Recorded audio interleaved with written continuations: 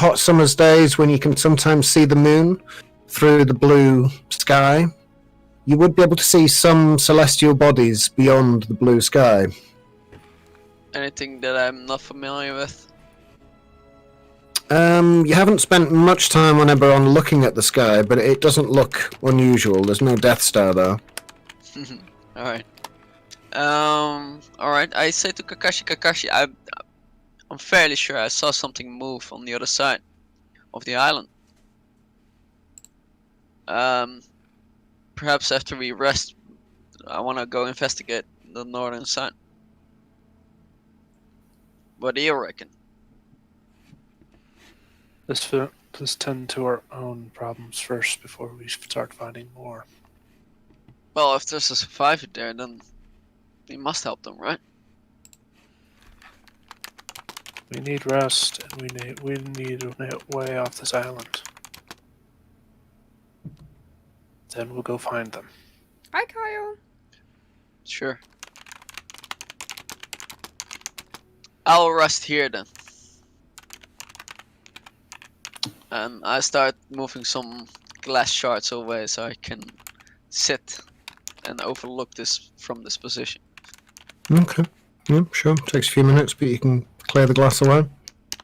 What are you doing, Kakashi? You going back down? I'm going back down, and I say, I'll take the first watch. You guys find some rest. As you're going back down, you're startled for a second as something drops onto your shoulder. It's small, reptilian, and looks very, very ill as a small coffee dragon nuzzles into your neck. Oh. What? Can't go. He goes immediately to sleep. He looks like he's been through quite a storm. Oh. But you notice that he is crying coffee. I am gonna use my healing hands to give him a little health. Okay. Giving him 1 hit point doubles his HP. So he's now at maximum HP, feeling much better, but still a very sad little coffee dragon. And he's already asleep, right? Cat. Psst. Yeah. Purring.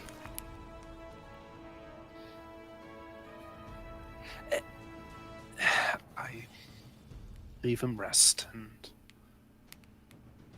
and go to the others. Rosie. Tristan. Hello. What would you like to do? Cry? You can cry.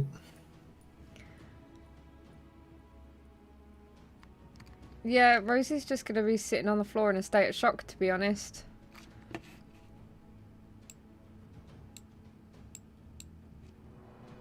The mushroom cloud behind you does resemble a mushroom.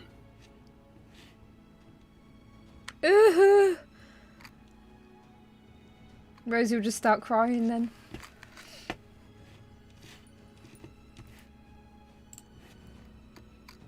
Are you taking a short rest or a long rest?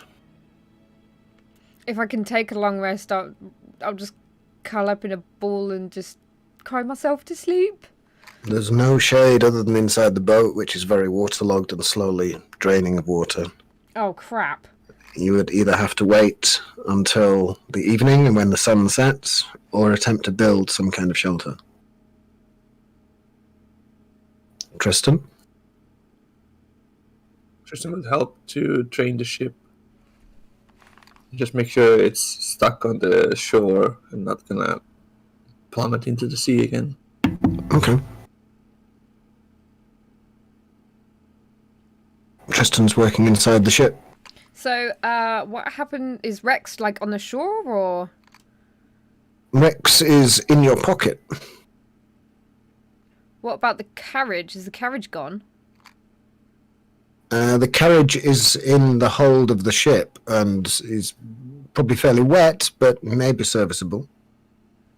Well, I did put it into a little box, so Rosie will try and see if she can fish out the box somehow. Yeah. You can get to the carriage. It takes a bit of time between you and Tristan wading through waterlogged compartments that you only very recently built. It's quite sad to see it in such a state after such a short time. There is little damage inside. There is mainly one rock that fell on it and hulled the boat, and it sank. It can be repaired. It's just going to take time. In the meantime, you can extract the wagon and set the wagon up on the beach if you wish. Yeah, I'll put the wagon up, but I'll help Tristan try and rebuild as well. But it will just be sitting there for when people do need to have a rest. Okay. You're both physically exhausted. Doing this really, really does tire you out, and you take 1 point of exhaustion each. Which means you're at a disadvantage for any ability checks you make. Until you take a long rest. Tristan doesn't stop. Kakashi, Sorry, go ahead. what are you going to do? You see these two attempting to sort out the boat. Are you going to help, or are you going to do something else? I'm gonna walk up over to them and lay a hand on Tristan's shoulder and say, "Rest.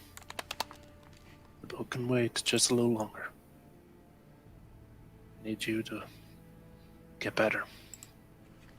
Not right now, Kakashi. You're tired, I know.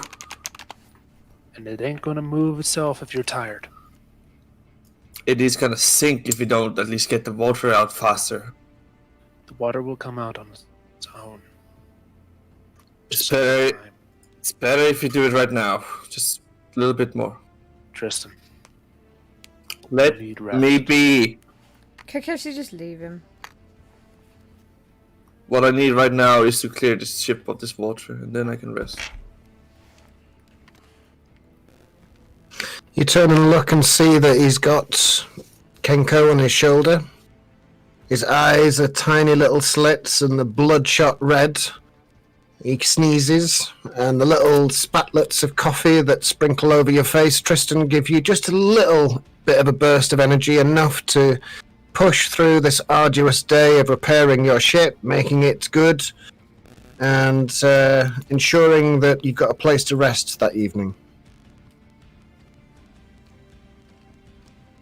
Does Kakashi lend a hand? Seeing as Tristan won't give up, he will do his best to help, yes. Okay. As you're busy toiling away, enjoying a montage of repairing ships, Grim, I would like you to make a perception check. And Rob, I would like you to make a stealth check. Don't bother, Rob. Grim, ever vigilant, watcher of the sand dunes, the glass shards. Nothing moves. There is no sign of any movement anywhere. You are safe. Occasionally glancing back at your friends as they toil on the beach, you can see them extracting the stable yeah. cart for One of our Rosie, and characters you're is going to have a called place to sleep this evening because you too are now exhausted and really, really drained from the exertions of the last 48 hours. And your eyes start to close, and it's like, oh, and you feel yourself falling asleep. But there's nothing you can do. And you wake up to see feet in front of you. What do the feet look like, Rob? Reptilian. With boots or shoes of any kind? No shoes. So golden scale feet stand in front of you, long black nails, some red bandages around it.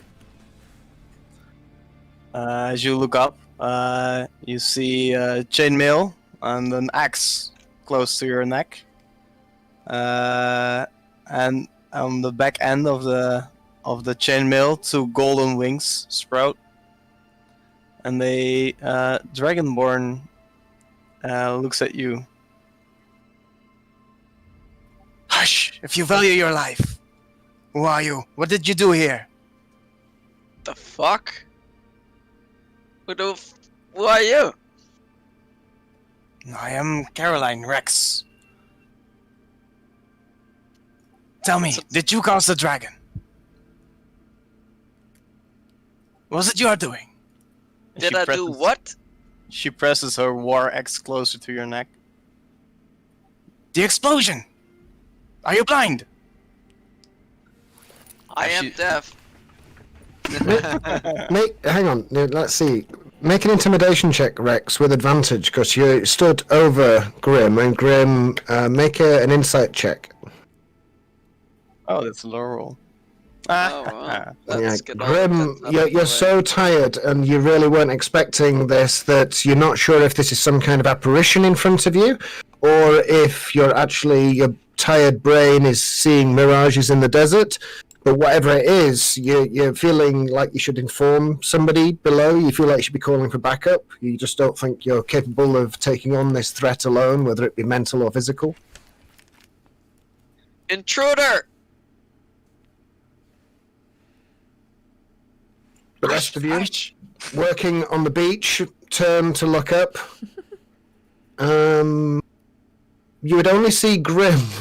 Actually, no, because you would have broken stealth at this point. So yeah, Yeah, you I would would've see this dragonborn in armor waving an axe at Grim, who's lying on the floor, attempting to be stealthy. Kakashi just books it over there, drawing his blade. Yeah, Rosie's gonna fly over there. It if would she take can. you 2 or 3 rounds to actually get across the beach and up the stairs. So Kakashi starts running across the beach. I'll start flying over there. Rosie flies up. It's probably 50 feet. You can probably get there on this go. Yep, I'm there. Rosie flies up.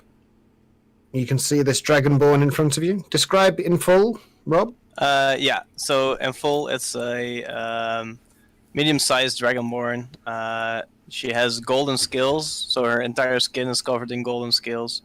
Looks quite young. She doesn't have any hair on her head, just the scales. Her eyes are white.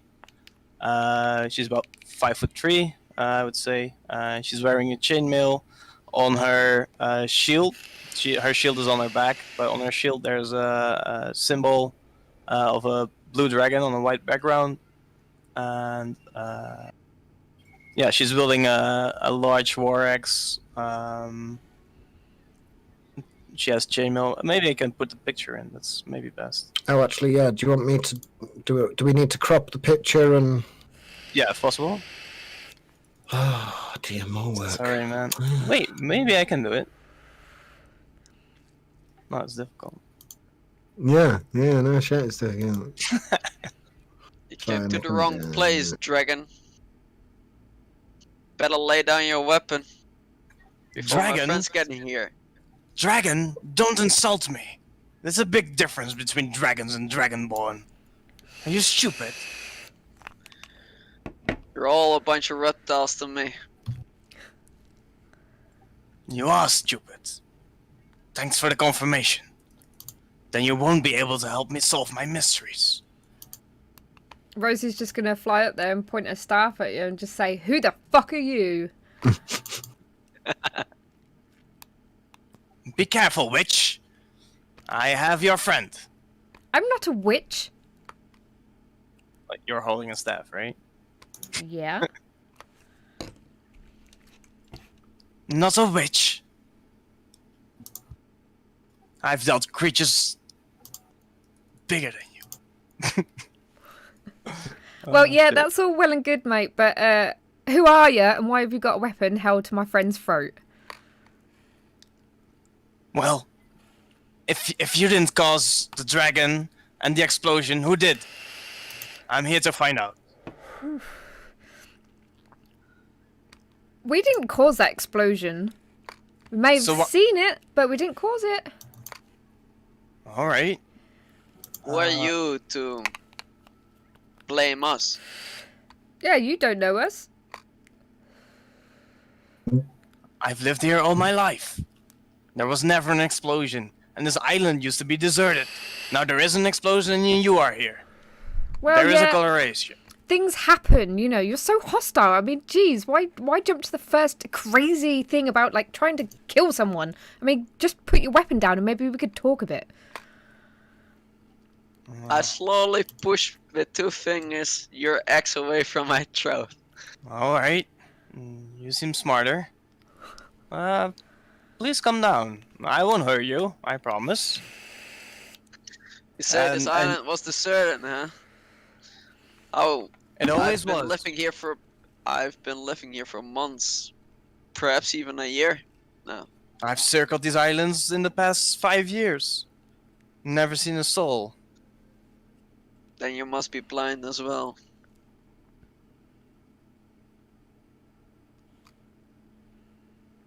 I'll just settle down in front and just stare. All right. The golden dragonborn puts her axe on her belt. Hadn't drawn her shield anyway. She steps back. All right. Holds down a hand to get you to lift you up if you're willing to stand. I don't take your hand and I just stand up. All right. I guess I got off on the wrong foot with you guys. So what happened here? There was a fight, and then an explosion. All right. But- A fight between who? And she grabs a notebook. Oh my good God. Hang on. Liz? Is Liz here? Yeah. Can you do me a favour if I send you Send this me the picture? picture, yeah. Yeah, thank you, because it's really frying my brain. Hold on, Dragonborn. If you think we're just gonna give you information without even knowing who you are, then you must be mistaken. Now, you're welcome to come down to meet the rest of my friends, but you're gonna have to prove who you are, what you're doing, what you're working on. How can we give you information if we don't know who we're giving it to? Simple. You tell me what you know. But I agree that I would not do do the it. same in your position. Fine. My name is Caroline Rex. I am a First Fang. I hail from Kibara. And I've been scouting the Tempest Strait. And why are you scouting? This That's none of Tempest your Strait. business. I Well, aim to defend my land. your land? Kibara. You know where Kibara is, right? I It's don't know. really do close. Grim, you wouldn't have heard of it, no. She'll No point idea. southwest. She'll point southwest, and she says, "The forest area, and on the mainland. That's Kibara." Is there more of your people there? Yes. I think I Are you- remember we were there a while ago. We went swimming. We went swimming. All right. Okay. I That's good. think yeah. So, but you guys are quite new in Eberron, then. I take it. Could say that. What do you know of these people? And I look at Rosie. Are they friendly? Don't know. I didn't really see anyone there from what I can remember. I mean, we didn't really venture too far in there. If it's the place that I'm thinking of, we just stayed on the coast. But yeah, So you're living on the coast somewhere to the west? Yes, to the southwest. That is my homeland. Well, yeah. I was born there. What's your mission here then? My mission? She's trying to remember her not official mission. She says, I'm here to defend the land of the Dragonborn, the Kibara. I was in search for more information. I felt a great unholy power on this island. Who sent you? You yourself? Are No. you working for someone?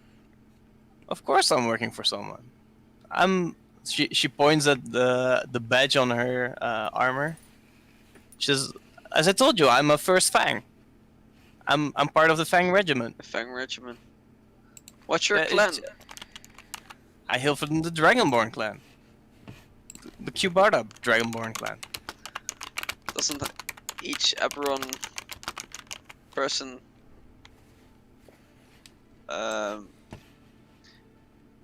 get, I don't know, choose a clan basically? Like the I can't remember the clan names. Communication. Flamebrow. etc. It's the Flamebrow clan, if you must know. You mean the houses? The houses, yes, clans. Do you belong to any house? The Flamebrow. Never heard of it. Tristan, you've never heard of the Flamebrow clan or any affiliation that they might be linked to? Make an insight check, Grim. And Tristan, if you want. As you're having this conversation and listening to this Dragonborn talk, Tristan, you've rarely even met a Dragonborn. They're very rarely seen in the western countries of Sharn and your country of Belland.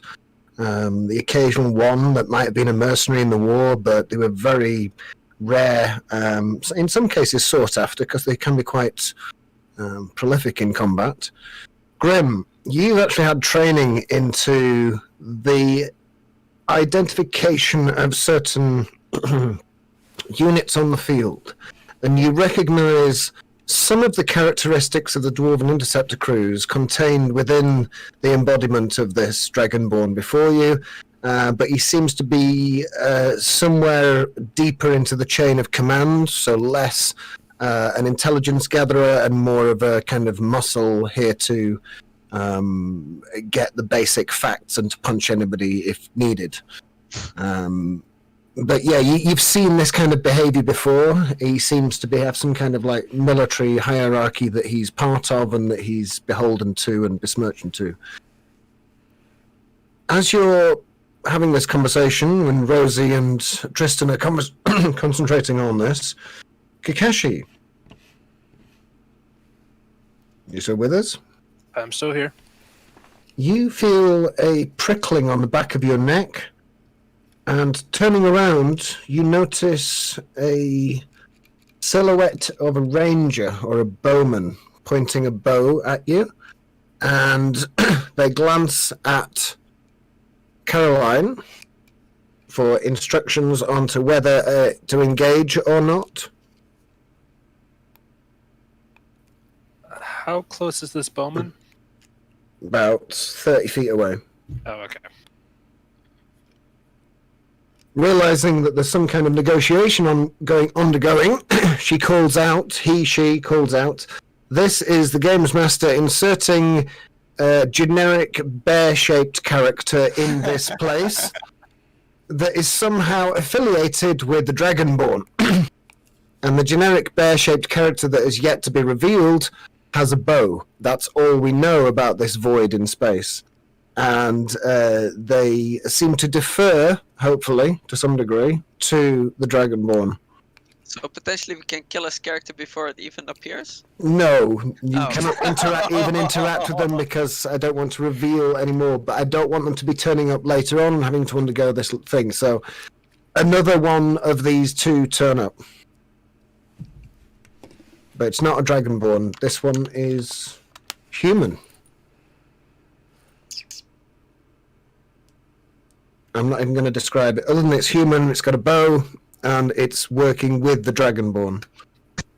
It's hard to see through the cloak it has on. Yeah, something like that. Bear will be joining us next week, so we'll worry about that then. But for now, they're just in the background. The sun is starting to set.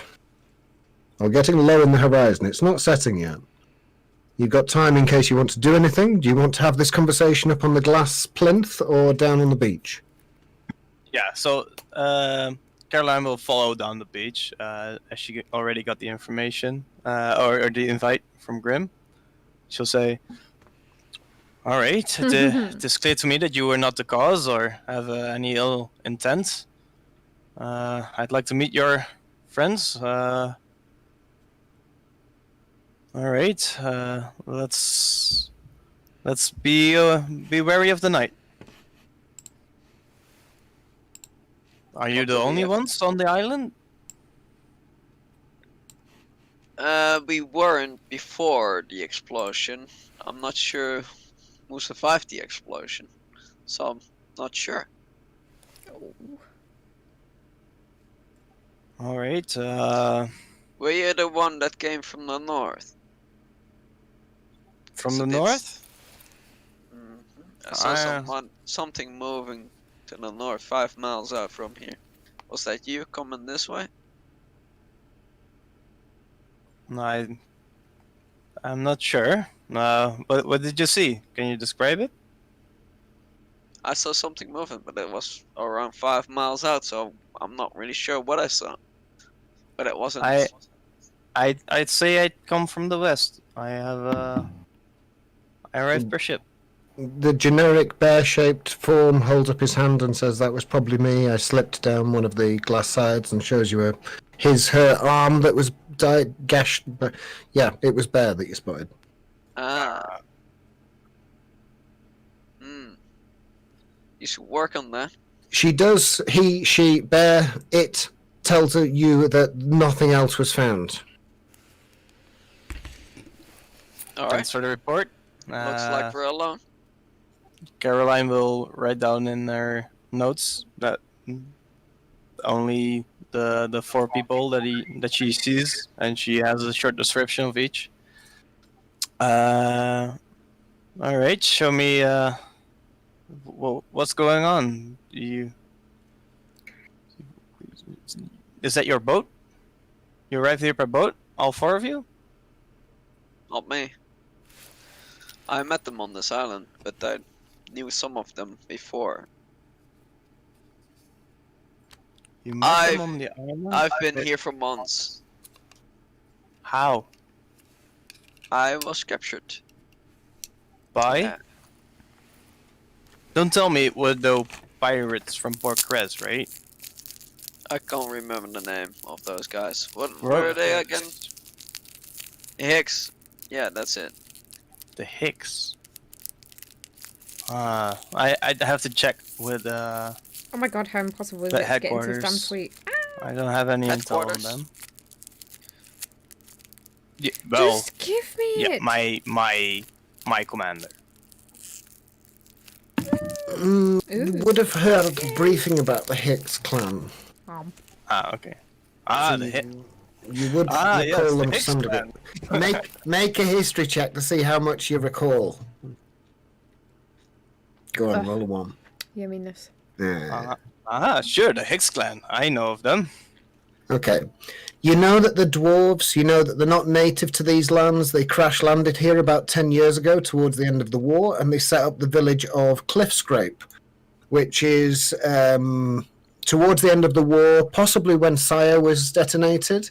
This cliff fell away, revealing the strataed rock underneath, and being dwarves and seeing shiny things, they immediately started tunneling.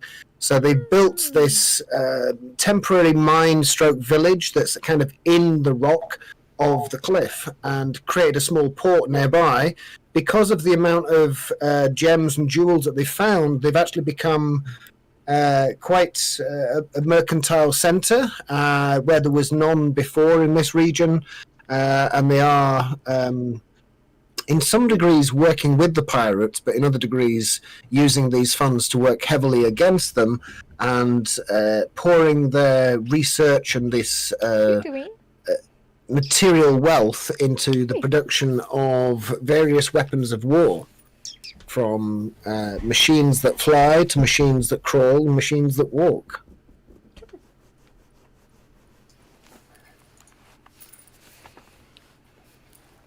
Ah, yes, the Hicks. They've been a problem in this region for over 10 years since they came here. They've certainly grew a strong footing here. So they were digging here, or looking Yeah, I for see, gems. I think they were looking for something to weaponize. Yeah, and I've strong belief that they were working for dragons. Tristan, Yep. as you listen to this conversation, you do hear the mention of weapons of war being built. That would be in breach of the Treaty of Thronehold. Nobody's allowed to build weapons.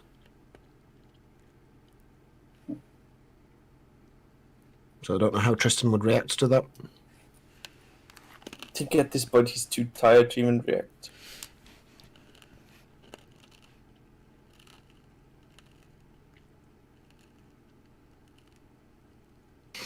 Okay. Anything else you want to do with the evening?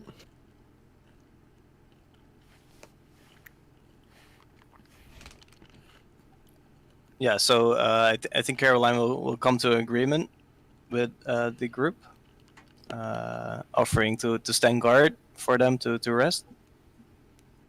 Mm-hmm. Kakashi will also stay up to take watch. How did you come to the island? I have a boat. It's on the other side. I think it must be. I think it probably is better if you put the boat in this small cove.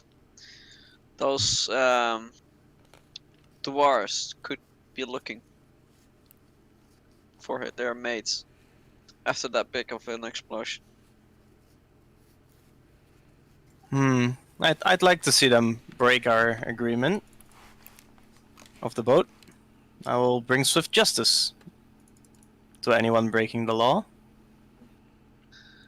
Yeah, that's all good and fun, but what if they try to kill you and overpower you? Hasn't happened so far. Things change, as you can clearly see. Alignments shift all the time. I wouldn't be so careless if I were you. But So- then again, I'm just a dwarf, so ignore my advice. Doesn't matter. Up to to me. you. If you prefer me to guard my own ship above your lives. No, get your ship to us. Hide it in here. I don't think there's enough time for both. Do you want to sleep, or do you want to sleep peacefully? Rosie's just gonna find somewhere and just let them talk and go sleep. Alright, doesn't matter. I'm gonna go to sleep too. I'm tired as well. Let's speak in the morning. She'll make a small campfire, sit on a rock. Okay. So arranging watch for the night, split between the new arrivals and those with you. Yep. You start your evening's rest, exhausted. After being through so much, your minds are a jumble, and they will struggle to process all of the information that they've experienced in the last 48 hours that you've been awake. The majority of you are absolutely exhausted, apart from, what's her name? I forgot. I don't know. Yeah, Caroline. Caroline. And Bear, who will also stand watch, just to allow the others to sleep. I'll send watch. Oh, ignore that, sorry.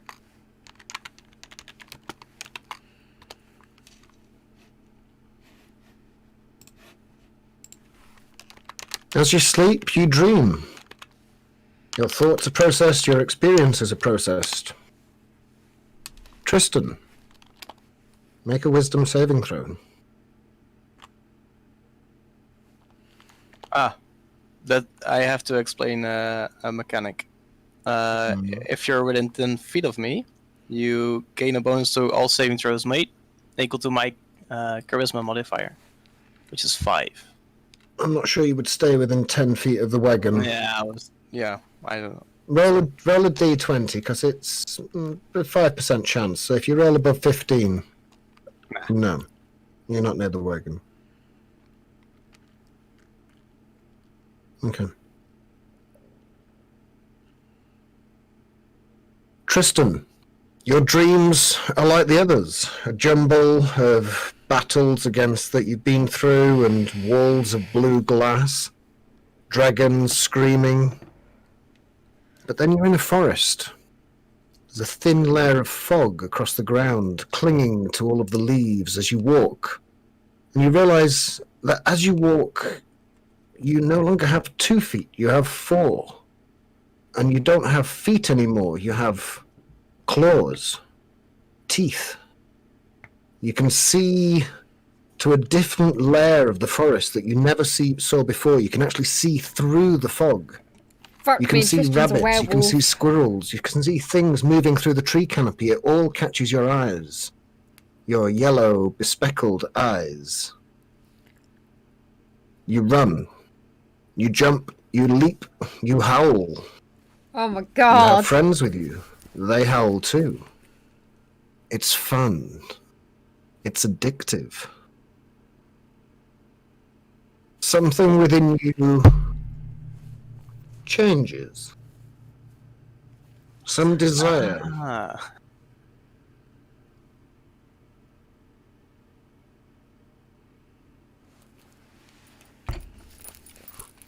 You feel firm. You feel blood. You can taste the iron dripping down your throat. You want more. The thrill of the hunt, the excitement of the kill, and then the feasting. Oh, shit. Strictly hierarchy, allowing the eldest of the wolves to eat first before you, the new, fresh dog on the block, takes his fill.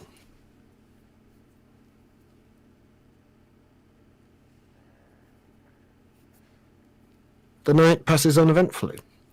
Fuck. You wake in the morning.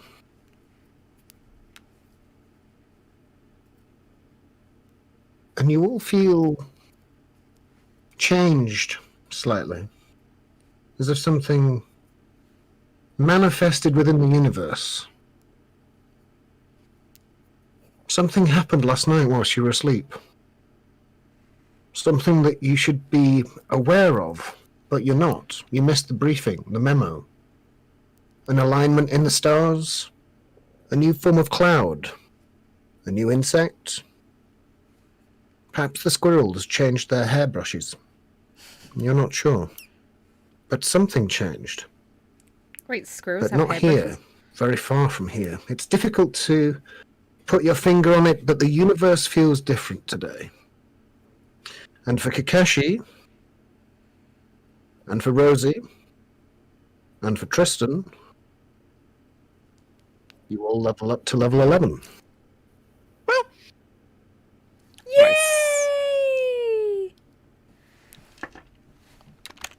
Grim,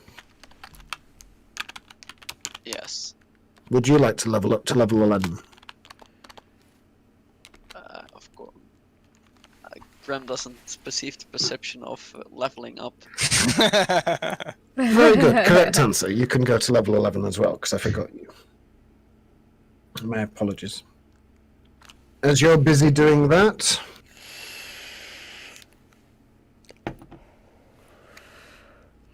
Costa needs to we be can have open a short break, 24/7. because I need to grab something to eat and another coffee. Cool. Cool. Welcome to level 11, most of you. Yay! Cool. Oh, wow. But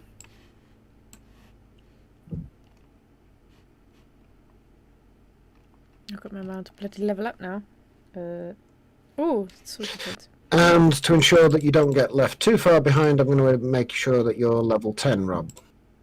Ah, sure. Cool. Thanks. Otherwise, it gets a bit silly being 2 levels behind. I can still heal people. Yeah, but otherwise, I can't send big, I know. beastie, nasty motherfuckers after you. Now that you're level 11, I can really let Okay, rip. really.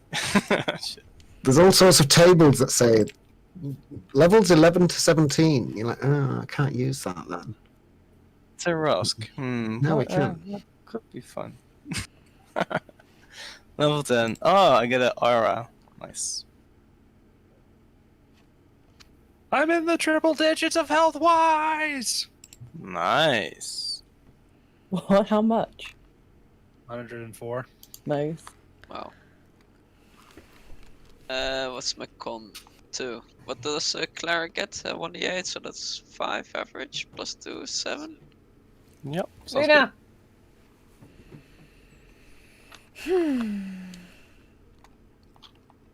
Quick math. good. 1 + 1 is 2. Yeah, I was thinking about the cat now. same thing. Oh, and I get spell slots. Oh, nice. Just before we go, since you spoke last, Rob, can you roll a D100, please? Sure. 9. 9. Anchor. Circle of Death. Destroy undead CR2 challenge rating 2. Kenko's a dragon, right, Burrow? He's a coffee dragon. He's a fae. Alright, it's not a chromatic dragon. No. Alright. Grim is going places. Nice. Guess I don't have to kill that then.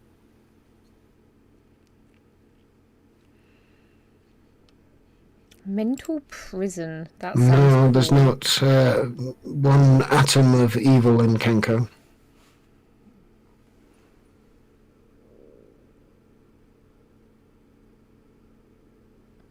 Yeah, we haven't really saved anyone. We've kind of destroyed a lot of places. HP max is now 90. so that's pretty Unfortunately, it's not. We did it on purpose, but good. And I get access to level 6 spells. Damn. yeah, me too. I'm just reading them through. It's like, ooh, exciting. Yeah, I didn't know this was gonna happen, so I didn't look into them at all.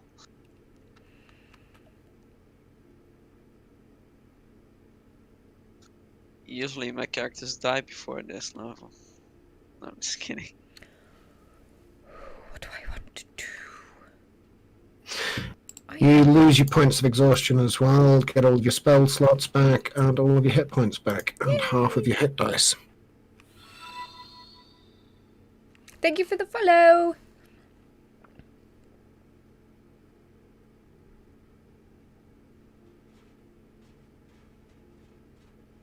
Oh, hang on. I still need to...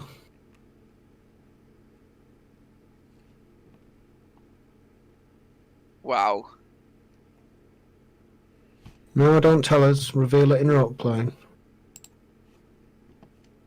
Why is it not there? I'll be right back. 5 minutes. Okay.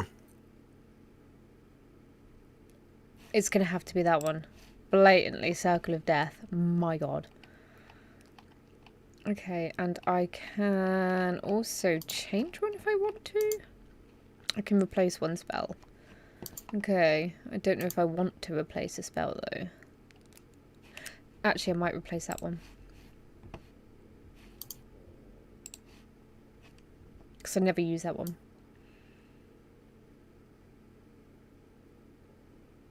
I don't think I need that one. Can I have 2 level 6 spells then? Might not be a good idea though.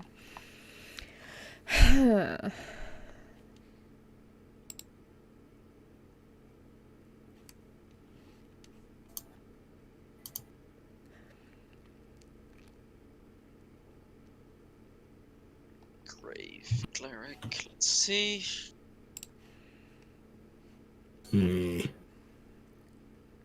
Bloody grave clerics. They're pretty strong, I have to admit. Yeah, it's alright. I'll put them in the grave. Sure, I'll find a way.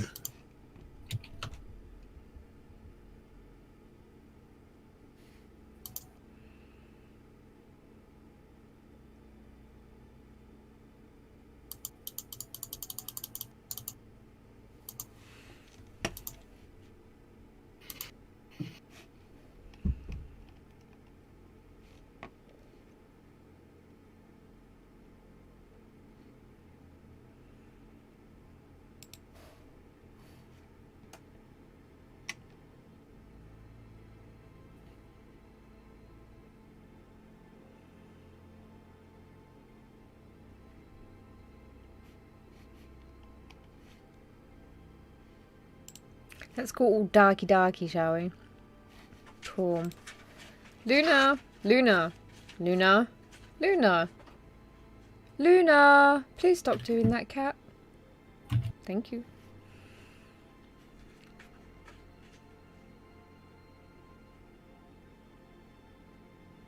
Oh, as you exchange your novice notions of the world for experience, a feat may become within reach. Not today, however.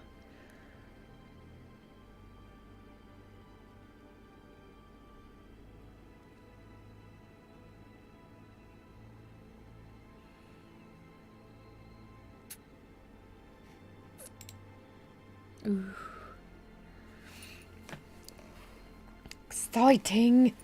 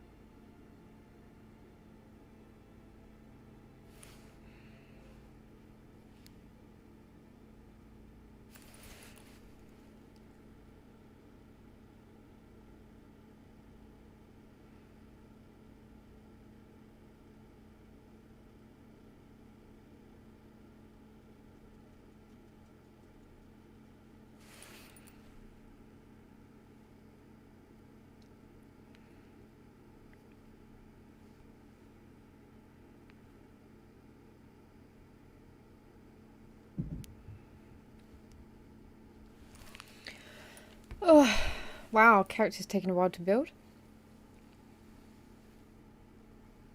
Oh, literally just finished work and jumped in on D&D. And I'm exhausted. Hello, cat. You scratch that chair. Ooh, give it some. Grr, grr, grr. Oh, and you're biting it too. We're having a bite too. Well done.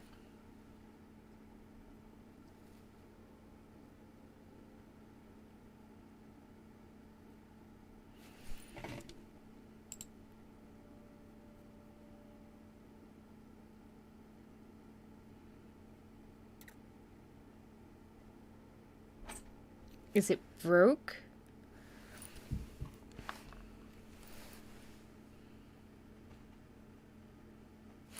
I'm gonna go and get my light.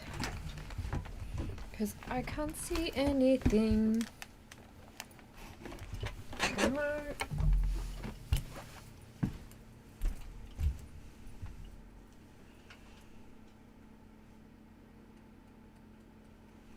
Come on, you, out of the way.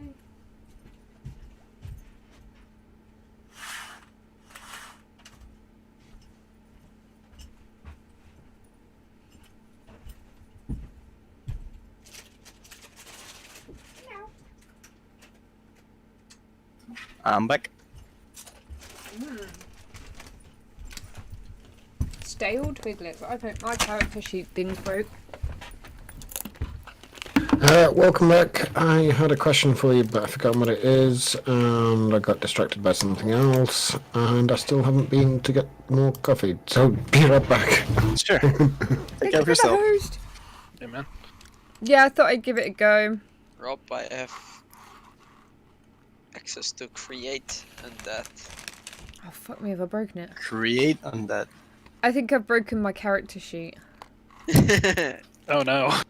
It's like not working. Try like closing it Restart. down and reopening it. Yeah. Oh, I can Sometimes, of like, course that check on works. your stream what's going on. No, don't cheat. Oh, I want to help you with your thing. Did you accidentally hit the level 1 Charactermancer or the bottom one? Oh, I did the bottom one. Oh. Uh-oh. if she did, then well do Just everything start from all memory. over. Well, I guess she No, could I hit look the at right her one. stream to see everything back. Yeah, sometimes stuff takes like ages to load in Charactermancer because there's a lot of stuff. Yeah, it's done now. But I Kurt, was gonna say, especially for casters, like all the fucking spells you get access to. I mean, you could also just do it through D&D Beyond with the little app thing. Yeah. How does that work? So if you're on Chrome, I will. which I'm thinking you are, you can download an app called Beyond 20. And when you download it, it links the D&D Beyond character sheet, all its roles, to Roll20. So Oh. instead of using the Roll20 character sheet, you can have a side tab of, the regular D&D Beyond. Because Does that mean I can Yeah. use the D&D Beyond thing on Twitch then? Because then I can And show it's- all our character sheets. and then you can input it, and it automatically inputs your roles into. yeah, like Roll20? watch That's what you this. said? Wow. Watch this. So I'm on my D&D character sheet. I am not the one on Roll20, but one in D&D Beyond. Watch this. I hit the roll, and there it goes. Oh wow. So yeah, but it only Huh. works if it's Chrome. I have. If you guys want the link, I can get you guys the link. Yeah, wanna if you can download send it. me the link and I'll have a go at it and try and get it set up for next session. So my problem with D&D Beyond is that I haven't unlocked everything, and I'm not willing to pay for it if I already have like a analog copy of the books. I hate that it's stuff behind a paywall. That really sucks. Well, I mean, if you link it, since you linked it to Liz's account, she has a lot of stuff already. I should put in a code in the books that allows you to. Yeah. To get the online. Okay, I don't know. Here you go. Ooh.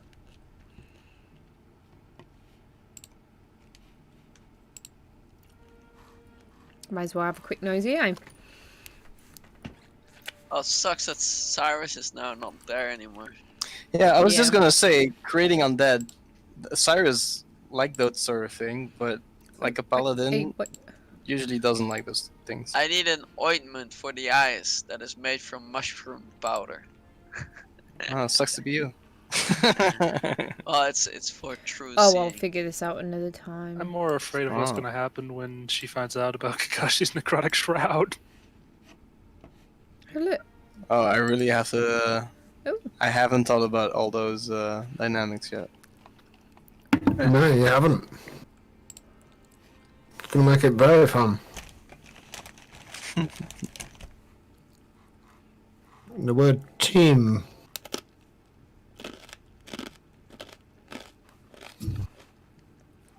Team. A group of like-minded people that work towards the same goal. Right? There's no I in team unless you're dyslexic. But there is a U in cunt. Hey. Hey. Oh, I saw like a picture about an I. So if you have an A, capital A, and you leave out the A itself, there's a gap in the A on top and like a straight line below it, which together is like an I. So they say the I in team is in the A hole. Hey. Which is pretty fun. Oh, I am feeling healthy.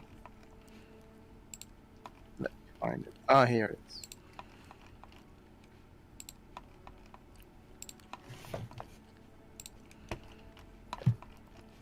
Oh, I'm also streaming on YouTube now. Hello, YouTube. at the same time because stream mates have got a bit. I can actually do on Facebook when I get that set up as well. Yeah. Like and subscribe. Press For the more bell. content stuff. Consider supporting me on Patreon. Today's video was sponsored by Raybot Air plugs. or Raid whatever. Shadow Legend. Yeah, and NordVPN and Skillshare, Audible, and Get like 2 months free and a book because why the hell not? You're Oh, all familiar and with the phrase "do nothing for free," aren't you? Because you've just kind of done everything for free. Why would we need to sponsor us? yeah, shit. It was sarcasm. Yeah, you forgot NordVPN. I mean, come on. We've got no opinion at all about all of these brands unless we're being paid. Wink, wink. Yeah. No, you can't wink, wink. Fail. Bribery, corruption. No. Bribe us to say nice things about your company. This is our hobby. If you want to Hobby do that- things. Hmm. It would be nice to make, work out of your hobby, though. No, because then you start to hate your hobby. That's why I'm not in games. Hey, now Yeah, you don't maybe. need to be biting me right now, do you? I mean, some people are great with it, but like most people I went to uni with are now just working like other jobs non-related to art, so they found it killed their love of art. It's like I don't know, liking you to cook and becoming a chef. Generally, you'll hate cooking if you become a chef. Hello. And How just about- just how eat is it for you, microwave Mel? meals at home. I mean, Mel, you're an artist. Your work is being an artist. Yeah. Is it like a hobby to you? Hell To yeah. make... Yeah. For some people, it's like you're lucky and stuff, but most people, I think it's over stress of like uni as well at the time. It just kills it for you. Like, I'm not saying what Mel does isn't stressful, but like, I mean, come on, most of us here have done uni. No, but so if it's a hobby, you can choose to do the things you like, right? But if you have a customer that you might not like, or a request a piece of art that you're not really into, you still have to do it for the Sure. income, right? But I don't know. I believe that Mel will always make the best pictures he can make. Well, yeah, always, but there is definitely some times where you just have jobs that you really just can't be bothered to do, but you do it because you need the money. Yeah, exactly. Never forget the infinity symbols. Oh god. Or So at one what's point, the- wasn't it alright, like watches and boats and stuff as well, which is another one. One of the main ones at the minute is be kind. Oh, Be kind. That's Really? a new Yeah. one, yeah. It was quite funny because I, without saying too much, but I did have a client who wanted that tattooed on her. And she turned out to be a proper bitch. I never actually tattooed it on her because she just, she was the most awkward customer I've had to date. So I ended up refunding her because I couldn't be bothered to deal with her anymore. Nice. It's like you want Not be kind bad. on your foot, but you're a cunt. Hey, you should just on those people, you should just sign your work, your artwork, just have a signature below it. Yeah, I mean, it's no, fine, right? I'd Just- get in Just trouble. get it wrong on purpose. Yeah, kind with a T or something. No, you can't disfigure them, but you can deny them and say, like, you want that written on your body? I'm not doing that because you're a cunt. You are allowed to do that. You are literally allowed to deny anybody a tattoo if you don't want to do it. You don't have to, but Yeah. Yeah, totally. like no respectable do, which is tattooist so does bad. anything that's like anything racist or anything like that. No respectable tattooist really does do that, and you can completely deny doing anything like that. Or yeah, So deny what's doing the that. what's the weirdest request you ever got? Oh, I've had all sorts. We'll do weird requests for tattoos another day on another stream, but meanwhile, Alright. you all awake in the morning as level 11. I presume you've all rolled your hit dice or taken the averages. Yeah. Aw. Oh yeah, Yeah. look at that, Rex. Okay. The day is yours. It is a clear, sunny day. There is still smoke coming from the crater, but nowhere near as much as yesterday. What would you like to do?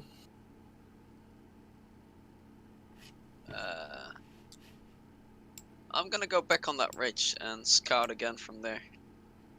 Okay. Make a stealth check and perception check as you clamber back up the ridge, up the stone steps, looking out over the glass blasted ways. Excuse me, I've got hiccups. I'm totally Okay. ordering Chinese. It's not 'cause I'm going well hungry. today. So Grim's having a look out over the desert. Looks clear. Can't see any signs of movement out there. You've got good visibility though. I mean, where's Kenko? Oh, Kenko's with Mm. Kakashi, I think, right? Yeah, he's not within 30 feet. It's 60. Oh, of course. Okay. Okay, well, with a 24, you still can't see anything across the blasted glass waste. However, you can see in the sky a small dot. Looks like it's got wings. It's thousands of feet up. Uh-oh.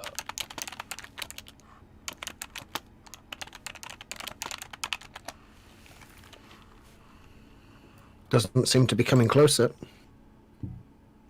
Seems to be on a very wide orbit of the island. Satellite. You have the feeling of being watched.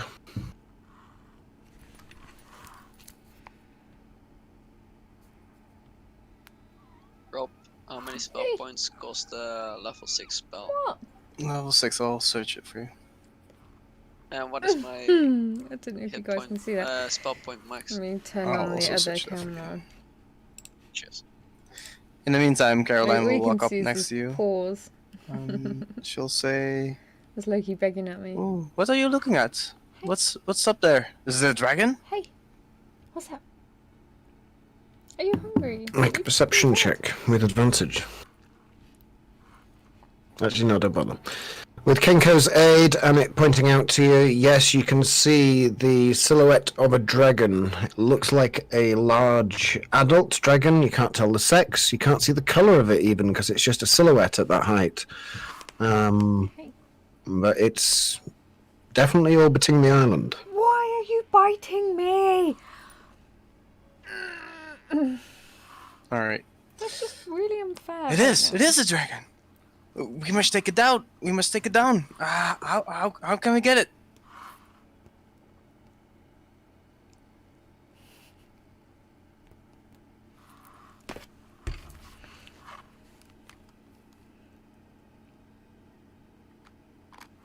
I mean, you're on about us taking down a dragon?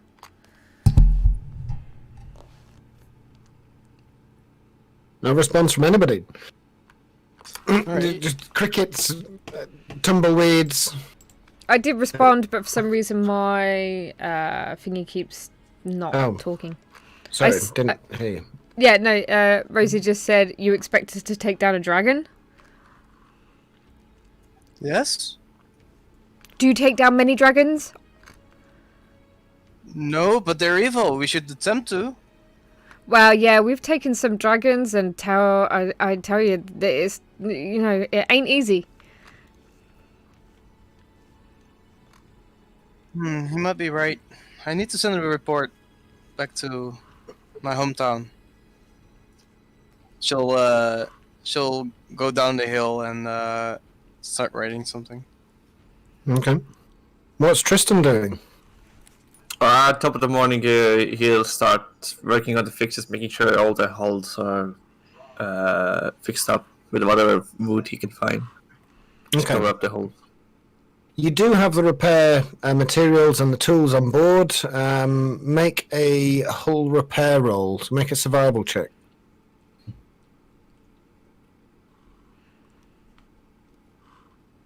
It takes all day. But you managed to get it done. What? It's not going to be... It's going to need some careful attention if you go through a storm. But it will survive general speed and passage and It should be okay as long as there's no severe impact on the lower part of the hull. Okay? Aye. So Tristan's doing that all day, basically, working through the baking sun. Anybody else want to do anything with your day? Can Rosie inspect that dagger that she got that time in the blowed up place? Okay, yeah, you sit down, have a look at the dagger, make an investigation check. Sitting cross-legged, the dagger in your lap. You look at it, and it used to be fairly shiny. It's very tarnished. It doesn't appear to be made of Intelligence so low. steel or silver or anything that you would normally make a weapon from. It looks like it's made from fairly soft brass of some kind. It appears to have a section inside it which looks like it's hollow, but you can't work out how to open it. It might be a screw top, it might be twist bayonet cap thing, you're really not sure, but it's definitely got something inside it, in like the handle and maybe even in the blade itself, that you can't get to. Do I see her fiddle with that? Well, you're spending the morning looking out over the glass with your comrade Caroline, so Alright, then never mind. does Rosie tell anybody that she can't get into this dagger? And Yeah, she'll just go around to people just going, there's something in here and I can't get it out. Can anyone help me? She'll just show it to people like, help. do you want to take a look, Grim? Yeah. Make an investigation check. She passes you this dagger. Small. Possibly designed for small hands. Looking at it, it's clearly not a dagger for attacking people. It wouldn't hold any decent thrust of any kind. It's a very soft metal alloy that it's made from. But it definitely has a chamber inside it. You realise that you have to depress one of the crystals on the hilt. It does have 2 or 3 rubies and emeralds embedded in the hilt. You have to depress one of them and then twist the handle in order to release it. And when you do, it comes off with a... You've got 2 handles. Well, you've got one part which is the handle with the gems on, and one part which is the blade with the hilt on. And it looks like the 2 have detached. There is a hollow void inside the blade. The blade itself is very, very thin and was designed to contain something within the blade. Inside the hilt of the handle, it is wide enough to stick your finger inside, and it has just another void that ends at the gem that you depressed, and you can see the mechanism that releases it. Very intricate, very detailed, but you're not entirely sure what it was for. Make an Arcana check, Grim. Rosie, make a history check. Okay, Grim, you're not sure what the purpose of this dagger or this chamber or this void within the blade is for. You can put it back together, take it apart again. Rosie, you have a dim and distant memory somewhere. You were in Sharn somewhere, one of the lower levels, and you were shopping for trinkets or things that you could pass on to unsuspecting tourists visiting at the railway station. And you remember somebody selling something that looked similar to this, and it had a little sign next to it. Excuse me. And I'm going to type to you the word that was next to this dagger that you saw in a shop.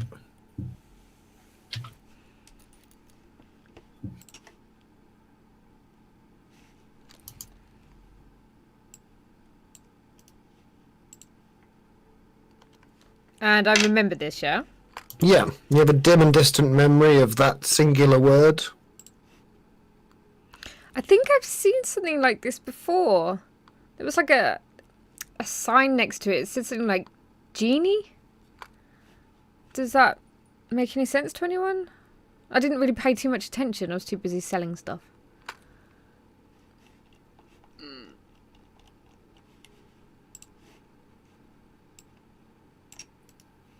Does that trigger my memory at all? Grim, no, but Caroline can make a history check. I'm also interested in who made the blade, basically, from my smithing background. Make a blacksmith check, Grim. Caroline. Yeah. You've heard of a race of desert-dwelling creatures that are called the Jinn. They're sometimes called genies. Rosie, was it? Yeah. Genie, I think they might be the same as the Jinn. They're like creatures in the desert. Have you seen them? No, but I have this blade. What, is it one of theirs? Could be. What's the hole for? Put your finger in it. Rosie puts her finger in it. Your finger goes into the hole and goes at the end. Just warm because of the metal touching your finger. Doesn't do anything. You can put a message in it. That's what I was thinking, but I mean, what's the point?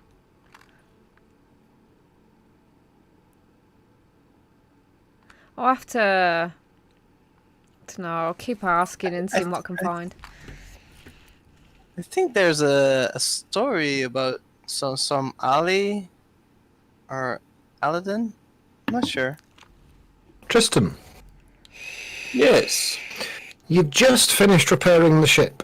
You stand back and look at it proudly and think, yeah, that was a good day's work. You're tired again, your muscles are aching, but the patch is secure. And you can hear this chatter behind you of Graham and Rosie talking about this dagger. And it's like, well, does my finger fit in it? And you kind of glance over your shoulder. And as you do, between you and them, there's maybe about 25, 30 feet of sand. And you can see this small whirlwind tornado starting to just touch the ground between you and them, about 15 feet away from them. And it starts to move towards them. And as it does, it picks up more sand. They clearly haven't realized this. And you presume that it's Breeze. And you kind of go, Breeze, stop, come to me, come to me. And Breeze instantly appears next to you. And you realize that there's two air elementals, one of which is heading towards your friend and growing in size as it does. I hop on the breeze and go after him. Or it. Okay. For the rest of you, as you're discussing what this device could be, Have we let something out? suddenly you are all consumed. So Rosie, Oh. Caroline, and Grim, Rosie, Caroline, and Grim are all consumed by this swirling vortex of wind that enters your space. I need you all to make a strength saving throw. Oh, what? Oh, wow. I get a +2 because of my staff, but it still doesn't really give And me the much. +5 from me if you're We're all at next to me. +5. I'm next to you, yeah. So, Barrow, for me it's automatically added. Yeah, which is epic. You critted. Wow. You just stand there. It's like, what? Where's my hair blowing? Basically, I'll counter it with my wings. I technically got 13 then.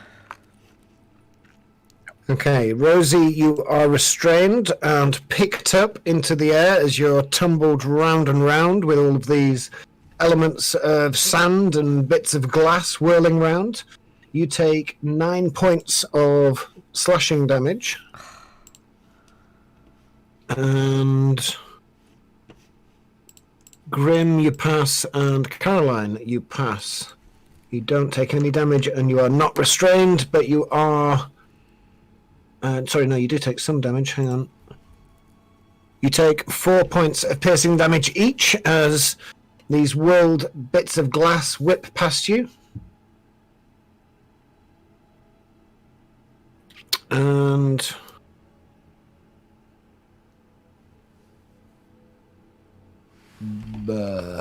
no, that one. No. Oh, hang on. New characters to put on map. Sorry. In the meantime, you can do... Oh, what? Yeah, roll initiative. Everyone? Mm-hmm. Last. Well, I rolled a 20 and a 1. That's We have to select the tokens. Yeah, I just rolled 19.16, but it said no valid token selected. Yeah. Oh, yeah, so, well, at least you've got the initiatives there. We'll put them in. You guys should be able to do it. And Caroline... Sent the result of the roll to the turn tracker, but no valid token was selected.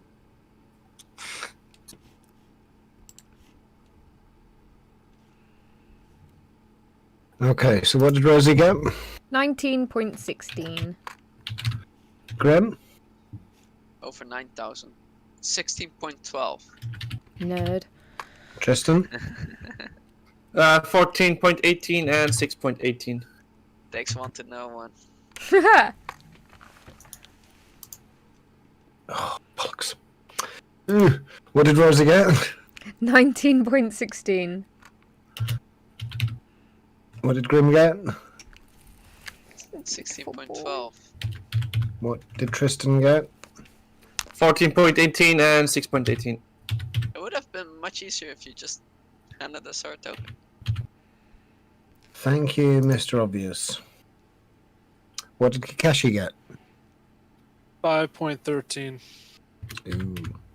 What did Caroline get? 2.12. 2.12? Yep. Wow.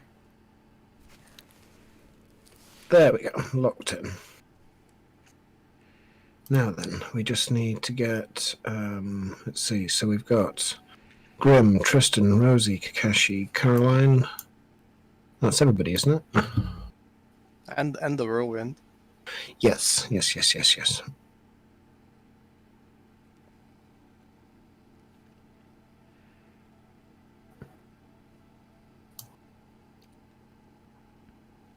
The zombie versions of our old characters, if you want.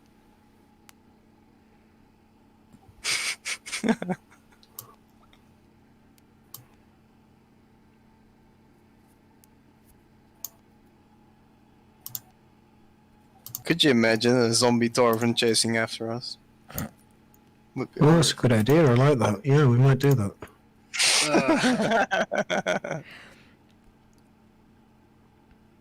You just had to give him that idea.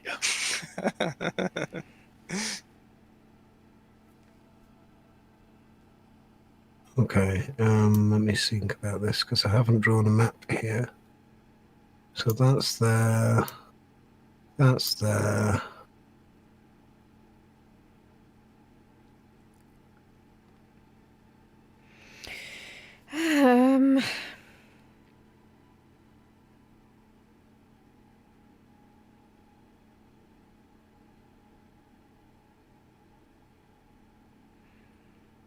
Good enough.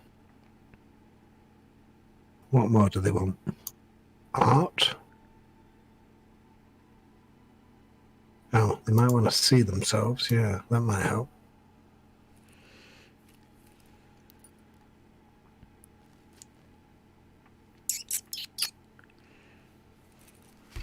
Can you all see yourselves? Yeah. Oh, that's a nice icon. Thanks. Yep. Yes. Okay. So, Rosie, you are restrained. Everybody else is in combat, but Rosie, it is now your go.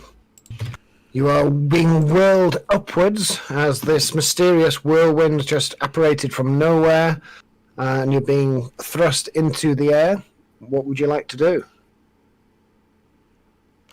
I want to try and get out of it, really. Maybe try and use my wings to, like, counter it or something? Try and get Okay. out? Make a strength check. Oh, well, this will suck. Fluttering your wings at maximum velocity, trying to break free of the whirlwind. That failed, unfortunately. You get close to the edge, but then it kind of like ensnares you with a few gusts of wind, and it just buffets you just back a bit. You need to be a bit stronger in order to escape from this. That was your action, so you are still restrained. Bonus action. Can't move anywhere, unfortunately. No, I'll just use my bonus action just to say, get off me! Okay. Make a persuasion check.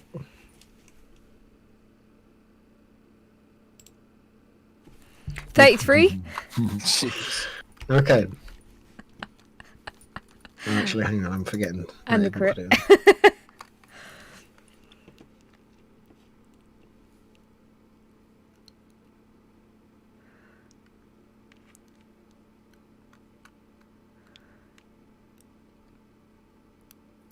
I need to definitely work on my persuasion more. Just a sec.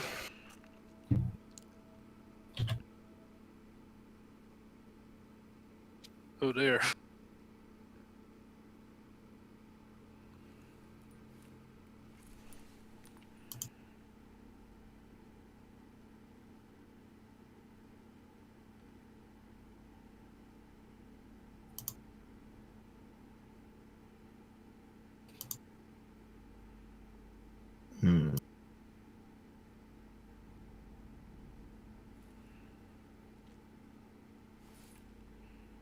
You look so sad, kitty. Yeah.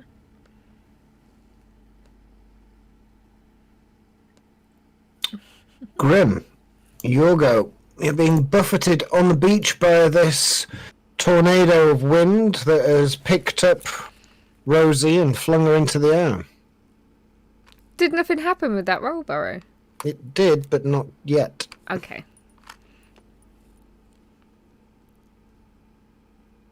Grim? Alright.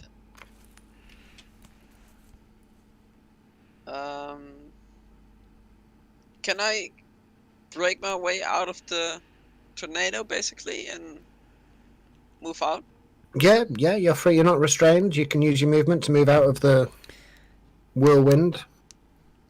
I really Okay, I want would like that, to get but my I remember distance when I then. ordered from this place, it was And really then look back on it. spicy. Okay. It doesn't take its opportunity attack against you as you move away from it. I turn around and cast... Do I cast something? I don't know. Not sure what I can do against this. Grim's flipping through this book, going, I'm not sure what I need to do. Already in action. As soon as it hurts one of my... as soon as it takes a more physical form, I'm gonna use Toll to Death on it. Is that a possibility? A more physical form. It's a tornado, or do I think it's something else? Make a nature check.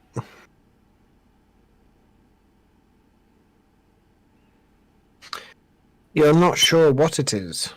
It looks like a tornado of some kind has picked up. It looks similar to the thing that Tristan's riding across the breach. Yeah, so it's something. It's a Mhm. creature. Alright, I already told the death. If it hurts, lashes out, or whatever, moves, Okay. I'll just shoot Toll to Death then. Okay. Next up is its go, and it does indeed drop you, Rosie. It lets go of you immediately. You fall to the floor and take 4 points of bludgeoning damage as you go into the sand. Fair. It moves away from Rex and Rosie. You're prone, but you're no longer restrained, Rosie. Do you want to take an opportunity attack against it, Rex? Yep. What with? With the battle axe I'm holding. Swinging your mighty battle axe, that hits.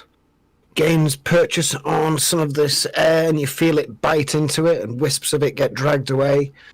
8 damage. Glowing embers coming off the edges of it.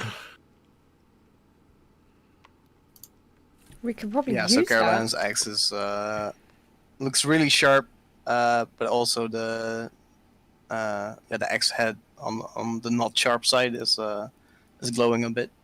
Okay.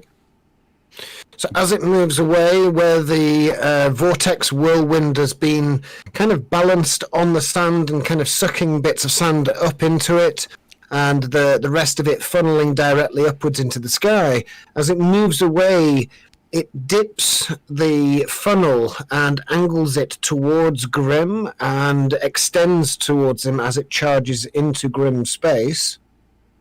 Grim, make a strength saving throw. So it does attack me then. Can I shoot Toll the Death? It is about to attack you, yes, so you can attempt Toll the Death should you wish.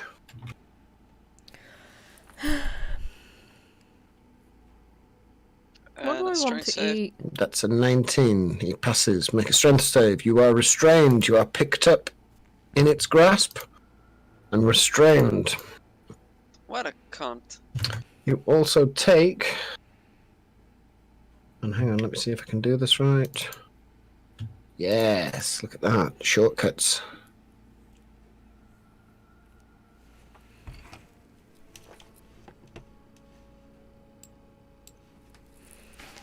Oh, it didn't work. Hang on.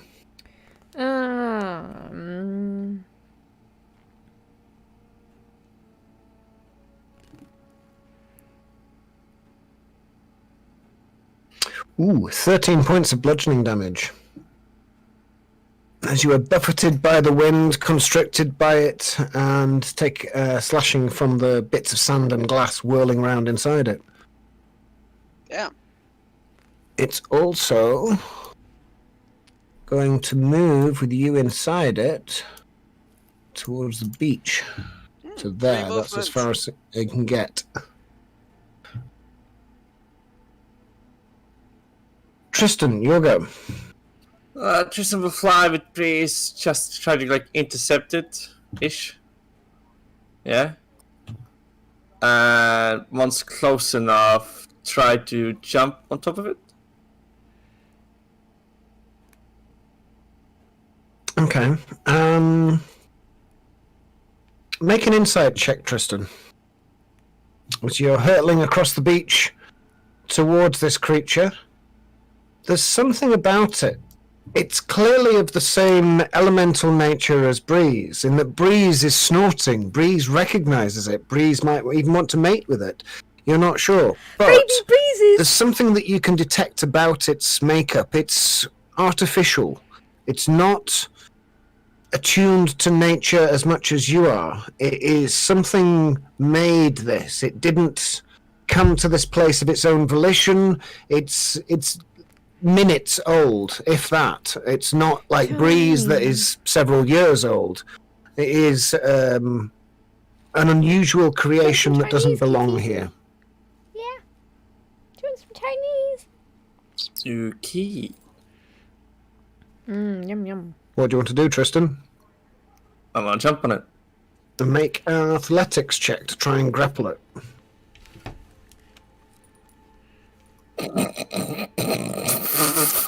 Tristan jumps off the back of Breeze and flings himself into the tornado, and he is grappled. Dumbass. Picked up and swirling around the tornado, saying to Graham, "I'm here to rescue you. I just don't know who's here to rescue me." Do you want to make another attempt? Absolutely. What would you like to do? I'd like to get myself unstuck and try to like grapple it, like straddle it. Well, it's an action to try and get yourself unstuck. So you've already made one attack. So would you like to try and grapple it again? Yes. Make an athletics check. 23. Oh, hang on. I need to check. Nope, 24. I rolled a natural 18. He's got +5. Wait, Can I- if it's 18 plus 5, that's 23. Oh yeah. So yeah, he still doesn't grapple him. He still meets or exceeds. It's a. Woody? Can I try again? 3 goes, basically. I don't think you can use your bonus action to grapple, can you, Rob? No, not your bonus action. No. Okay. Well, it's actually around about this point, Tristan, that you realise as you're attempting to grapple this aerial elemental that it actually can't be grappled. It's immune to grapple. It takes this attack go to work that out, but it can't be grappled. It could be tamed, like you tamed Breeze, but that takes a lot of training. I think Breeze was just grappling it though.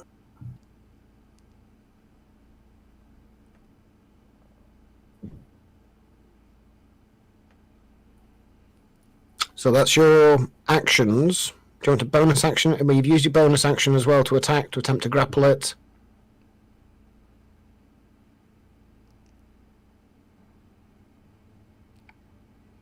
Do I know how to tame it then? Yeah. You take it to the stables and leave it with the stable people for several years and come back to it. Gotcha. Can I use my bonus action to smack it then? Sure, you smack it. That hits, and that causes a bit of the air to dissipate. That's Tristan 1's go. What does Tristan 2 want to do? Smack it again. Well, he doesn't actually get to go yet.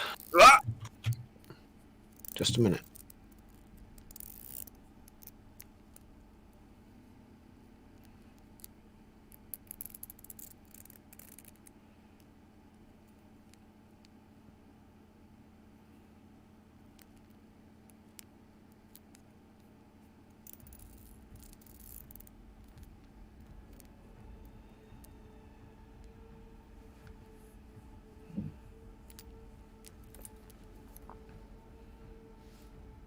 Kitty, kitty, kitty.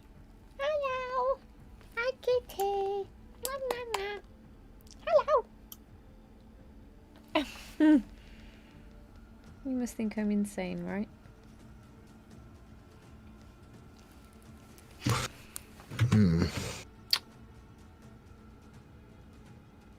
Oh, wow. Okay, hang on.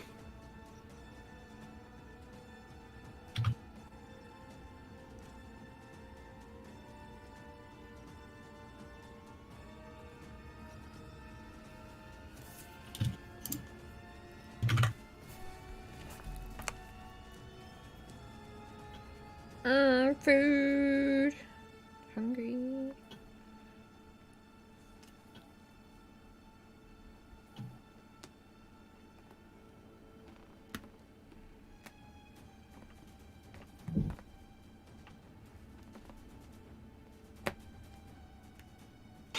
Okay, sorry, just getting that worked out. So there is a blur that moves past Grim and Tristan. It's a heat haze. None of you can really distinguish it from everything else that's going on the beach. Rosie, you become dimly aware of this heat haze moving towards you. However, he does get advantage on his first attack as he slowly apparates, and you see this large curved blade arcing down towards you as this blue-skinned, turban-wielding scimitar Genie. Djinn attacks you. Ay, ay, Fuck. He's going to make 3 scimitar attacks against you. As he's doing, he's actually screaming at you in a language that you don't understand, but he looks really, really upset with you. You've seen men upset before. You've seen angry bar brawls, and this guy, he doesn't look like he's barbarian raging, but he is incensed with you, especially. There's something about you that he is locked onto, and he just wants to take you apart. Wow. And as soon as the GM gets his shortcuts in order, he will try and do that. Okay, so 3 attacks with his scimitar on Rosie. First attack. Come on. Roll the dice. Oh, no, it doesn't want to work. Hang on. Quick side note, Barrow. Sorry, just saying Yeah. that my armor class is back at 15 when it should be 16 because of the mushroom spoulders. Roger that. Tap. Excuse me, I've got hiccups now. Okay, so he's fixed. Okay, we just remember that your AC is 16. We'll change it when we get there.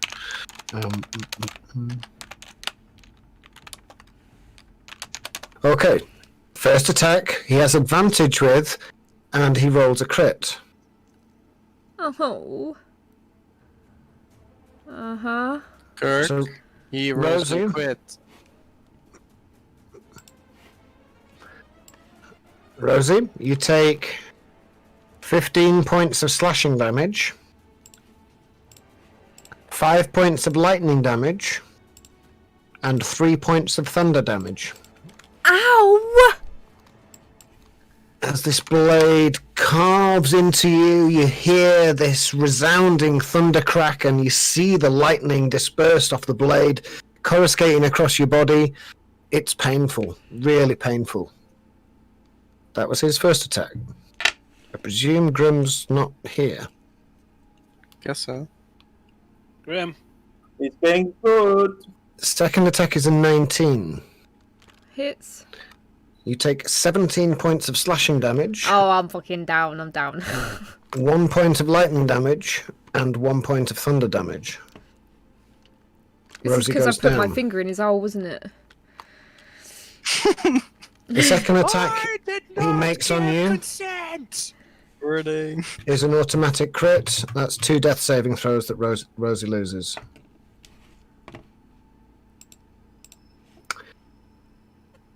Next up is Tristan. Well, fuck. 13. 13 what? Punch. Punch? You want to punch it? Yeah, I already punched it before you told me that the. okay. Go. Well, you obviously weren't aware of what was about to happen, so we'll retcon that if you wish. You've just seen this creature appear in front of Rosie and carve into her. I need to stop this thing first, so I punch it. So. Okay, so 13, don't think that hits. Hang on. Doesn't hit. Again. 18 does hit for 14. Stunning strike, spend a key point for it. To stun it. What's your DC?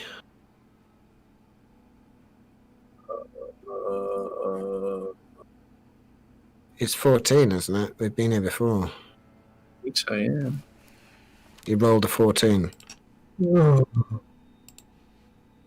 So he passes, I believe. It's just your DC is 14. If it's equal, you pass. Yep. Punching the third time. So 16 does hit for 10 lightning damage, and another attempt at stunning strike.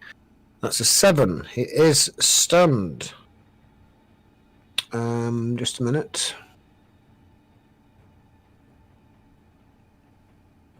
No, it's not immune to being stunned. It can be stunned. So it literally comes to a stop, and you both go into the sand. Yeah, I'm going to rule that you're no longer grappled as a result. Go.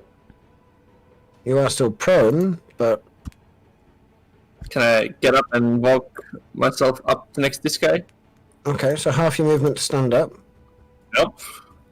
Run over to that guy. Yep. And then can I just quickly say something to him? What do you want to say? Pick up someone your own size, big guy.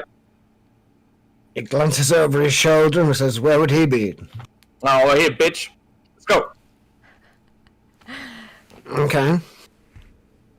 Make an intimidation check at disadvantage.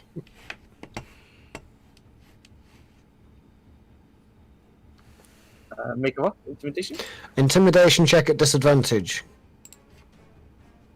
Okay. Is that your go? Nope. Kakeshi. I am going to run up to Rosie and do healing hands. 11 points of healing to Rosie. Rosie, you come back around with 11 points fed back into you thanks to Kakeshi. Yay! I am, just because I'm pissed, going to use a fighting spirit and an action surge to do 3 more attacks on the Djinn. I almost said Djinn. So 3 attacks with advantage. Go for it.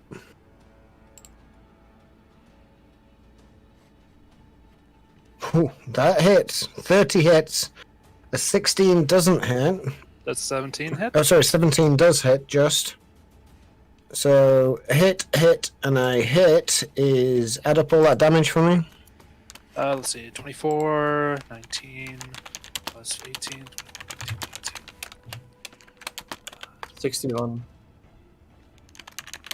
Uh, 61. So that's 43. 61. Shh. Let him calculate himself, man. Okay, sorry. But yes, 61. Let me check the math real quick. Yeah, that looks like 61. You're right.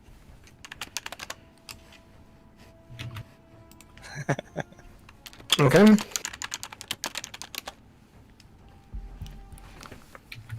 Nice round numbers.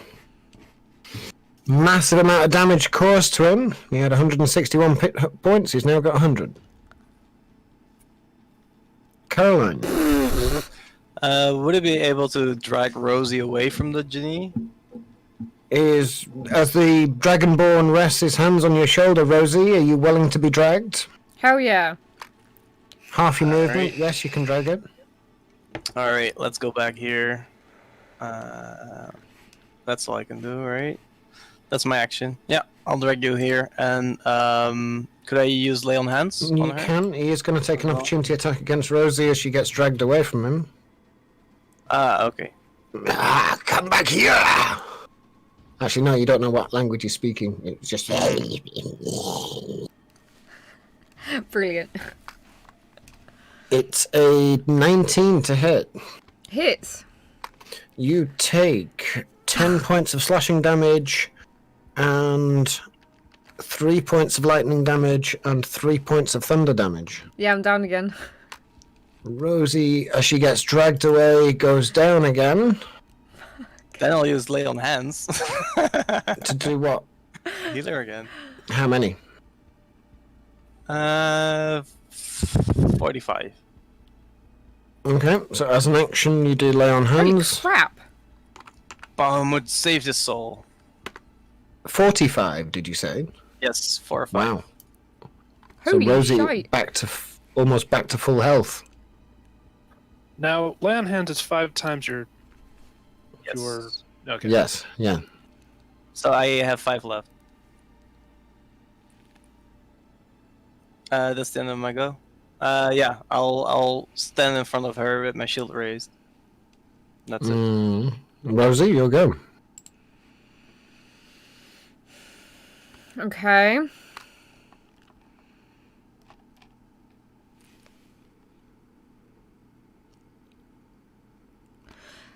Can I cast tongues on myself to understand what he's saying?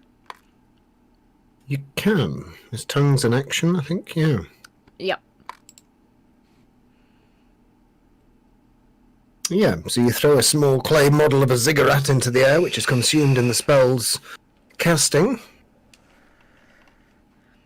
And you can understand any spoken language you hear. Okay. He currently seems upset that you imprisoned him, that you entombed him, and he's going to make sure that you and any children that you may ever spawn never forget him. Hostile. Mm. Okay, so with my bonus action, can I reply? Yeah, sure. What do you want to say? I set you free.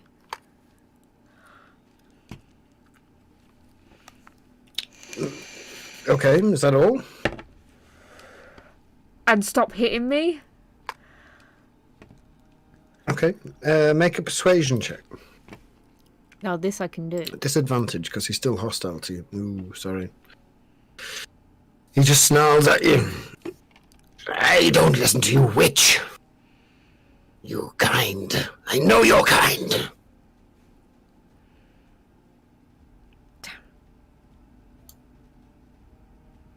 He doesn't seem swayed. Okay. Grim, you're gone. I'm still Yep. stuck in this No, whirlwind, you're not stuck in it. No, you're not restrained anymore, but you are prone on the ground. You're still in the tornado, but it seems to be slowed. It's just like a gentle breeze at the moment, but it's definitely still there. You're still occupying its space. Sure, I'll crawl out and stand up. Okay, so crawling out, 10 feet of movement. Standing up is half your remaining movement. So you've got So- 5 feet of movement. Yay! Move there? Okay. Do I provoke an opportunity? Then? No, it's stunned. It can't take opportunity Ooh, attacks. nice. But I have line of sight with the genie now, right? So Yes, yeah, you'd be able to see Tristan saying, "Hey, mate, come and have a go." perfect. I cast first my spiritual weapon, level 4, and I cast it next to the djinn, if possible. Mm-hmm. And that probably won't hit. 13.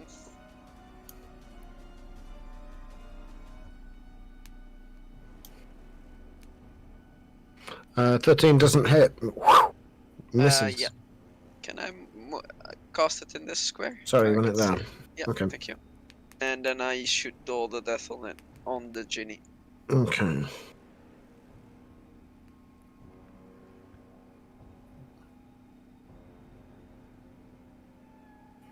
It's a wisdom save, isn't it? On the dark. Yes. Fails. 27. Yeah, that's Jesus. alright. I critted on It's a one specialty. of the D12s. Yeah. It's extremely high roll, to be honest. This resounding dong, and you see elements of this genie, which from the waist down is just a mini whirlwind himself. It's only the top half, which is actually a physical torso. He shrinks in height like a good 4 or 5 inches, and it's like a little bit lower. You're almost looking eye to eye with him now, Kakashi.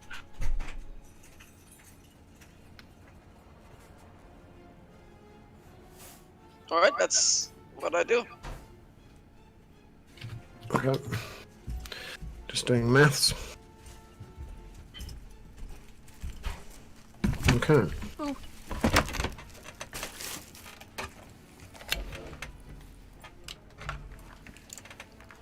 Air Elemental is stunned. Tristan, your go. He's gonna go for punch. 27 hits for 7 lightning, crackling across this creature's body. And gonna go for a strike. As you punch it and the lightning crackles across its body, you see elements of its form start to patch themselves together. And he kind of turns and looks at you. He's like, oh, a bit lower, please. Down here, I've got really bad back. My back's really sore. If you can just a bit lower, please. Just gentle massage. Be lovely. I'll just kill your friend. I'll be with you in a second. Right, I'm just going to turn my camera Do you want to off punch him while I again? eat, 'cause That's funny, nobody like, wants to see that- me Not eat. do anything then. Even though he has magical fists. But you can hear me. Yep. It's the type of damage he's causing. Yep.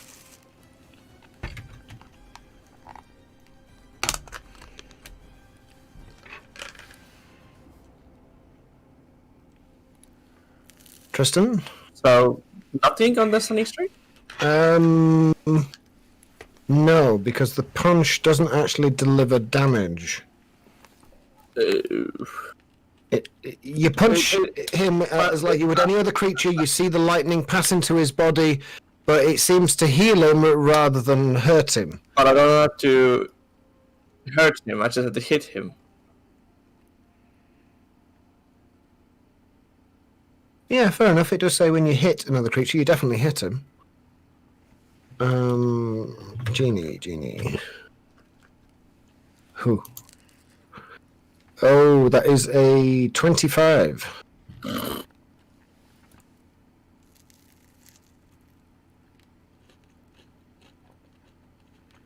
Right, Tristan takes off his wrappings around his fingers then. I guess that's an action, yeah?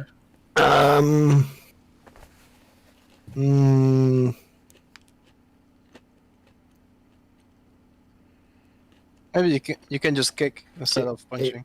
It would be an action per hand. Yeah, you could kick. Do you want to kick him? Headbutt? Headbutt. Okay. Go and headbutt the genie. What can I use as a headbutt then? Just make a strength check. An armed attack if you have it. Yeah. There we go. Unarmed strike. Bloody hell. Whack! Straight in his forehead. You can see, like, whatever genie's used for blood trickling down his nose. Where the fuck is it? Do it again. That is a 20. Oh, Jesus Christ, I fucking hate that.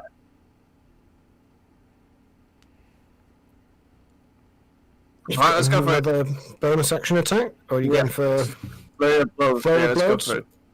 Okay. Using a key point, make 2 more attacks. A 21 definitely hit, 11 doesn't hit.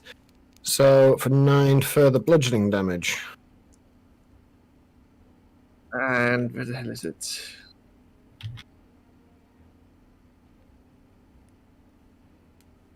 Let's do that.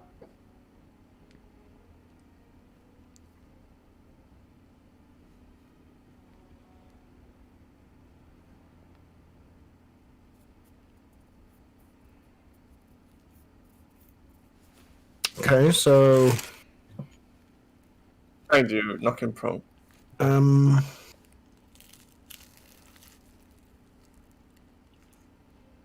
it can't be knocked prone in this form. That's fine then. Because that's He doesn't have legs, I'm afraid. He's hovering. the end of my go then. Okay, on his go.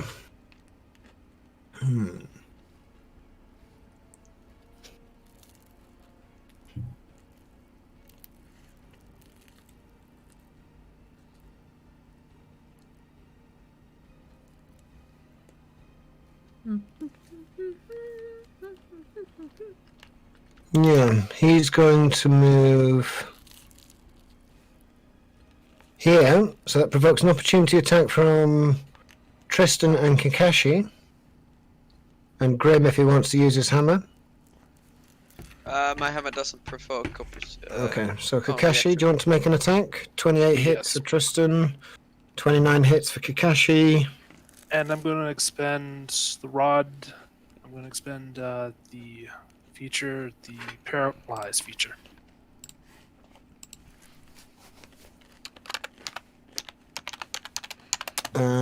Okay. Strength saving throw 17. Strength saving through 17. That's a 22. Damn. Just winches and moves past you. And when he gets here...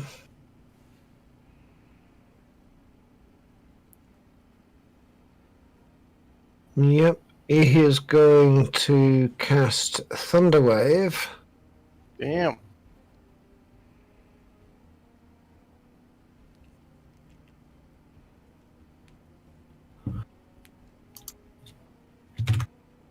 At level 5.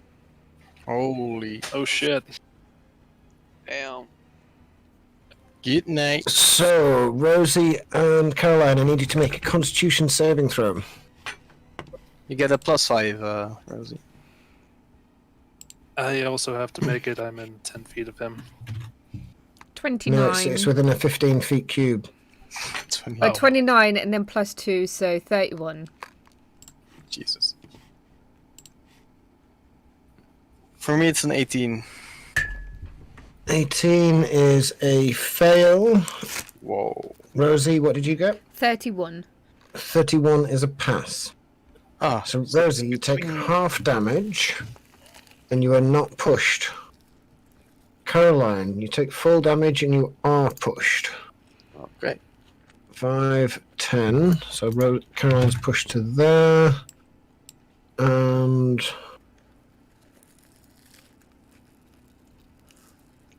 there's like this massive thunderous boom echoes all around this canyon.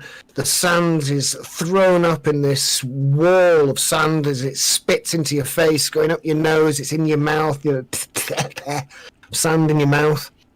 Rosie, you take... let me just add this up. Oh my god, I can't do maths. That is 16 points of thunder damage. Caroline, you take 32 points of thunder damage. Damn.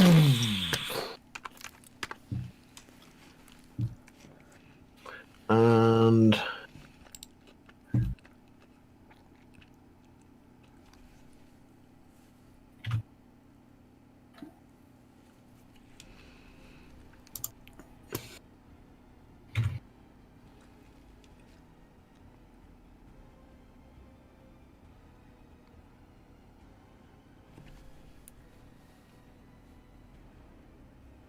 it flies out to sea at speed.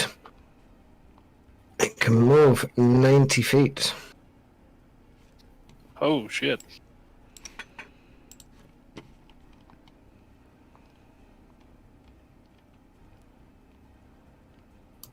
Tristan, your go.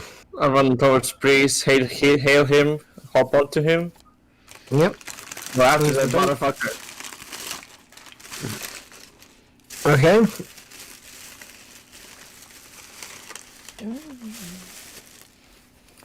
So half your movement to mount Breeze. Breeze's movement is 60. No, what is it in air elemental? Oh my god, there's so much food. Oh my god. 90. Oh, nice. I can easily get next to him. Mm-hmm. So you can catch up next to him. Perfect. Right next to him. Okay. Racing alongside him, gaining height and altitude out over the water, out beyond the breakwaters of the confines of the little canyon you've been in. I now attempt to jump onto his back. Onto his shoulders. Grab hold of him. That's a grapple to make an athletics check. Wow, 23.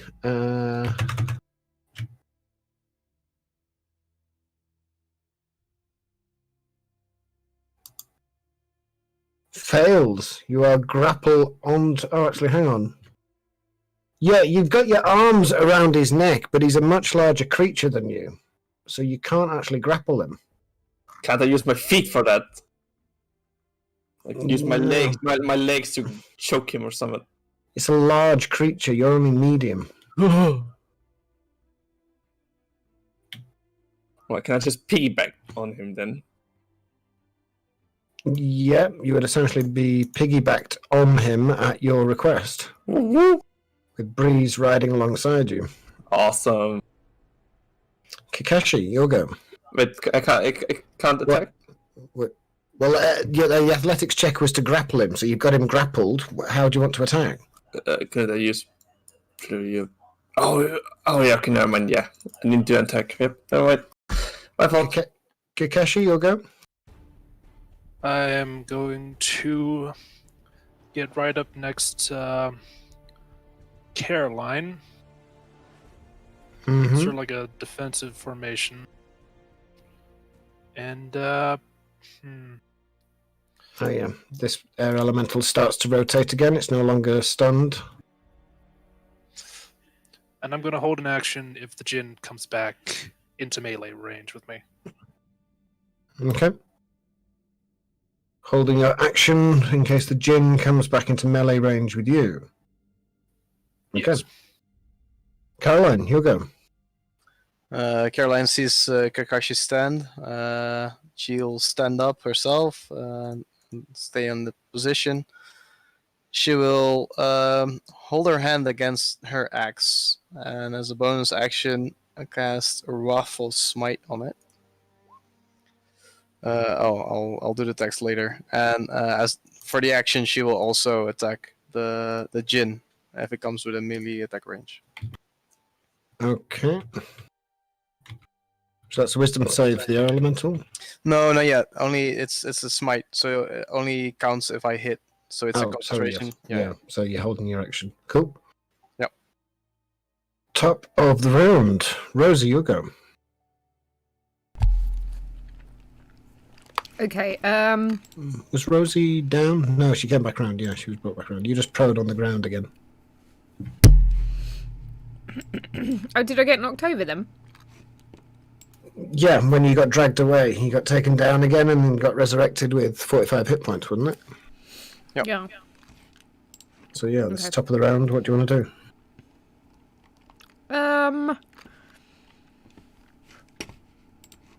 Tristan's riding this creature away over the horizon, and an air elemental on the beach is starting to rotate again. You're not sure if it's Breeze or the other one. Actually, you would know it's Breeze. You're familiar enough with Breeze now. Yeah. So I guess it isn't Breeze then. No, it's a darker in shade and it's picking up more sand.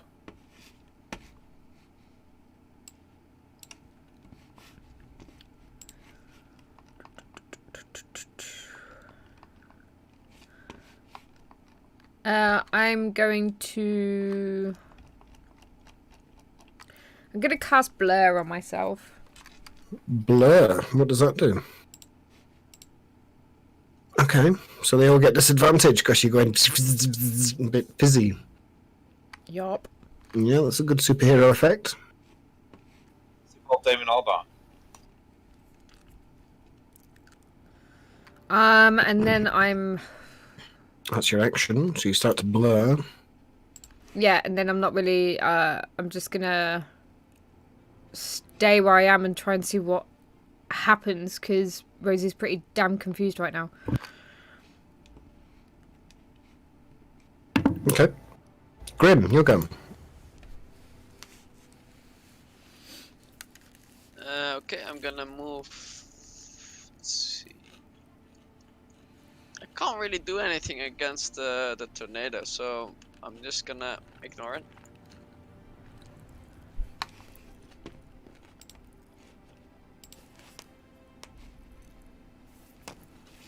Yeah, just gonna pass it by without triggering an opportunity attack, if that's okay with you.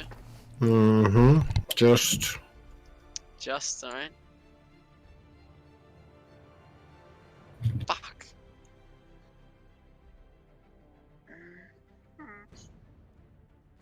Kinda wanna use Toll to Death, but I don't have the range for it.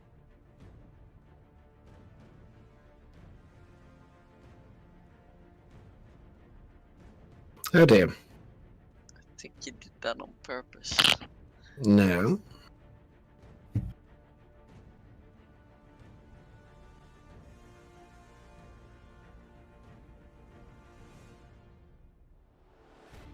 Yeah, I'm gonna do something else then. From there, I'm gonna go in a straight line towards the Jinn. So that means me trying to break through the tornado. Or passing it by? No. No? No. You specified your movement. Now that you've learned that you can't do it when you get there, that's part of the lessons of life. You can't now go back and say, actually, I want to go through this way instead.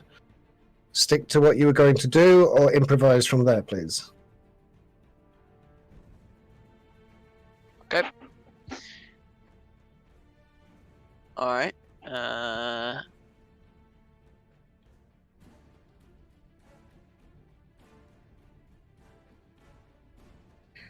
Let's see.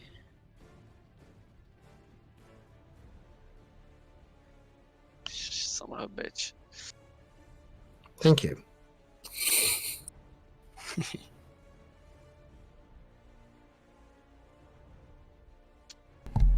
Alright.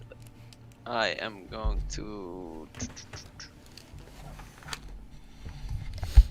I didn't...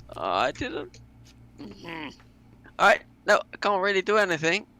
So if the Jinn decides to turn back, I'll shoot it with Toll to Death. Already in action. So you're holding your And, Toll of Death. Yes, so the bonus action, I will cast Don't know what to do about this gym. Shield of Faith on myself. It's got so many hit points. Okay. Excuse me. It's concentration, isn't it? That's definitely a concentration spell, yeah. So your hammer disappears. No, but the spiritual weapon is not a concentration spell. Yeah, that's correct. That seems wrong. I know. I know it's broken, but it is the rules. Fine.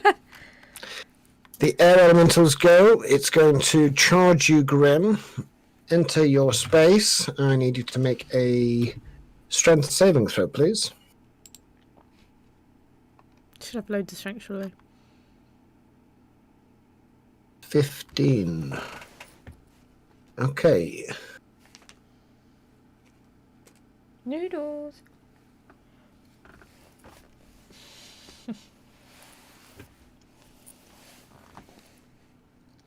And make a dexterity saving throw, please. Passed. So you take 12 points of bludgeoning and slashing damage as it moves into you, picks you up, and thrusts you out to sea, where you go splash in the surf. You're not prone. How much damage? It was 11. Was that? Did I say? That's a lot.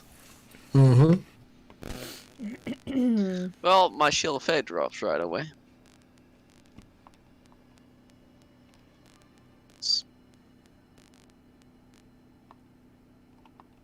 And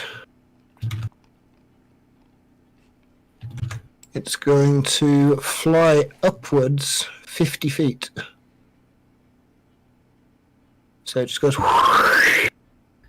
spiraling up into the air, above the cliffs, and another 20 feet higher up. Alright. The cunt. Tristan, your go. Tristan's gonna elbow the guy in the head. Okay, so you're kind of like grappling him round his neck with one hand, and you're kind of going to elbow him with the other. Go ahead, make an attack. That hits for 13 bludgeoning damage. I'm gonna stun him. Okay, hang on. 13 is not much.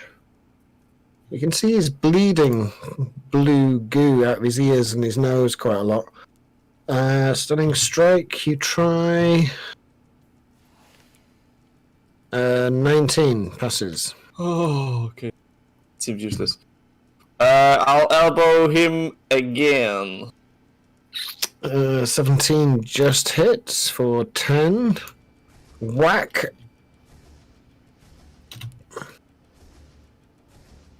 Yeah, I got flurry of blows and I'll smack him again.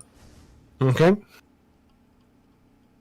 A 12 misses, he jars out of the way, but a 27 hits. And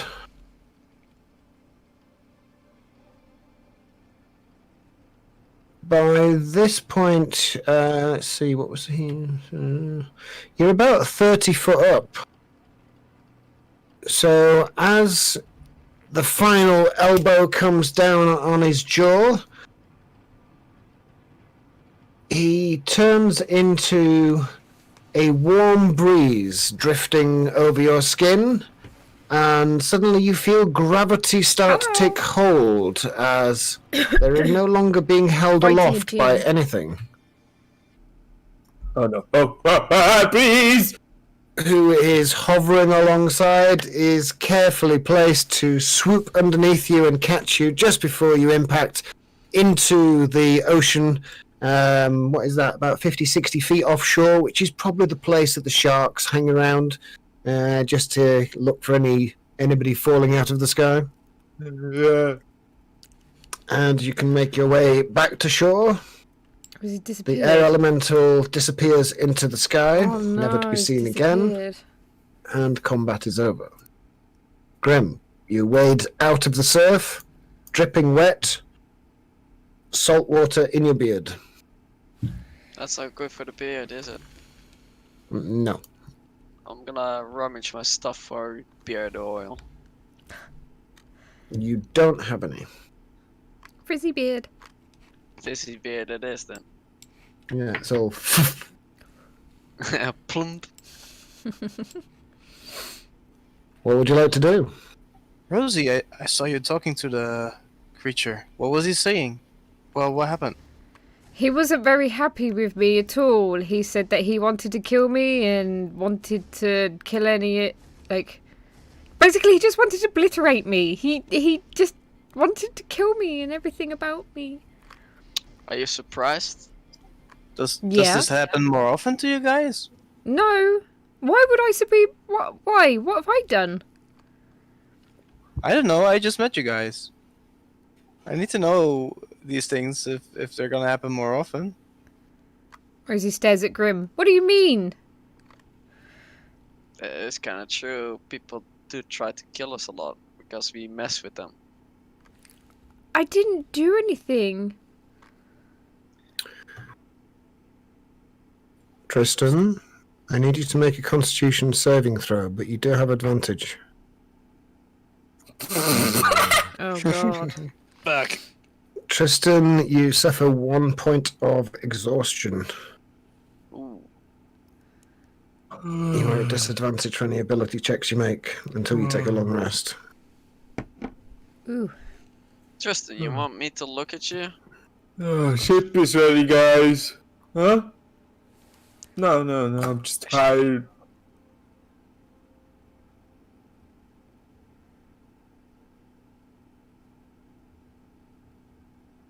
Does anyone know what that thing was? I believe that was a djinn. What's a gin?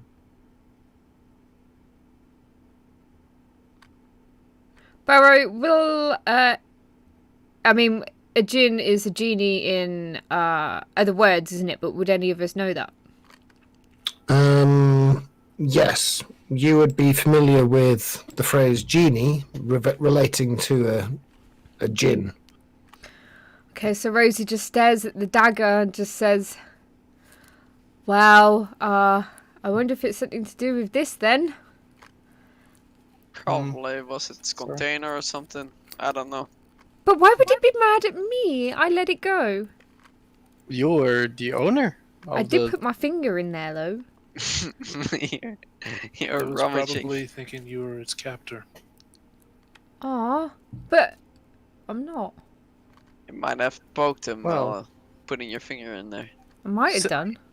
I think since you're the owner of the blade, you were essentially It's like master. the prison. Yeah. And he doesn't like to be. Who knows how long he was trapped inside there? Well, I can. Oh, I don't know what to do because I don't really want to call him back because he'll kill me again and again and again. But Is there I is there wanna any talk to him. inscription on the blade? Rosie inspects the dagger. Mm-hmm. Yes, it does have writing on there. Tongues you still have cast on you, so you would be able to read it. It's written in giant, and it says "Open in case of fire." Oh. Open in little- case of fire. Mm-hmm. Seems a little over the top to capture a genie just for it to put out a fire. Caroline, you would be aware, Rosie to a lesser degree, based on the history check that you made, that jinn are sometimes imprisoned in vessels and then sold on either as trinkets or as servants in a bottle or emergency get out of jail free cards, or it can be a variety of things. They can be even love letters, love messages. They have a variety of purposes. But any attempt, how would anybody respond to being imprisoned, especially for a significant portion of time, and then inadvertently being entombed in a blue wall of adamantine and then released by a rather pernicious little wild magic sorceress that wanted the shiny thing?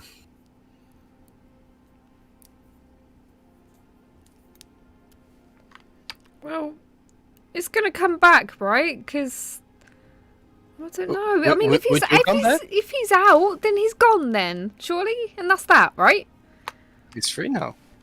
Yeah, but he did say that he wanted to kill me, and he wouldn't stop until I was dead, and all my unborn children. Well, Oh, that sounds more. that sounds Maybe bad. he was scared it a bit. Perhaps be nicer than the next monster you come across. He probably had lost his mind. Go on, cat, move. I didn't do anything wrong. I just opened something that I found in the floor. No, but that doesn't matter. He was trapped in there for God knows how long. Well, maybe I could try and Being reason alone. with it. I don't think he wants to be reasoned. I think he wants the pain to go away. And that seems to be the objective of how he wants to kill you. I think it doesn't help that we just kind of punched him away as well. So Yeah, but it did kind of kill me. yeah, true. Let's just fucking throw it away. What if I break it? Yeah, let's break it. Forever gone. I don't think it works that way. No? I think you What? need magic to keep it captured in. Doesn't matter what kind of vessel. I don't think this vessel per se is the one that keeps it. Besides, if you break this, then you will never be able to capture it again. Why do I want to If capture this it? is- It wants Yeah, to kill exactly. me. That thing is a bloody asshole. Why do we want to capture it? It's a nuisance. Well, I don't know. You can also kill it next time. Wait. Doesn't matter. I don't see a benefit in breaking that item. That's all I'm saying. Well, I thought if we break it, then you wouldn't have a home anymore. I don't think that's a home considered to him. Or jail, then. It's something that contains him, right? It's up to you, Rosie. Well, it's going to come back for me one way or another, so I need to think of something or it's just going to kill me. Again. We won't let that happen. Yeah, just toss it into the water. Let it drown. Bye forever. No, I don't want to. Bury it in the sand. If you don't want to hold on to it, then just give it to me. No, I'll keep hold of it. Because it's a shiny? Maybe. Let's see what happens if it comes back. But if you all die, it's not my fault.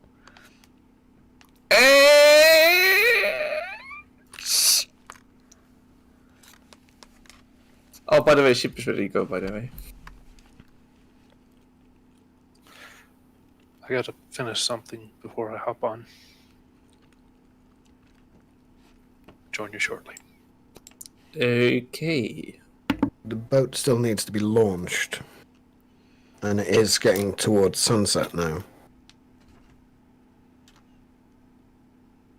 It's about 5 in the evening. Sun's just getting to the horizon. The golden hour. Hey, Kim! Yes. You're a muscly guy. Come help me Yeah. with something. What do you want? You push the ship, I drag it with breeze into the sea, alright? I push the ship. You push it from the back and I will drag it into the sea. Yeah, Sure, I'll push. good man. A strong guy. I'm a strong woman. I can help as well. Strong woman, come and help as well. I'll just. Come I'll and help as watch. well. No, Come help us. I'll watch. I'll watch. No, It's fine. no, come help as well. The more hands we have pushing, the better it is. Yeah, okay. I'll watch. Rosie, there's so many shinies around. Surely there's something nice for you. Well, that sounds good. We can do that. Like littered with shard glass, so it's all shiny. Burrow, could I request my bowman to go get our transport vessel that we used? Yes. Your bowman or you would have a means of communicating with it. So if you guys can hear me, through And you would be able to coordinate it to come here. It is a very small rowing boat, and it only has one other crew on board that is basically responsible for the boat when you go ashore. Yeah, we'll It's just. wind powered, though. It's not air elemental powered. Tristan, is it okay if I tie my boat to yours? Yeah? You have a boat? That's how I got here. What kind of boat? It's a rowboat. Oh, it's a rowboat? Yeah, I'm sure we can put it there with us. Mm-hmm. Where is it? My friend will go get it. It's on the other side of the island. It'll take a few hours, probably till morning, to get here. It's not very fast, this boat. Row, row, your boat gently along the island. Do you want to spend another night on the beach or in the boat? Maybe Tristan will be on the boat. Okay. Presume you're packing up Rosie's wagon and taking that with you? Oh, yeah. noodles. I'm doing that little message I sent you. Sorry, I Noodles missed it of entirely. Hang on. noodles. Oh my god.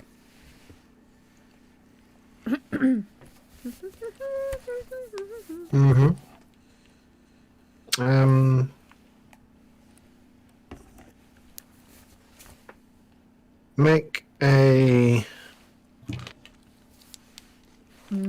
Make a performance check, Kakeshi.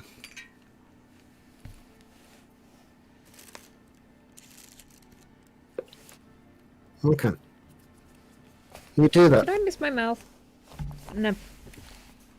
Kakeshi goes off, spends a bit of time on his own, one end of the beach.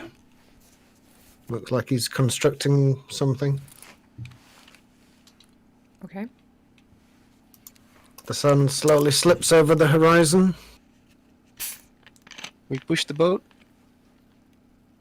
The rest of you at this point have managed to get the boat afloat again. It seems seaworthy, bobbing in the waves. Don't judge me. I've been at work all day.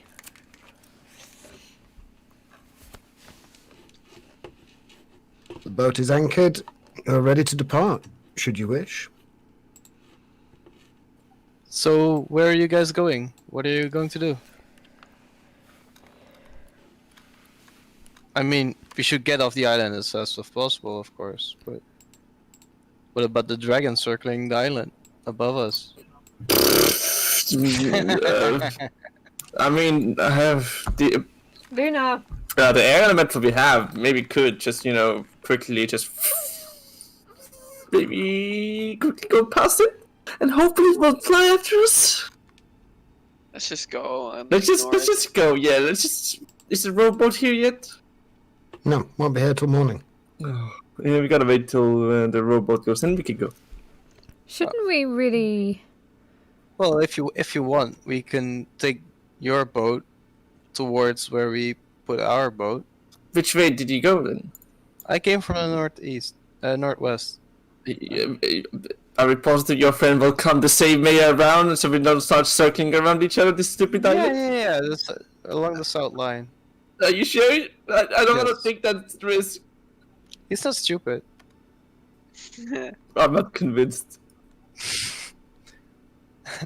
You can ask him when he's back. Let's just have a rest here. Final rest. I could use a rest. I want to glance up in the sky again to see if the dragon's still above us. Okay. Make a perception check.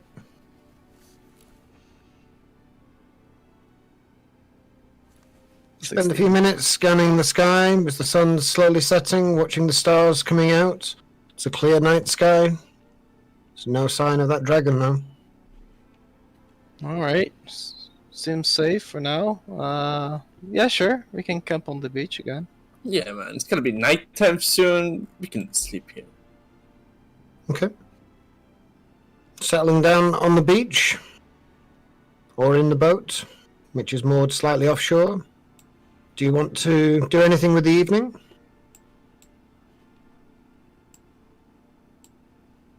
Sleep. Caroline will go talk to Kakashi. Okay. Good evening. We haven't had much time to talk. My name is Caroline. He's not really. He doesn't look focused on you. And by his feet, you see a little tombstone with little glass. It's not really the best made, but it's sort of this little memorial with 4 little names on it. You seem to handle yourself well back there. Oh, whoa! What's this? What you're making? Is who are those people? Rose is On gonna walk up as well and join them. Are these friends of yours or? They were. Caroline will rest a hand on your shoulder and say, yeah, my condolences. Thanks. Did you lose them in the explosion? Yeah.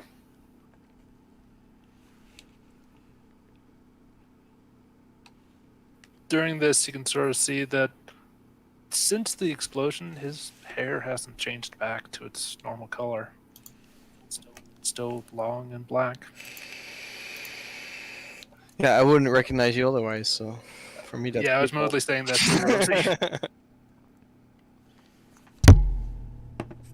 Rosie's just gonna sit next to the little memorial that you made.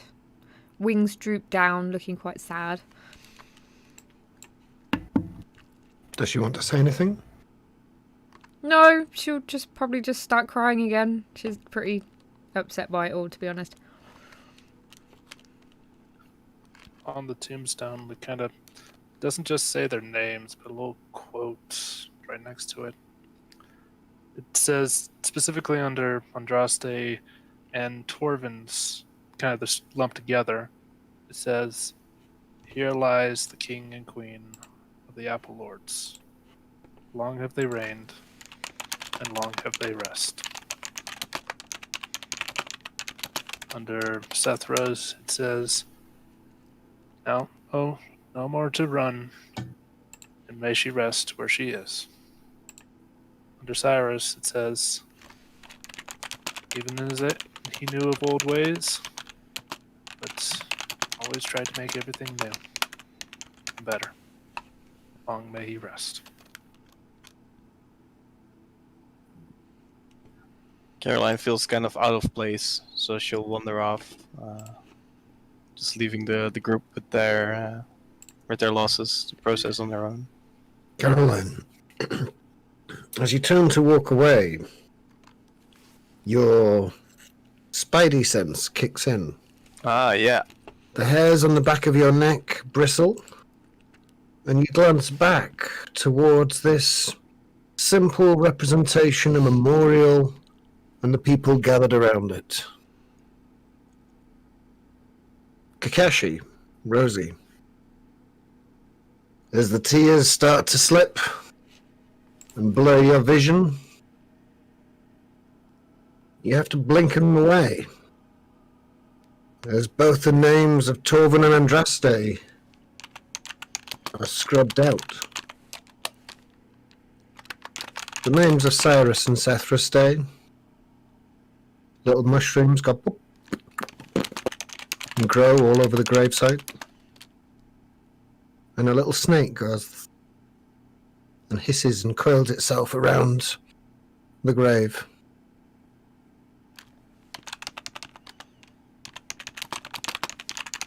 Bang! There's a violent flash of purple light and a portal opens in front of you. Damn. Stepping through it, two creatures arrive. Caroline, Yes. something is amiss. I draw my axe. Stepping out of this fiery portal are two individuals. Here we go. It's Torvin and Andraste. What do they see, Liz and Ted?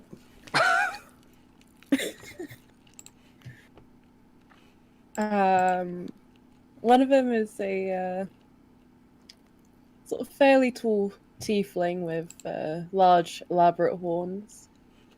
She has white skin, white hair, and is scantily clad in a mix of black ceremonial robes and spiked leather armor. She holds a book and an apple.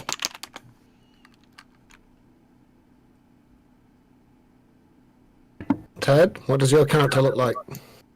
The other figure you see before you looks reasonably familiar, although he seems to be gleaming somehow. But you recognise him as being definitely is Torvin, although he clanks a little when he walks, and he's carrying an enormous sword.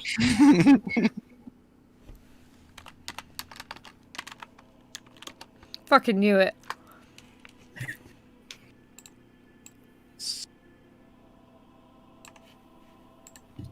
A tiefling, a demon. Step back, Rosie. I'll protect you. Hey, As Caroline rushes forward. No. Stop. We aren't evil. She speaks our tongue. Yes. Who are you?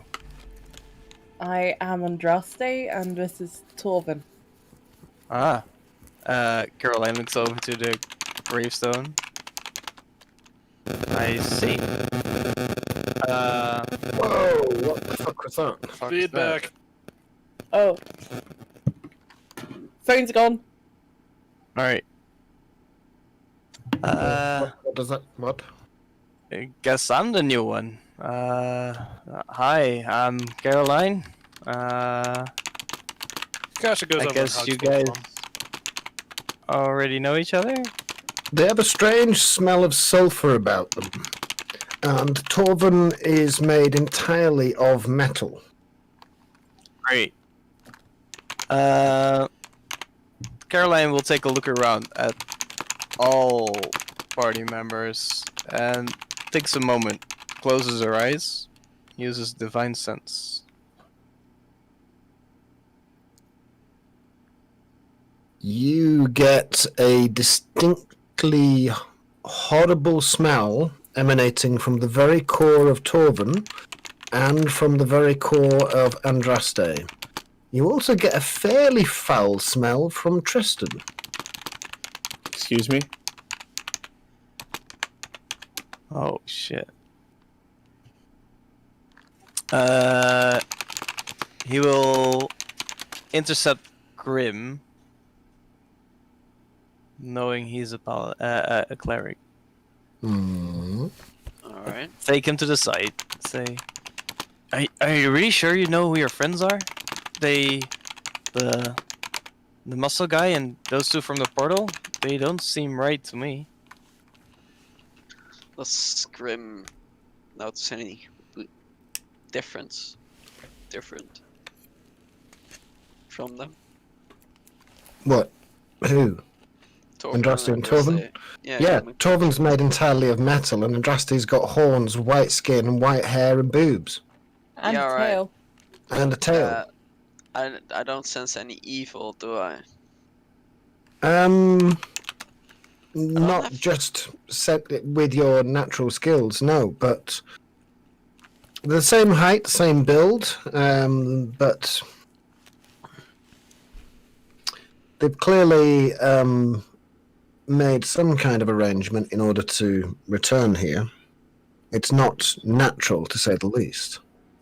Torvin hugs Kakashi back, and he looks at each of them in their eyes and says, "Do not fear. It is truly us." Is Kenko Do here? not fear. It is truly us. Rosie's just going to stare at him and say, "Have you brought Cyrus back?" He wasn't with us in the next life. How did you get back?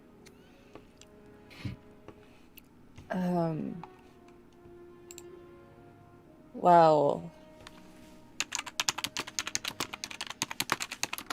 it's hard to explain, but we kind of went to hell again. Made To more make deals that- with the devil, did you? Well, we couldn't leave you to clean up my mess alone. So is that a yes? Yes, but again, we're not evil. We're just here to defeat the dragons. At what cost? Our souls, but they're already doomed anyway. This will be consumed. I'm sorry, guys. So, it's probably because of you.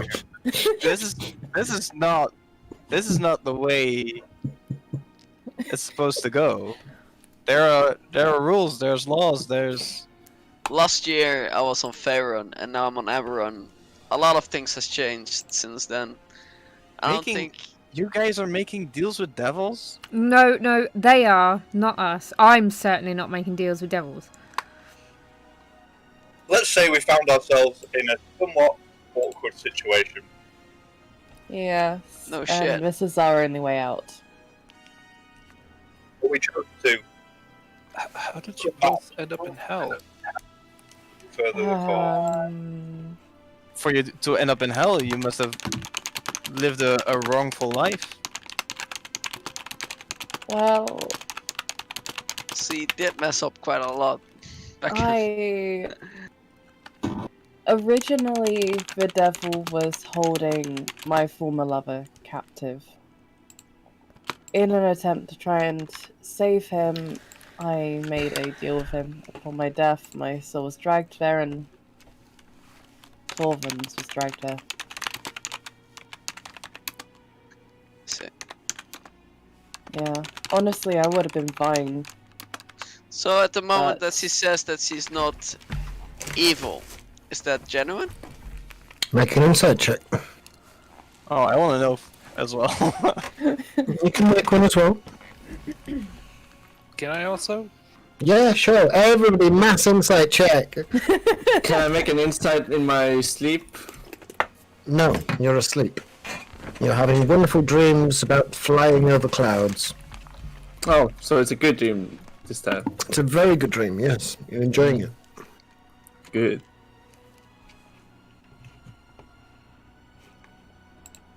In their hearts, Grim, they are speaking the truth. There is something hidden within them. Something that they may never tell you, but something which is essential for them to be here with you now. Without it, it would be impossible for them to physically be here and to continue this adventure with you. This is quite possibly their last chance to achieve something for Eberron, and you realize that they're standing closer together than usual. Perhaps finally they may admit each other's feelings for each other. Let's see.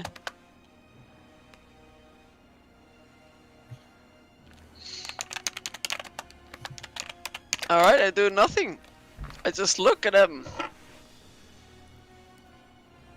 What and well, can I inspect the machine they are now? Basically, I want to know how it works. Or Glancing at him, he is clearly a warforged, but he is a more modern, advanced warforged than the ones that were built for the war. This warforged has been constructed post-war, therefore is actually in breach of the Treaty of Thronehold. So Tristan should kill him. It's not... No, more kind of report him to the authorities as an illegal construction. Typical. If he really wants to be a goody two-shoes about it. like them. Tristan never did anything wrong. Tristan has a... What colour is the gem in your chest, Tristan? Torvin, sorry. Sorry, I forgot my T's. It's not for you, it's for Luna. Luna. There you go. It's blue. Blue.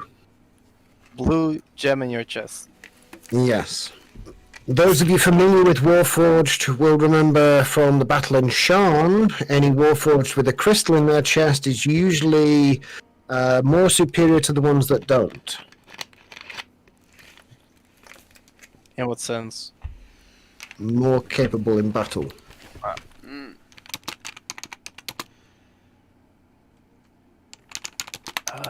Kenko, look who it is. You whisper for Kenko and look around for him. In the dark evening, as the sun has now set and it is gloomy, there's only a few lanterns that you may have put on the beach or the boat. There's no sign of Kenko. Wasn't he just on my... Okay. Nope. He slipped away without you noticing. Torvin bends onto one knee to examine the memorial, and then he looks up and he says, "So, Sethra and Cyrus didn't make it either." Joshi slowly shakes his head. As far as we know, they didn't know. Torvin looks around and finds some flowers and takes them and puts them next to the memorial. Are there some flowers? No, it's a desert, inhospitable island with no plants or bushes. You know I'd that. also make some Like flowers. like a little outcrop. Okay. You can make a pile of shards. That's about it, I think. Andraste can make some flowers, yes. Yay. And some mushrooms, maybe. Oh yeah, mushroom flowers. Like flowers, but they have like mushrooms in the middle of them. Aren't there already mushrooms there? There There are more mushrooms, it's Cyrus. many mushrooms grow. The little green snake hisses as you get closer, but it kind of curls up into a little coil and stays away from you.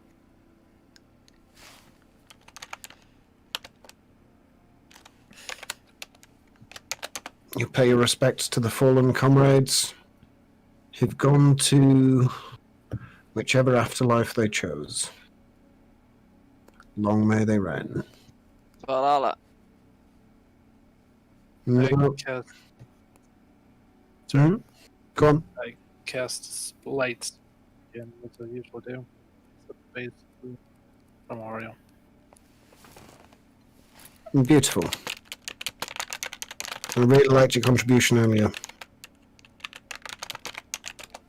As you take this moment, anybody else wish to say anything? Do anything? Oh, I am inclined to make some kind of a ceremony since I'm a cleric. I don't like doing it, but I'll do it nonetheless. Okay. And what do you say? Like a ritual. Okay.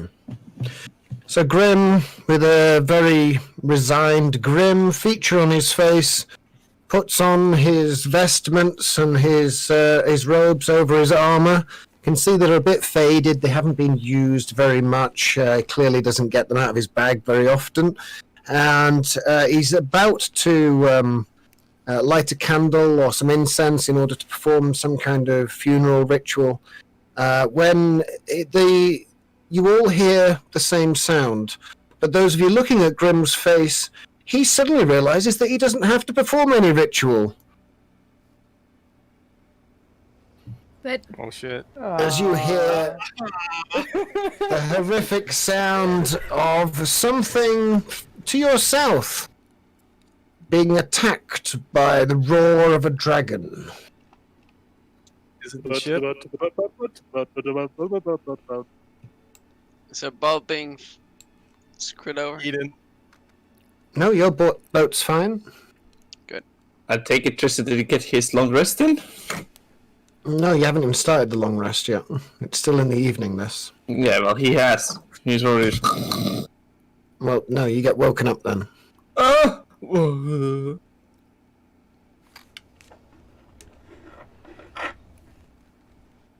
Caroline's eyes sweep sweep the horizon to find the source of the sound. Make a perception check. You are still down in the bay, though, so Yeah, it's looking also around at night. Do you have dark vision? I believe the Dragonborn have, yeah. It's still a clear night, and the moons are out, so it would illuminate the sky a little bit, but you can't see any signs of wherever it is. It's not nearby. It's way off to the south, a few miles. excuse me. Make a survival check, Caroline.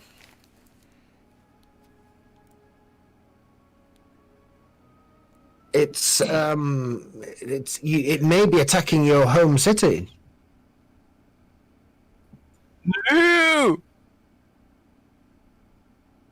You're not sure where it is. You can't see it or work out where it is. Alright.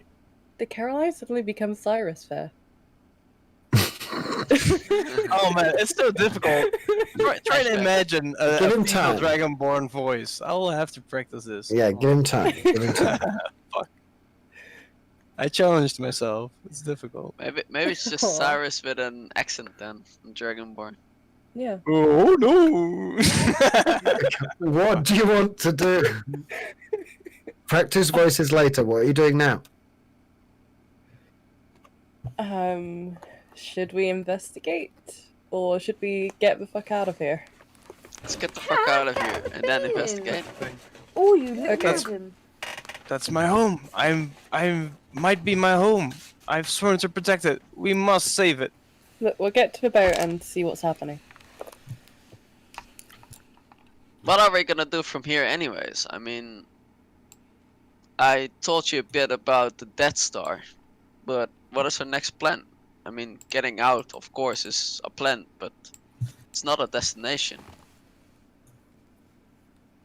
I think we're heading to Karnath, weren't we? Did you go back to sleep? Karnath? Garneth in the north? That's Yeah. possible. You think the undead dragon went there? Well, we're more looking at trying to destroy the dragons on a whole, rather than just one dragon. So we're Yeah. playing the Hmm. long game here, whatever you call it, rather than... And that would extinguish all the dragons. Yes. It would destroy their planet, basically. Which would then cut off their magic and make them a lot weaker. Yes, more or less.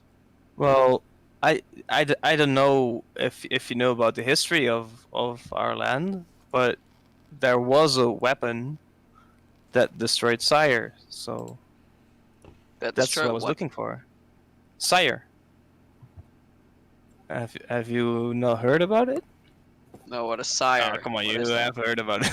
Fuck. Did I? Grim might not have heard about it as Oh, much. really? It Yeah, of wouldn't be course. as fresh in his memory because he's been Robinson Crusoe for the last 9 months. So Tristan is certainly aware of Sire because he is a refugee of Sire. But he's asleep. He's also the captain of the ship, so the ship doesn't move anywhere unless one of you guys want to make a ship roll. Why is that not Some working? of you are trained Can as I not Ninja? wake up Tristan by slapping him in the face? Sure. You slap Tristan in the face. Tristan slaps you back.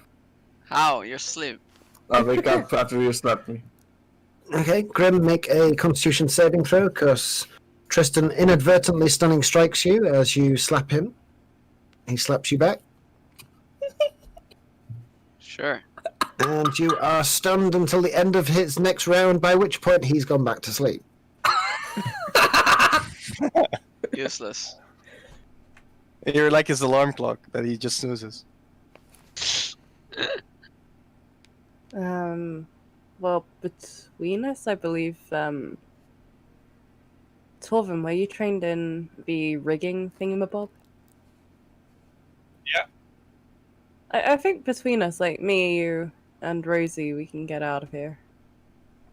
We would need to hook up Breeze. Where is Well, Breeze? if we just get the boat moving first, we can always, like, stop it when Tristan wakes up and get Breeze on. I think we might find more information at the dwarven base of operation as well. Maybe we Cliff's should Gate. go in. That's logical and close by. Yes. If you say there were dwarves in the that caused this, or at least mining here.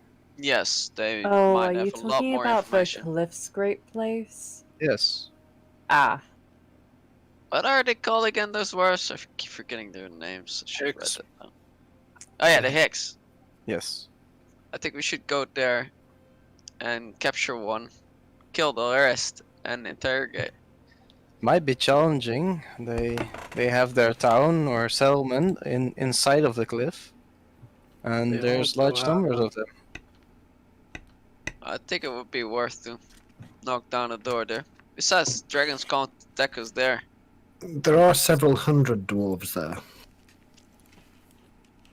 And also, they can outnumber us even with the amount we took out last time. we could always target one of their ships. You've already done that. We could do it again. That's why you came to this island in the first place, because you sank one of their ships. You were looking for somewhere to hide. We could go for pirate mode, attack one of their ships again, capture the crew, and then interrogate the crew. And then, you know, I'm okay this with time that. not destroy the ship, so we can just like sit them back on the ship and send them back. But because I think destroying the ship last time was a bad move. Like at that point, we had to kind of kill him. I think we should find out which dwarves did what. I don't believe all dwarves are bad, as Caroline looks at Grim. So let's not indiscriminately pick up any dwarves that we Oh see. no! We were just going to target the ones which we know might know stuff, like the important-looking ones. Right, because Cliffscrape is a trading city, so there's also merchants there. Yeah, we wouldn't want to harm those. Right. We're not just going to go That's- out and lynch a random ship, don't worry. We're going to target a specific type of ship and then lynch one of those at random. If we agree to this. Right. Dwarves. Let's question them first before. Yeah. Attacking. There's Well, laws, also laws of the sea that we should abide by. They'll probably attack us, because this vessel did sink one of theirs. So we don't have to worry about instigating the combat, probably. They'll give it a good go first. Do they know what the ship looked like then? Did some get away? Yeah. Oh. Well, I mean, they could see us from the city. I It's did. not so much getting away, it's more lots of witnesses. This is exactly why I was patrolling the Tempest Strait. So much strange things going on. If I would have seen this, I would have probably come for you. I think But we you should just- didn't. Well, the Hicks are making a weapon for the dragons, or helping the dragons, so you might want to not do that. That's definitely the biggest wrongdoing at this point. Well, we also have Torvin's informants all the way in Carnheth as well. So I believe we should head straight to That Carnheth. and myself and Torvin no longer look like ourselves, so we might have less of a target on us. That's true.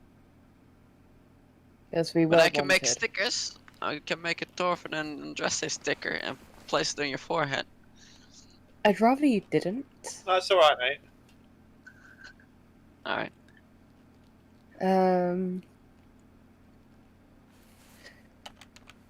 Well, I believe between myself and Rosie, we can do the helms person thingy. You know, help each other to get us started. And Torvin, are you okay on the rigging? 12 can fix up the rigging. Yeah, that should be enough to get started, right? And then Is there a reason that we're not waking Tristan up, or we tried waking him up, and it didn't work. Rosie's gonna go and try and wake Tristan up? How? Tristan wakes up. You don't want to know. Yeah. Oof, God. Okay, Oh yeah. my god. Tristan wakes up. Seriously. Huh? Naughty. Precisely 30 seconds later, he's on deck. What's up? Boat, steer, drive, do something. Yeah, we need to push the boat into the water first. Okay, you've got more than enough people in order to get the boat operational. Are you trying to do this covertly? Of course. Everybody make a combined stealth check, please. Oh shit. And was somebody moving Rob's character earlier on? Yeah, I mean, Yeah. I think a lot of people. I just grabbed one of the open. It might be set to everybody. Hang on. I need to turn off the Yeah. scrolls. Give me a sec. But yep, that's an 8. I don't even see my character. Okay, the scrolls is off. Oh, we're in the overland map. If it's correct. You shouldn't I see like- him. Oh my god, our combined stealth check is shit. So, Well, I'm a shiny golden skill dragonborn. I'm difficult to hide myself. We also have a giant glowy warforged and a bright white tiefling, so we're really standing out. Yeah, and we have a lady with wings too. a bright white tiefling appearing from hell in front of a paladin. Yeah. I didn't know you were making a paladin, mate. Shit. Like, Bo gave me a warning, like, oh, you might have to do some convincing. I was like, oh, shit. Yep. Well, Oh shit. these Yeah. are the deals that we make. It's Sod's law, isn't it? Like, you're making a deal with the devil, you're making a paladin. I think it's excellent. Hey, I mean, the enemy of my enemy is my friend, and that very much applies right now. Yeah, to a certain As- degree, but As long as eventually, you're not, as long as you're not the biggest threat. yeah. Exactly. One day You you can two deal are with gonna this have a after the fight. dragon comes out, well. sorry. What you're coughing at, Tristan? Sorry, I felt that we weren't doing any roleplay, so I had this really massive cough. Sorry. Happens. Okay. Tristan, are you feeling well? You're. Are you always this yellow skin? Come closer. Maybe it's for drinking. Grim, you. Are And with that, she snaps her fingers and makes... Guys, Rasta is back. What the? Yes, I'm back. No, I'm dreaming. No. Would you like a cup of coffee No, to go wake you away. up? No, go away. It has alcohol in it. No, if you're not Cyrus, go away. What's up? We need to get underway, please. Oh yeah, we really do. Now we do. What about that woman's friend that we were waiting for, huh? What about her? Unless you want to be talking to whatever the heck is making all the dragon noise outside, then yeah, we can sit and wait. Dragon noise. So you are saying what? So we should leave this friend? The robot?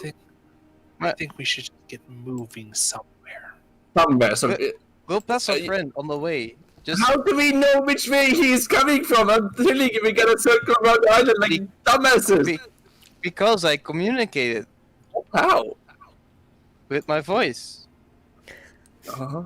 Okay. I told my friend that they should go around the south, and if we stay around the south, we will see a small rowboat on the way, and we can pick him up. Okay, south way. Okay, let me just So pick do you want to go south? Yeah, south around the island towards Cliff. Okay. Well, there's 2 pieces on the map. 2 breezes are better Shit. than 1. The thing is back.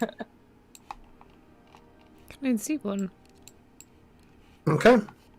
Who The can little still bit- move my icon? Starts to move. What was your stealth checks? Oh, wow. We're abysmal. Bad. Making a lot of noise, somebody accidentally knocks over one of the lanterns on the beach and it causes a small fire which illuminates the entire cove.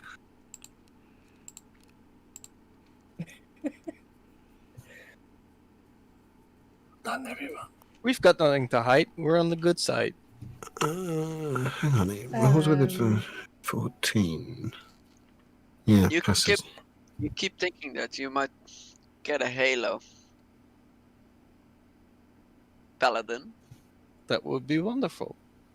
Hey guys, so we're gonna pick up this friend and then where are we gonna go? Tristan, no, sorry. Kakashi, Andraste, and Grim. You become aware as you start to move that there are flames to the south. You can't see what's causing them, but there's definitely something burning around the coastline further south, about 3 or 4 miles away. You can see the glow, glancing off the glass on the shore. Can I send my little friend upwards into the sky 100 feet and take a look through his eyes? Which little friend? The invisible little friend. Oh. Yeah. Huh? What do you want? Fucking hell. Yeah, fly up and get a bird's eye view, will you? Oh, fuck you, bitch. Alright, okay. Thank you. Sounds like an angry thing. But don't we hear that at all? Andraste, no, you don't hear any of this. What language did you speak? Dwarven, common, giant. Oh, orcish. No, I speak orcish. No, never heard anything like it. It sounds like Andraste's got a very bad cough. I think Rosie knows the language, don't you? Infernal. No, Is I it know Infernal or Bissell. Ah, there we go. Okay, Andraste's eyes glaze over white as she looks through the eyes of this creature. Make a perception check. Okay. Perception. Nat 20. Wow. You can see in the distance a small vessel upon which there is a single person that is currently on fire. In order to put out the flames, they are in the process of jumping into the water. At the precise moment as the adult golden dragon, glistening with its scales, bathed in fire, strafes the remaining embers of the boat, and as a secondary explosion explodes out the sides, enveloping the poor soul jumping over the water, there is a sploosh, but they are not seen again as the dragon pulls up and starts to bank around. It's orbiting this burning wreck as it slowly slips beneath the waves, as it snarls and speaks in Draconic, which you don't understand, do you? Nope. No, I don't. Unfortunately. That was south, was it? That was to the south. It's about 2-3 miles away. Can speak. Caroline, can she speak dragon? Yeah, but I didn't perceive that. No. No. Alright. Andraste's eyes go back to normal. Let's not go south. I'm pretty sure I just saw your friend and they are dead. I'm really sorry for your loss. Wait, you saw my friend? On fire, jumping into the water, then more fire, and he didn't resurface. Oh, but he did get in the water, right? Yeah. Okay. Okay, all right. I'd like to check if he's okay. Will we have time? There is a golden dragon circling the area. So if we want to risk setting that, then sure, but I'm not hopeful. He didn't pop up again. Golden dragon. Those are usually a good omen. Well, this one was killing your friend. Or potentially your friend. I'm assuming because it was a boat with a guy on it who was on fire. Wait. Was the golden dragonborn or was it the golden dragon? Dragon. Was the ship a Strange. rowboat? Was it? It was a sailboat. Sailboat. Then that didn't. You're going to read Oh my the God. sailboat, you dumbass. It answers the description of your boats, Caroline. Yes. So- So it's one of the other scouts probably. But a golden dragon, man. Those are from Bahamut. Those are good. Well, All right, I wanna go over there. I wanna figure out what's going on. We have to save them if they're still alive.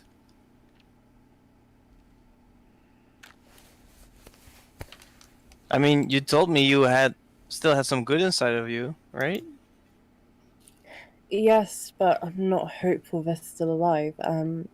They didn't resurface and there's a lot of fire. That dragon was trying to kill them. Be right back. I need a quick piss. Right. Do you want to have a 5-minute break?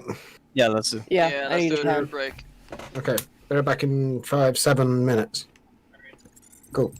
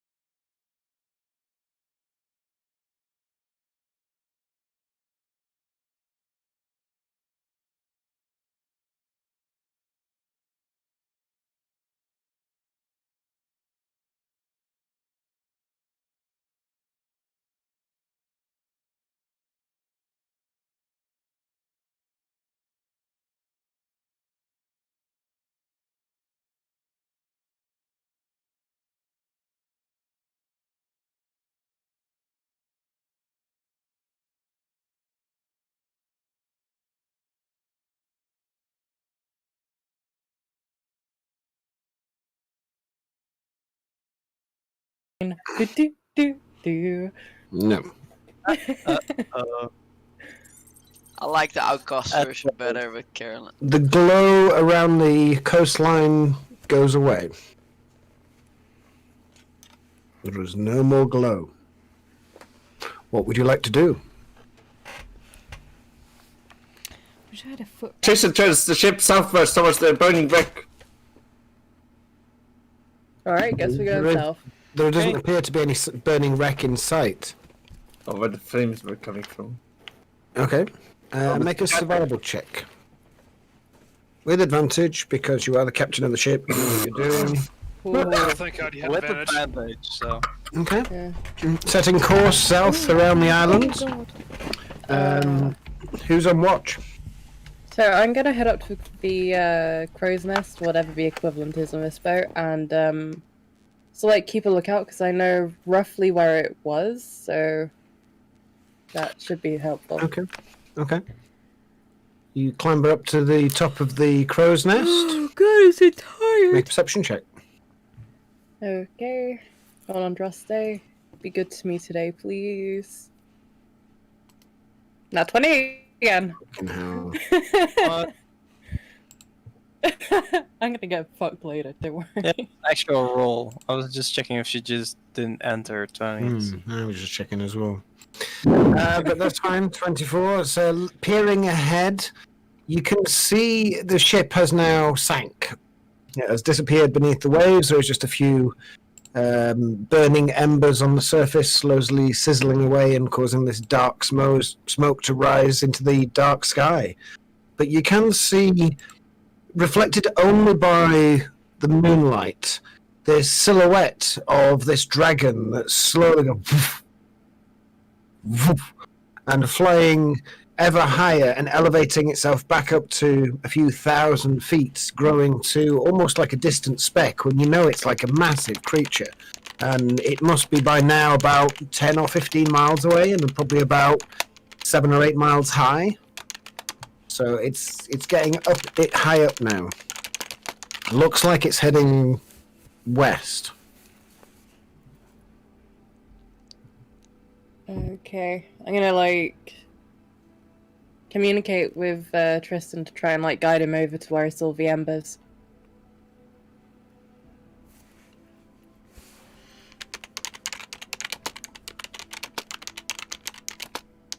Okay. So you guide Tristan and his boat to the south round the coastline, and you start to approach. Who wants to make an investigation check to have a look for the shipwreck? I will. I'll give you advantage based on Andraste's guidance, because she saw exactly where it happened. Yep, you can easily find it within the space of about 5-10 minutes. You come across a few charred, waterlogged beams, some clothing. No sign of survivors. I recognize the vessel as one of my. Yes, this is definitely your vessel. Oh, my head. Wait, this is actually my actual vessel, or this is one of the vessels? No, this is your vessel. Guys, this was my boat. Good job in hiding it. I guess you were right. That means ya. that my friend is stuck on the island. Better find him quick then. Scan the coast. Why, You must have swum ashore if he's The still last I alive. saw him, he was getting consumed by the flames. We can check for sure, but I But you said Dragonborn, wouldn't get right? your hope That up. that was You- one of my friends. The other one is not a Dragonborn. It's not. If we're talking about Bear, it's not important. However, Alright. wherever you are next week, he will catch up with you. I'd quite Oh, like shit. to go ashore again and look for our If I was remain, going, our gear and stuff if we can. I would like my book back.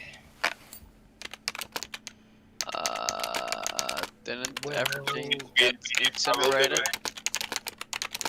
Yeah. The book was a magical Destroyed. item, so it may have lived. I don't know. Yeah, if you guys want to jump off the island, then I'm gonna leave you guys here. I'm not ready for you anymore. I saw a dragon here. This island is cursed. I'm leaving this island. So if you guys want to go jump off and go search for your stuff, go Well, ahead. we were going to look for Come with us. the potential survivor anyway, weren't we? Or we're going to leave him Yeah, there's a stranded here. difference on looking for him quickly and staying on this island for more days. In it. Right. In it. It would be in everyone's interest for us to get back the magical items that we had and stuff. The only thing we could pick up is the giant's armor that's still left on the beach where Belle died. It's the only thing we could pick up. That's the only thing I know that is still out there. For the rest, I don't know.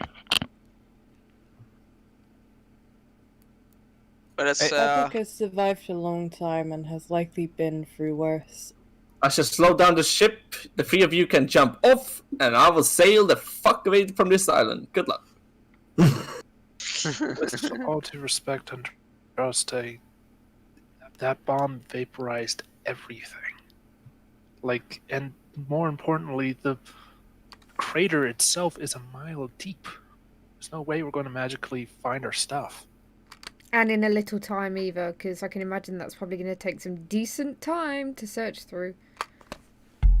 Torvin, we can try to sort it. It might just take a while for us to get it back, but Yeah. in that way of sorting it, that means we won't have to hang around and wait for it, if you get what I mean.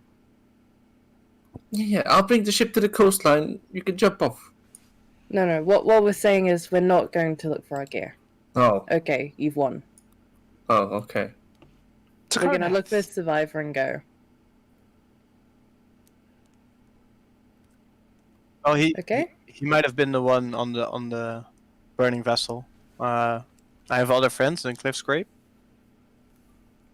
Listen, we're just gonna circle around the island. If you don't find him in one circle around the island, then we're just gonna go for it. Just leave. We are That's kind it. of wanted by Cliff Scrape, Go. so... that's good. I like that plan. Maybe we Perfect. can pick up the giant's armor on the way if we're circling Uh, on it anyways.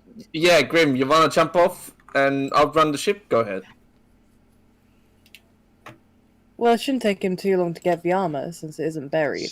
Just pick up and go. Torvin can go and help him carry it as well to make it faster. Yeah, jump off the ship. Why do we need the armor again? I'll jump off the ship as we reach the point where it is located. I'm not gonna walk around. Caroline will pull Rosie aside and say, it might be just because I'm new, but there doesn't seem a clear hierarchy within your group. Who's the leader of your group? There is no leader.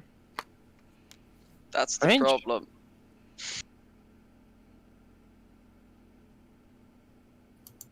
So how do you decide what to do? Well, it's kind of a group thing, really. Straws. Well, I don't know. I know Tristan doesn't like being bossed around, and neither do I. So we kind of just decide what we're going to do together. Neither do I. We Right, generally argue until we get to a point of agreement. It's Tough like, luck, I'm the okay, captain yeah. of this ship. but indeed, you guys call him the captain, so he's in charge, right? He's in charge while we're on the boat, but it is very much a group discussion thing or impulse thing. Whoever it is. And I'm really getting tired of arguing with you guys. So Alright, Yeah, we're not Captain. arguing. Just start sending the ship around. Okay, you've won. Thank you. I'm gonna keep lookout up here. Okay, so Tristan's in charge on water. I guess Rosie could be in charge when we're in the air. Who's gonna be in charge when we're on land? I think we're thinking too much about this. Are you asking the group in general?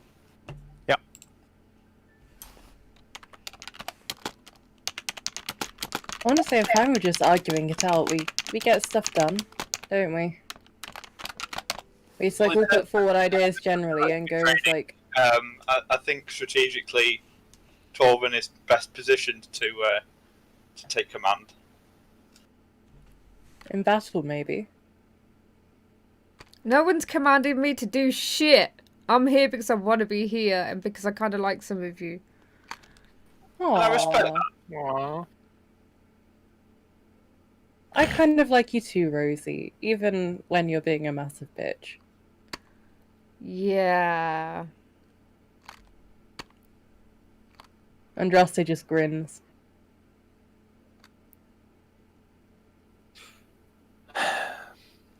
Torvin nudges Tristan and says, no matter who's in command, I guess you're just going to do whatever you feel like doing anyway, eh? Absolutely.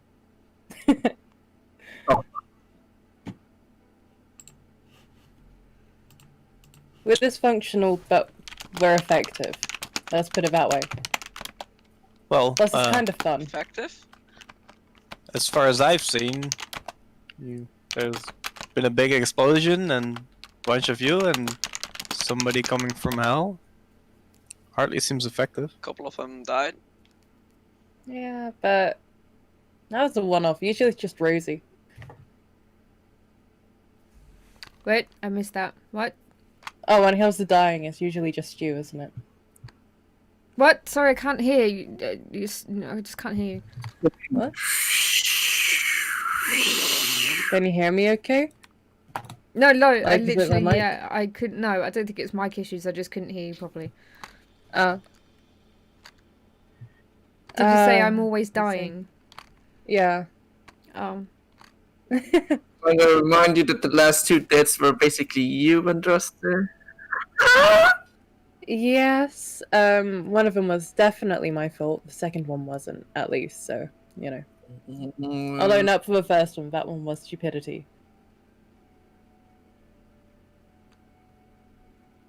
But hey, I mean, I gained a few things. She smiles down at Torvin. So, it's not all bad. You bring gifts for us? No? Wow. I can make gifts. Can you make Cyrus? Sadly not. I can't make Sephra either, that's a bit outside of my field of expertise. I haven't quite gotten onto organics yet. That's in the future though. But I don't know if it'd be right to, because if I made him, you could argue it wasn't him, because it would be like a clone of him. It wouldn't be his spirit in there. It would be a replica of his spirit, but it wouldn't be him. Even if I could achieve that. He will probably be happier wisping away through random trees and all sorts where he is anyway. Yeah. Anywho, It's a shame that he fell as well. He was a good one. Yeah. Yeah, I'll miss that old man. That smelly old man. Well, I won't miss the smell, but his personality was definitely magnetic. Even with his smell, we were drawn to him. Sounds like a wonderful guy. He was. He was a real fun guy, yeah. hey,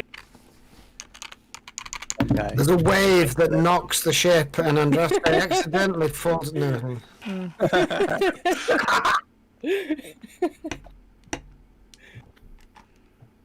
gonna get some rest. Wherever we're going, I'm still here. Tristan slaps Right. Breeze onto the front ship, tightens up the ropes, and smacks it. So, Captain He goes. Tristan, what kind of tasks do you have for me? Can I help out? Give me a moment. Let me just look at my ledger. Well, we did lose too few people, and I could have you on. Do you want to see your ship? Sure. Sure. Okay. I'll start teaching you how to see your ship. Okay. Make a survival check with advantage, Caroline. Tristan, make a perception check. Okay. As you're navigating at night, as the rest are either getting some sleep or having something to eat or enjoying some downtime, where are you intending to get to? Heading north, like this. Heading north around the island, just like following the coastline? Okay. Yeah, that's my path is showing. Yep. Under Breeze's power. So you can basically get all the way around the island to there by morning. Cool. Sorry to interrupt. Just GM, could I just have a quick? Yes. Yes, you want to speak to me? Yes. Ooh, secret. Time is it? It's coming up to 10 o'clock for us, so 11 o'clock for you. Midnight for me, so. Bedtime for kings. Yeah, nah, man.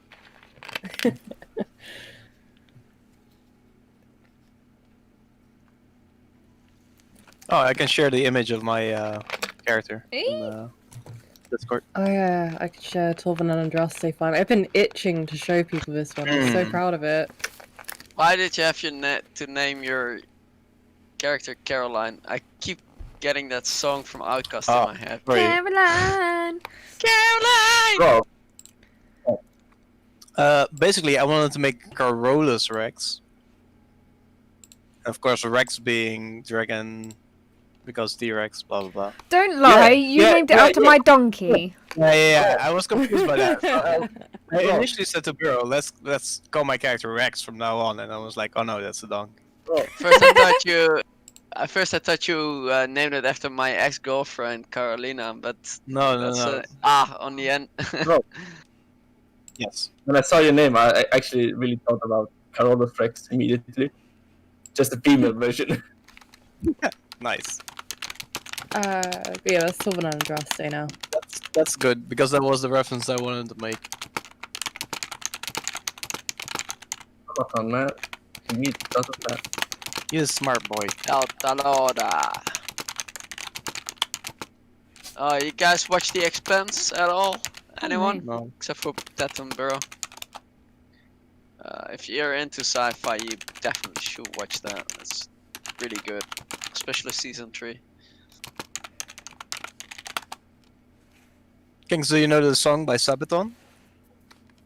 Yeah, man! I'm a fucking long-time Sabaton fan! Yeah. That was Yeah. inspiration for my character, man. Kings was the original fan. I got a shirt for Rosie, a Sabaton shirt and a mask. Yeah. So It's cool. very cool. Really? I still haven't been to a Sabaton concert though, but I'm still dreaming about it. Mm-hmm.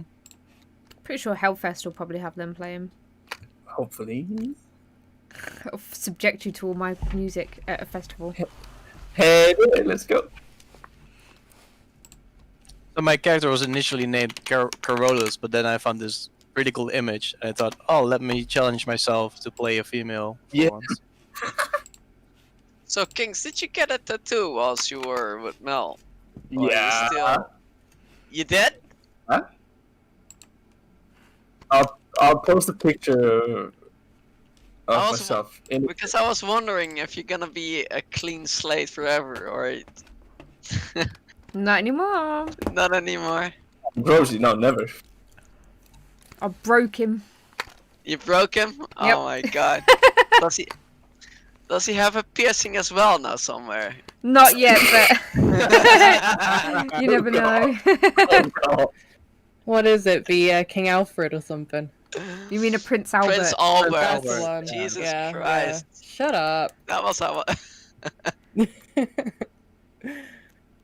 oh,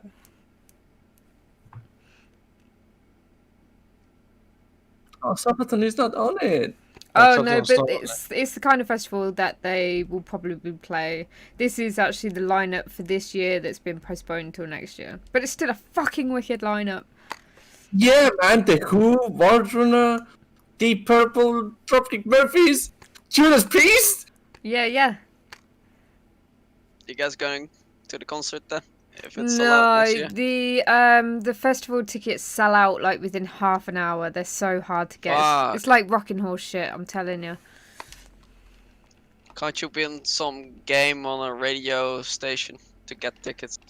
I don't know, maybe. I don't know. That's, But I know they're really expensive as well, but it's on my bucket list of things to do before I die.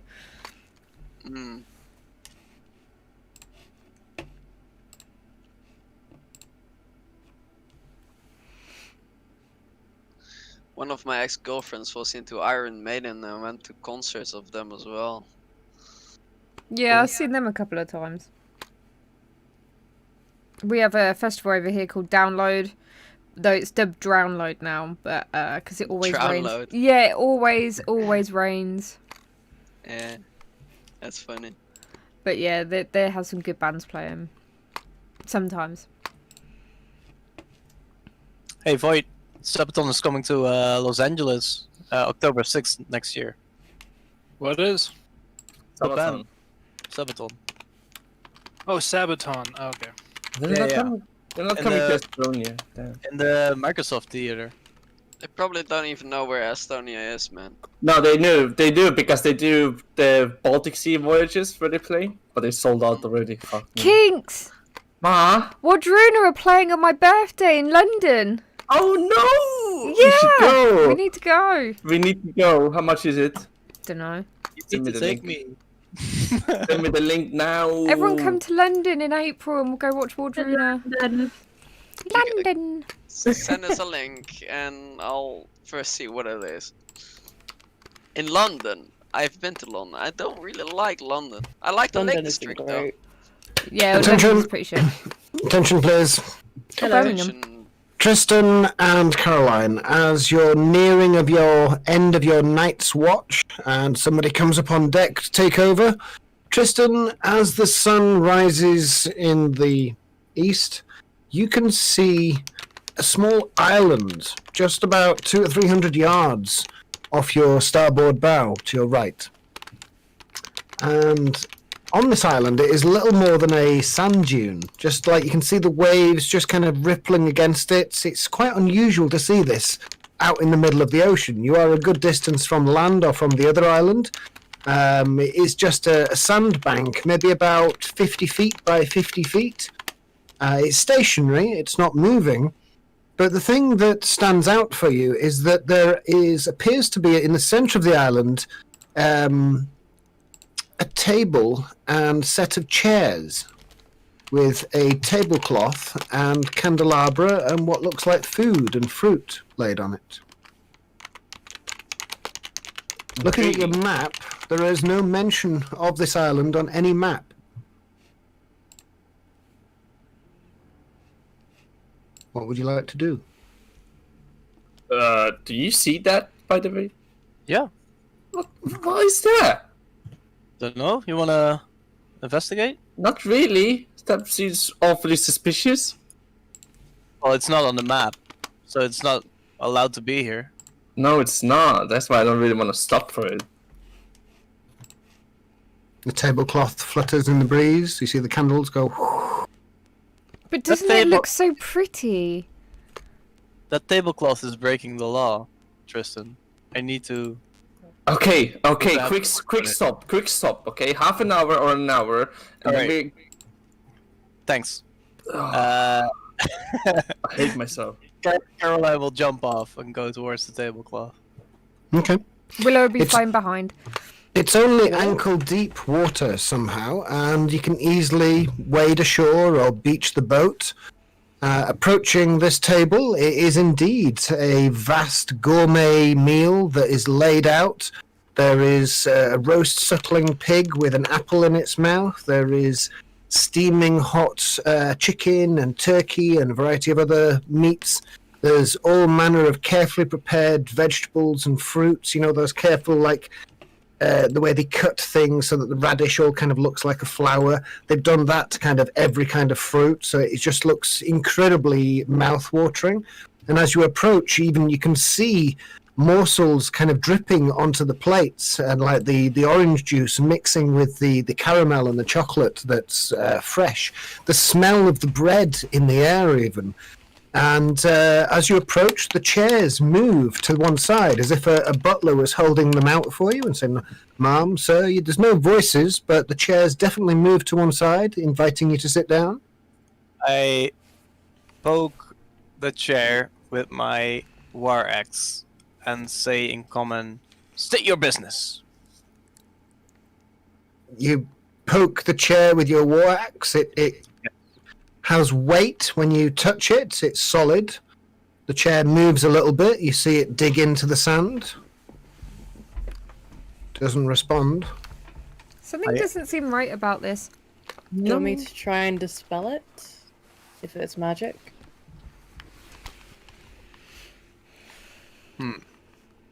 Yeah, just an idea. I can't detect it, but I can dispel it. I'll carefully go sit on the chair. You sit down on the chair. It's wooden. Could do with a bit of padding, but it's got armrests. It's well made, stable. You are pushed forwards a little bit into the position of the dining table.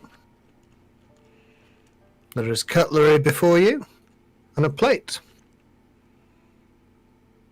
Nobody under the table? Can I check? Lifting the tablecloth and having a look underneath, it looks like a fantastically ornate table. Make a history check. Can I see all this happening? Yes, you can. You can walk up and see this happening. You're not familiar with the period of history that this table was carved in, but they were definitely skilled artisans, whoever made it. You can see little motifs and carvings of people working in fields. There's a bit of a cherub pouring out an amphora of wine and it kind of spilling forth across the lands, and then people kind of reaping everything from this pouring down the table leg. So it's very detailed and intricate. It's a shame to be covered up by a tablecloth, in fact. I cast detect magic. What's the range on that? 30 feet 30 feet? Okay.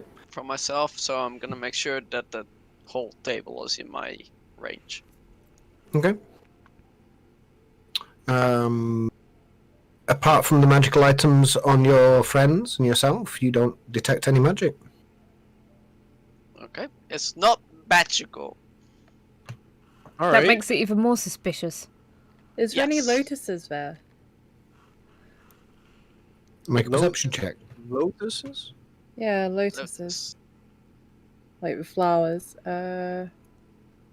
Not 20? What the Fucking hell? hell. Cheating. Devil worshipper.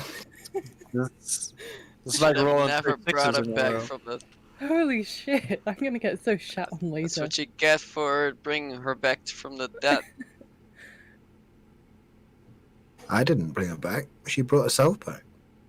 She signed a very detailed contract Ooh. with many clauses. It took me at least 10 minutes just to read it.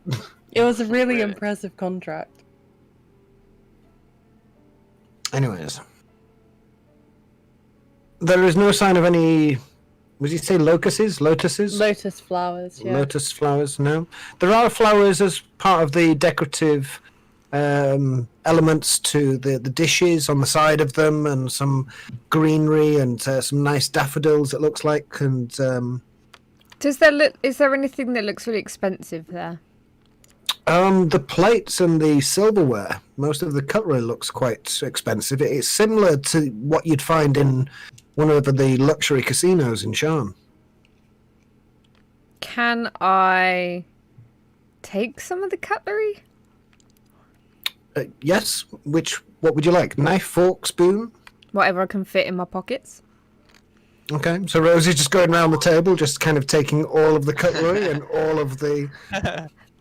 You clear out, let's say, 4 spaces on the table of cutlery. Wow, selfish. Have I been here before? Was this island here before? No, you've got no recollection of ever coming this way or seeing this before when you have been this way. Rosie holds a fork out to Grim and says, "Do you want one?" No, thank you. Well, keep your nasty comments to yourself then. Wow, Rosie sharing shinies. That's the first thing. Yeah, insight check. Mm. Oh, it will be a waste to leave this food here. It's been a while since I had a good feast. You guys want something? I'm not being funny. Let's all just use our brains here. I don't know if eating that food is going to be a very clever idea. Shiny though. It does seem like a gluttony trap.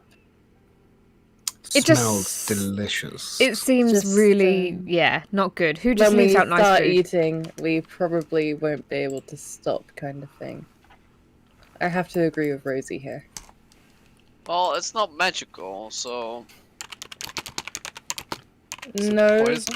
but it could be something in the food, something addictive. I could spend some time to check if it's poison. Grim, eat it. I can give me 10 minutes. Yeah, I was thinking the same thing.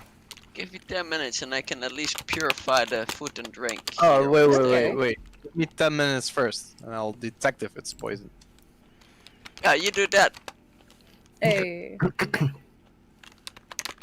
You spend 10 minutes of the morning then, detecting whether this is poison and disease as you start to concentrate, focusing on the food. The smell, it's really distracting. It's like, oh, that bread, bacon sandwiches, bacon and egg sandwiches, bacon sausage and egg sandwiches with brown sauce. Sorry, how much time did pass? He's casting it. Oh. He's in the process of doing it. Do you want to do something with those 10 minutes? Yeah, Tristan will be on the ship just looking around. Okay, Tristan, make a perception check. Where are you looking? From the top of Oh. the bloody ship. Yeah, Tristan, your ship is very shiny today. It's very clean.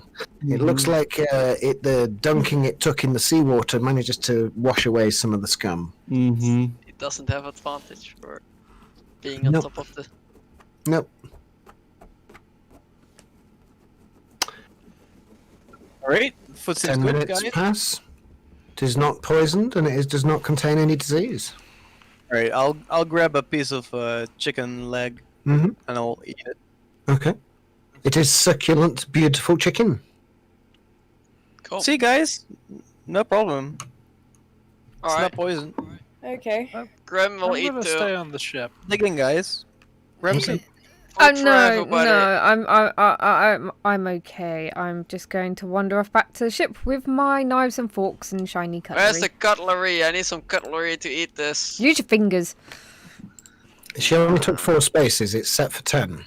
Oh, okay, then there's enough space for me then. Alright. Go for a second round, Rosie. There's more shinies there, I see.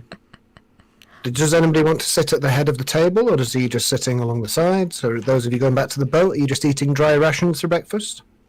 I feel I'm gonna this is- sit at the head of the table. Let's go. Let's do this. Okay. Yeah. It's a much more ornate chair than the others. It's still very nice, very well carved, but it's got a much higher back. It's got a cushioned seat. As you sit down, you feel it get pushed into your legs as an invisible force pushes it from behind as you sit down. You sit and you can enjoy the feast from there. Something tells me this wasn't made for us. I agree. There's just something really strange about this. So, Is there any letters on the table or any letters under plates or? Make an investigation check. It's gonna be like the you man. Cyrus then. Oh. no. Sorry. Too soon. Memory pathway is burnt.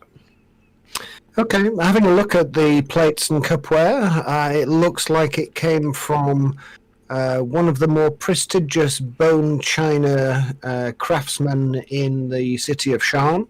They were made probably about 20 or 30 years ago, so they were made towards the end of the war, which is a bit unusual for somebody to be making such ornate, detailed bone china plates, cups, and so on. And it looks like all of the cutlery and things were made in the same artisan's shop. And you recognize the name. It's called Hamlin's. Have we Hamlin. used the name Hamlin's before? Oh, I don't think so. No. Okay. We do it now. For those of you eating, it is marvellous, and you can turn and wave back at those on the ship that are enjoying their dried biscuits and water. Hey, Rosie, the cups and plates are part of the set. Oh, that's the point. I start putting like the cups and plates into my bag of holding. Okay. You pick up 5 sets of cups and plates, put them in your bag of holding. I make sure to eat and drink my to my full. Okay. It's delicious. When you eat food, it does not reappear. The plate stays empty. Aw, alright. I stand up, let out a burp with a bit of fire behind it, Mhm. and say, alright, ready to return to the boat. Tristan, shall we continue? Yo. Okay. Oh man. I pat the chair, thanking it, and I walk towards the boat. As you step out of the chair, it magically slides back into its nook, its position, perfectly aligned with all of the others. When you put the knives and forks down, they would also align with the plates and make sure they were all neat and tidy. They're still dirty, having been used, but they're perfectly aligned. Even if you scatter things across the table, they would immediately find their way back to where they belong. My hair is annoying me. I need a haircut. Being a lawful peddle, then I'll leave 2 gold pieces on the table. Okay. Anybody else doing anything? I'm gonna head back to the boat. Wading back through the ankle-deep water, Hello. Hey. jumping onto the boat. Hello. Anybody else? Kitty. Kitty. Kitty. Kitty. Let's mark this on my map. We might want to return here. It was pretty good breakfast. So we have no idea who or what brought us here on the beach. Well, Or the in the water. silverware and the plates are from Hamlin's. It's quite a prestigious, prestigious set.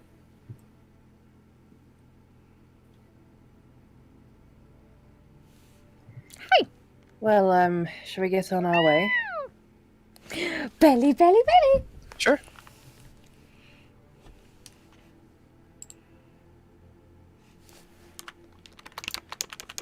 She looks to the captain. Is everyone happy then? Do we have to take any more stops? Yes, How's- the giant's armor. No, bye. To Karnath. To Karnath. As the last of you steps aboard, you look back at the dining table and it's no longer there. Is the island still there? That was it. Okay, Grim is gonna do one final check within his mind. Was this a gift from the traveler? Make a history check. With advantage, Grim. History check with advantage. Mhm. Not today. Struggling, really struggling. You're like, I've seen, there's something about this reminds me of something, somebody, somewhere. Not sure what it is. Rosie, Lady, I ain't. as you sat there eating your dry crackers, you get kind of a whiff of mushrooms. And you look down. Your arms are covered in small, tiny mushrooms. Oh. And as you think, what the hell's going on here? They all sprout tiny little feathers, wings, like your spidery little fairy wings. And they all flutter up your arms, taking off. And as they reach your shoulders, the pauldrons, the outer encasing, detaches. And you're no longer bound, if you so wish, to wear the mushroom shoulders of Cyrus. You can still wear them if you want. They will still boost your AC. No, she'll keep them on. She'll just try and stick them back on. Like, no, stay. They easily sit back on. They are molded to your body, but they're no longer permanent. The thousands of other smaller mushrooms drift into the sky, and each one twinkles with little stardust. Oh, I'm not gonna cry. And it's at that moment that you remember your connection to wild magic sometimes has delayed impact on things. And you turn to look back at the island as it slips beneath the waves. And this meal from the gods, unfortunately you didn't partake in. But your friends did. Nice. You just nicked the silverware. At least it gave me I don't need your something. food. You stole the silverware and the plates of the gods. Good job. Yeah. Was somebody it said- a hero's feast? Or... No, it was a god's feast. Oh shit! I'm glad I ate. Hey, I ate Ooh, too. nice. Those of you who ate the god's feast, roll 3d10. Okay. Oh yeah, that's a pretty You good roll. gain that number of temporary hit points for the next week. Hey. You are also immune to fear and terror, and you get advantage on any saving throw. Nice. Nice. So what do my knives and forks do then if they're from the gods? Surely if I poke someone in the eye with it, it's going to be good. You can use them to eat meals. Yeah. Grim and Catherine, Oh, you yeah. have the ability at some point in the next week to add 3d10 plus 10 to any of your single attacks. Oh You are supercharged by the power of the gods. You are glowing with energy. 3d10 plus 10. Remember that and say, I'm going to deliver the smite of the gods. You're welcome, by the way, because, you know, technically it's from the gods, but technically it was from Rosie too, so you're very much welcome. Meanwhile, Rosie's just looking at the knives and forks going, I wonder how much I can get for this on the market. 12p.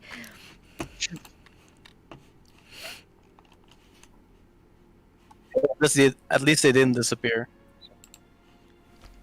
I think you upset the gods now by not eating their meal.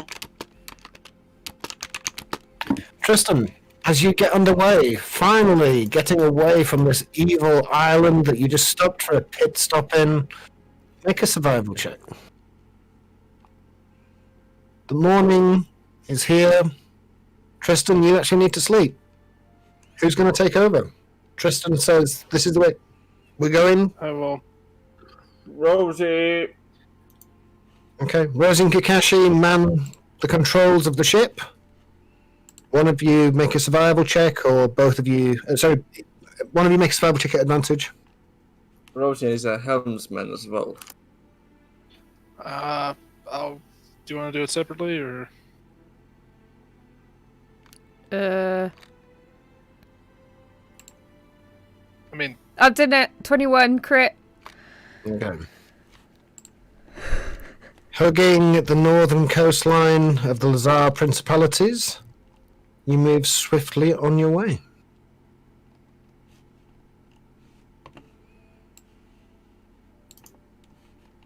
I'm gonna study my apple in my downtime. It's not an apple. Huh.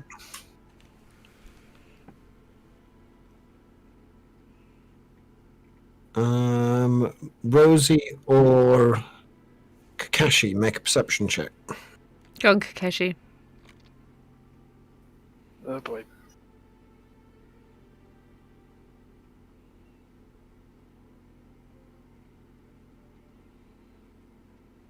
Kakashi, you notice it's getting colder. It's getting much colder as you push further north. You feel like the water around you isn't as warm as it has been further south. And you notice the terrain that you're following becomes more barbed, more jagged.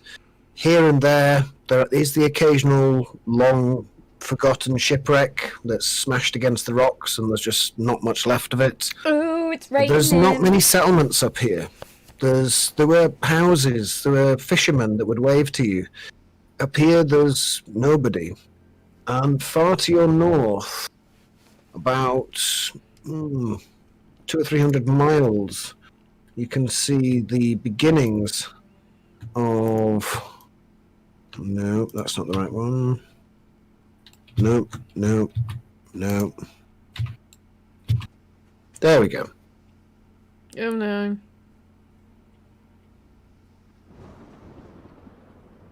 Oh dear. Incoming storm. Oh dear. So there is a storm approaching to the north.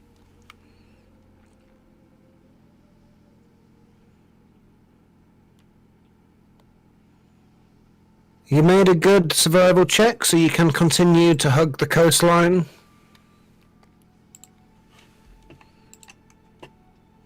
Oh, that's cool. What is your ultimate destination, guys? Carlacton. You mean Karnath? Karnath. Karnath is the region, Carlacton is the city we're going for. Yeah, Yeah. it's a long way. So we're not gonna attack the dwarves? No. We only attacked them once! Yeah, but they might hold the key. To what? The Death Star I told you about. We're not going on single people's adventures.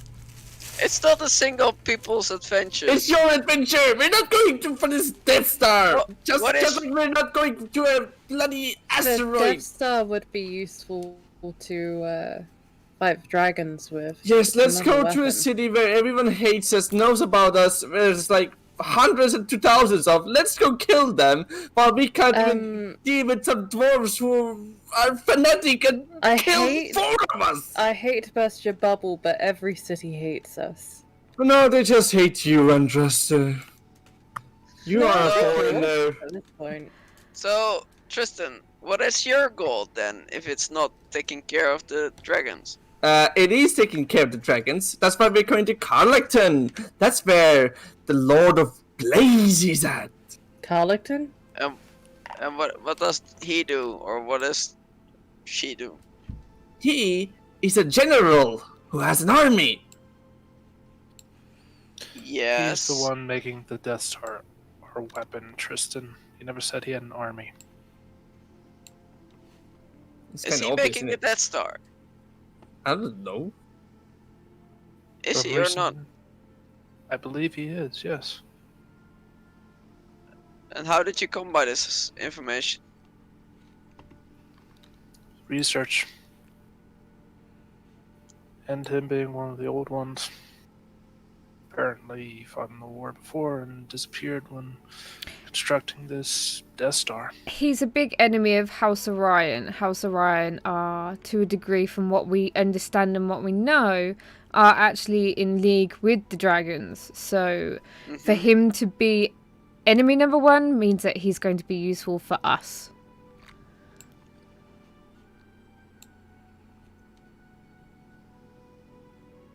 Alright. So that's where me and Tristan thought that we were going. Okay. That was the original goal. It changed? No, just saying it was the original one. Well, I don't know what's wrong with you. I was sent here to Eberron to find the plans to the Death Star, basically. To be able to build it and take care of the freaking dragons. Well, Grim, do you want me to come close to the shore and drop you off then? Well, I'm no, I sure- mean, the guy that we're going to see, if he knows about this Death Star, then can help Grim as well. Yeah, exactly. Alright, then let's go there first.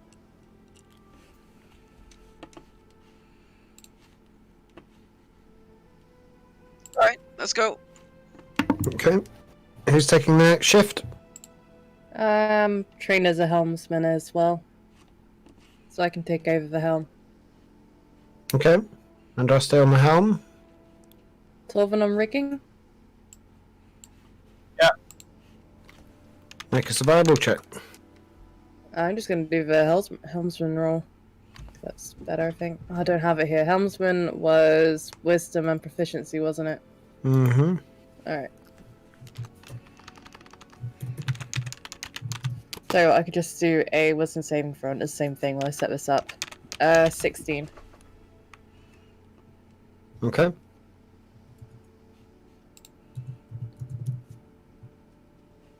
I still need one of you to make a survival check. There we go. Torvin to rescue. Okay. Hugging the coastline, you do get pulled a bit further north than you would have liked. By this point, you would have had to switch to normal wind power because breeze would be nearing a rest. And the sun would be starting to set. Pushing on through the evening. Does anybody else want to do anything on board whilst we're zipping along? Nope. Andraste, make a perception check. I can't fucking believe it. 4 for 4. Wow. You're never going to see anything ever again. You're blind. I'm actually checking the roll again, but I know shit. it's ridiculous. Doesn't make sense. Glancing to the south as you just go around the corner of this main landmass, this very barren landmass that you're following along the side of, with the storm that looks like it's brewing into something nasty, but still not coming any closer to you to your north. Glancing to the south, you can see hundreds of tiny specks descending from the sky on Traglorn Island, or what's left of it. It looks like you left just before the dragons decided to pay an en masse visit. But Torvin. Put out any lights.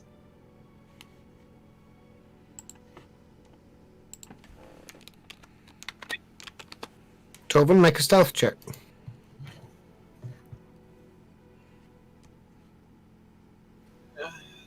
Okay. Lights are extinguished. Rosie, Pretty good, I can see in the dark. Rosie, roll a D100 for me, please. I Uh-oh. read the roll. Uh-oh, Shaggy.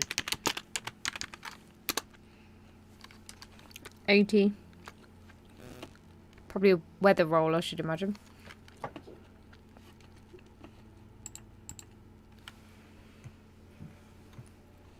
Okay. Torben, make a perception check.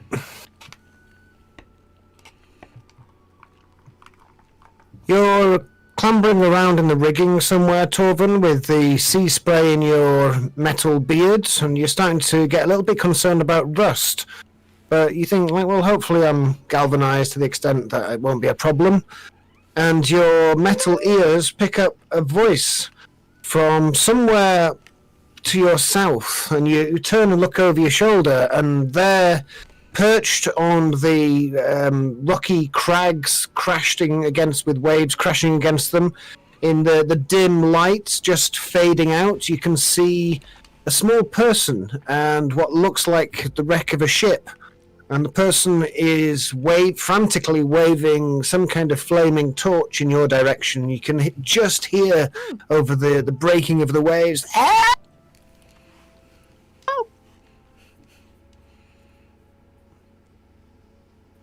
Someone is in peril. We must help them. Andraste. Yeah. Okay, I bring the ship around. Okay. Pointing out this stranded person on the rocks, you bring the ship closer, Kitty. angling towards them. Make a helmsman check, Andraste. Okay. Helmsman. 22. You do not smash against the rocks. Yay! You safely bring the boat alongside, and you can see a woman, human, fairly old, and she's clad in grey brown robe. She's got a shawl around her hair. She's got these grey hairs kind of tucked under her shawl, and she's waving a torch in the air going, "Hello! Help! Help!" We're here to help. Calm down. Oh, thank you! Thank you! I've got a few things. Can you help me? I need to get to Tantamar. Does he have a spoon? A spoon? Make a perception check. Coming on deck, you look at the old lady on the shore. It's a very precise and odd question. She doesn't appear to have any spoons on her, but Rosie has got several spoons. And forks. Finger bobs. Never mind then. Keep going. Okay. Okay, Grim, do you mind helping her? I'm not too sure about Torvin and crossing water when he's entirely made out of metal. Sure, I'll help. You know, the whole, like, sinking thing. Okay. How are you going to get her off the rocks onto you? I'm just gonna wade through, and I'll carry her on my shoulders. But before I'll take a rope touch... with you in case of the current. Sure. Okay. Tie a rope Um, around your waist, Grim.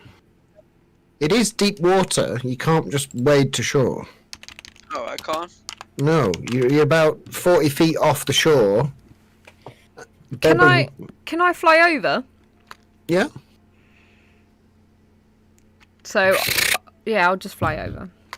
Rosie takes off, flies over. Do you I'm want to going land? to stay on the helm. Okay. Do you want to land, Rosie? Yeah, I'll land. You land, and the woman's no longer there, but there is a light from below decks of her ship, which is slowly, like, rocking and getting smashed against the rocks. Oh, it's here somewhere. Can you just give me a minute? Hang on.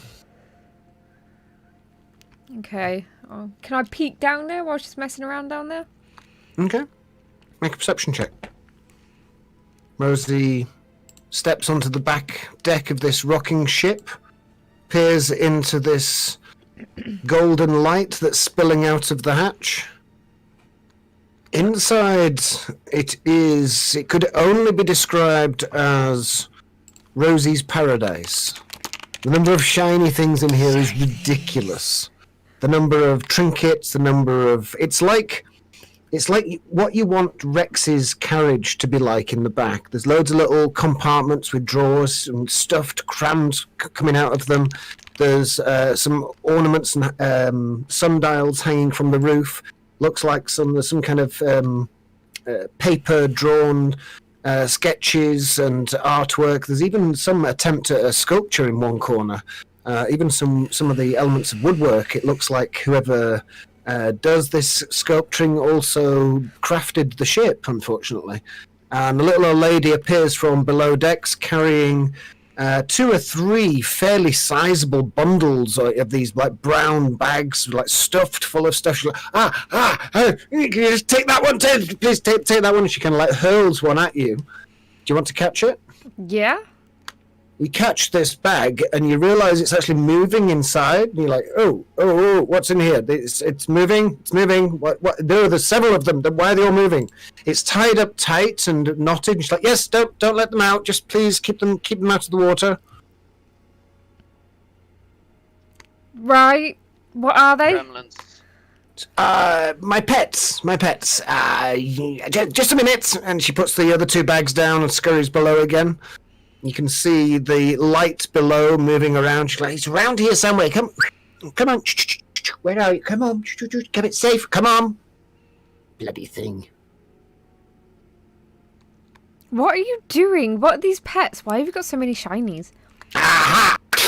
Yeah, this metal door close, and she comes up holding on a pole what looks like a bird cage that's dangling from one side, and she's holding it The pole's probably about 6 or 7 feet long, and she's holding it high up, so that kind of emerges through the hatch before she does. And it's quite a strange contraption. It is essentially just a bird cage, but inside there is a creature that looks like it's made from hands. And there are a series of overlapping hands that are kind of scurrying around, kind of in a spider-like way. But it clearly has probably about 30 to 40 fingers as legs, and as it kind of like scurries up the side of the cage, it clings onto the side, and you can see where it would have a mouth in a spider's form. It has 2 or 3 little beady eyes that are kind of peering at you, and it darts from one side of the cage to the other, forcing the cage to rattle. As she carries it up through the hatch, she kind of like puts it on the ground. I knew I'd get the bugger. Right. Get these bags, and like slings the bags over her shoulder.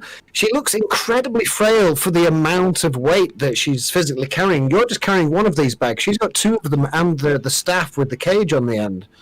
And she looks at you. Right, how are we getting back to your boat? Are these things dangerous? What the hell are they, and why are they so gross?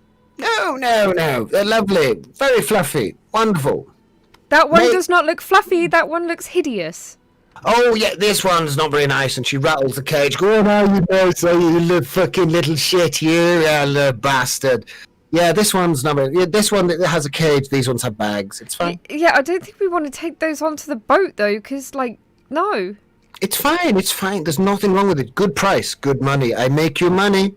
You like money? You like shit? Here, look. And she opens a drawer, and the drawer's a small oblong drawer, probably about 2 or 3 feet long, and she kind of pulls it out, and it's just crammed full of silver coins. And she's like, this is my chest. You can have, I think, and she quickly counts, 2,000 silver.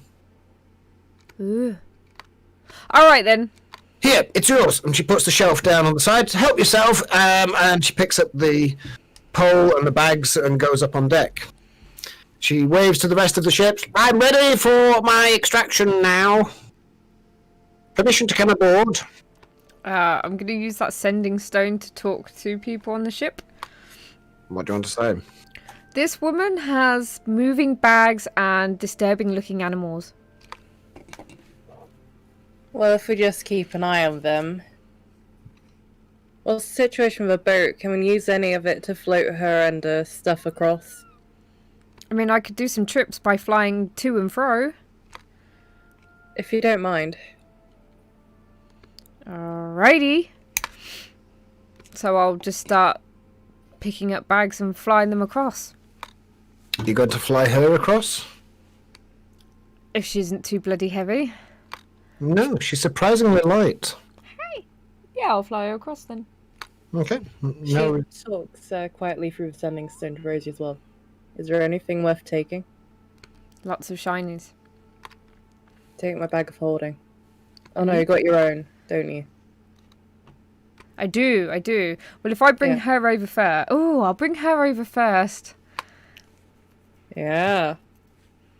I mean, she's got to pay a toll, hasn't she, for her rescue? True. Good morning, guys. What's going on here?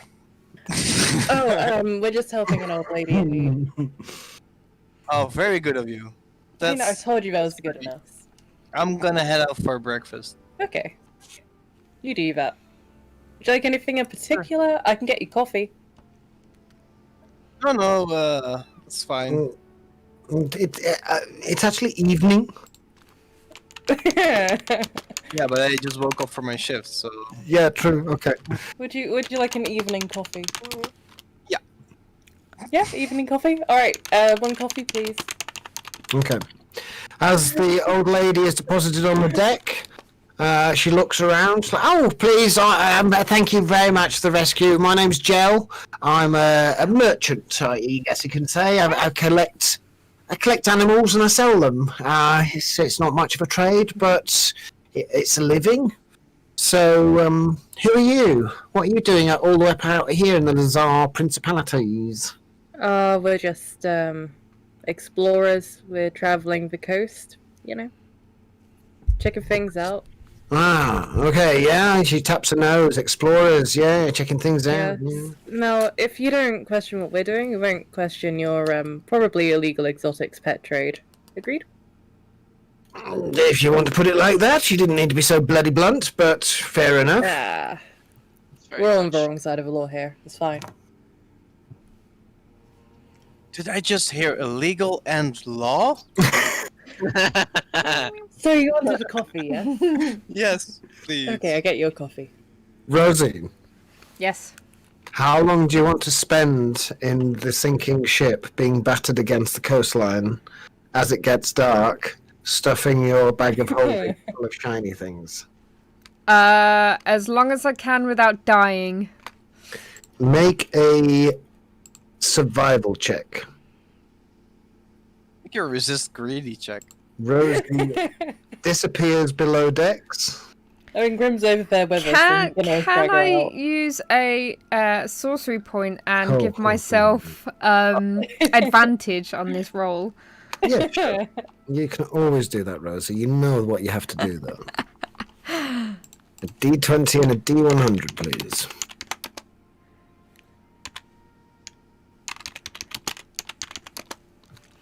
Oh, a 7. 7-11. 7-11. What was the 7 on? 7 was on the On the 20. D20, Okay. luckily. And then 11. An American supermarket appears. Okay. Will be pretty random. Okay, Rosie. You start. Where do you want to start? In the most shiniest place of them all. Okay, that's probably like the main deck that she showed you at, where you were talking to her, not below decks. Okay, you start shoveling silver into your bag of holding. You find a bit of gold, maybe a bit of platinum as well. You find some ceramic ornaments. Looks like it's from some kind of collection based on cats.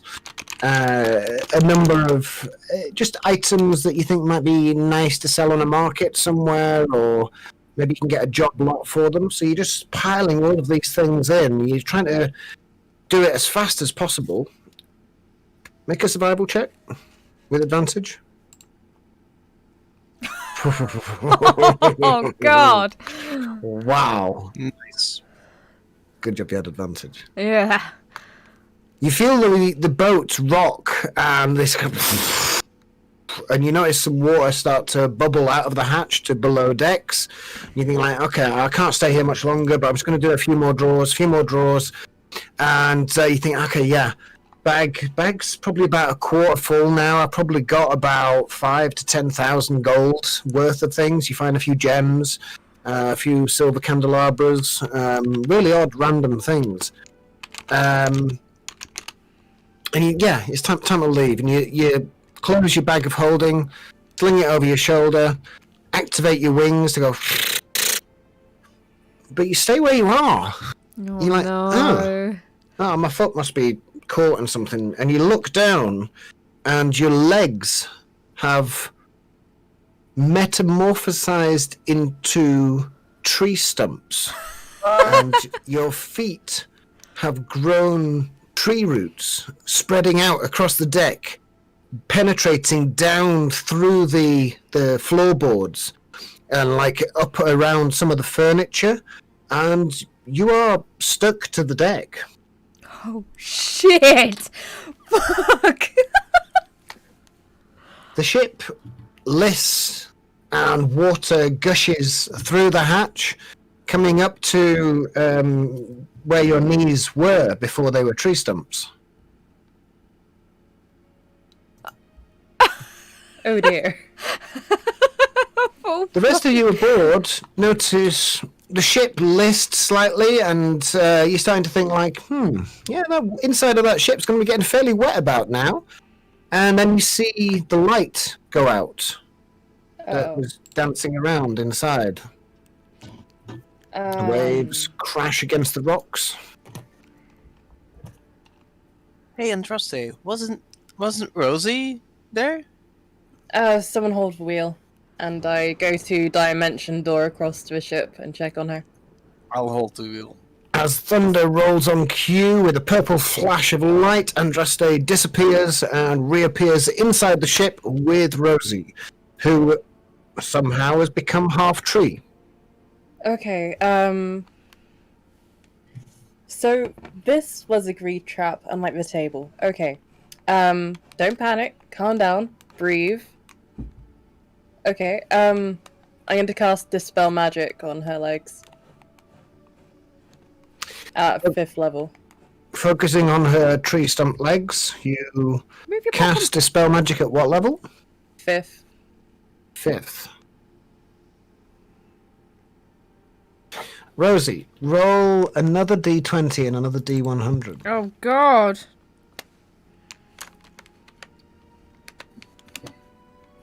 Looking 14 on down. 20. Okay. 57 on D100. Looking down at your legs, or the tree stumps, as they slowly retract back into your body, your legs come back to you, and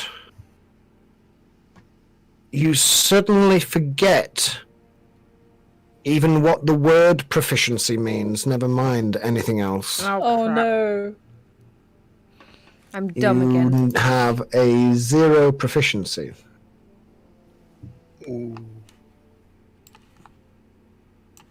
But you have legs. Then I dimension door both of us back to the ship. With another flash of light, you back aboard the ship, just in time to see it slip and get consumed by the waves and smashed into matchwood on the next 2 or 3 waves that came in. Okay, I'm really sorry about you getting into danger there. Are you okay? I have shinies. You're okay then. Sweet. I need a rest. If you're okay with... I know you were resting, weren't you, from taking helm? I could stay on helm for a bit, but I need rest at some point.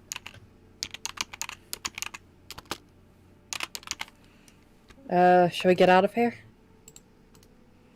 And I go back to, like, take control of the helm.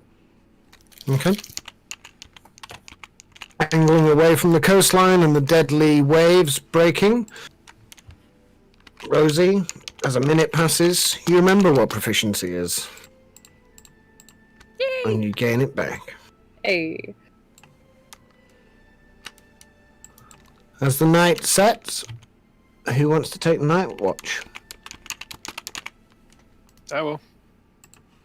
I need to come off the helm, but I can stay up and keep watch.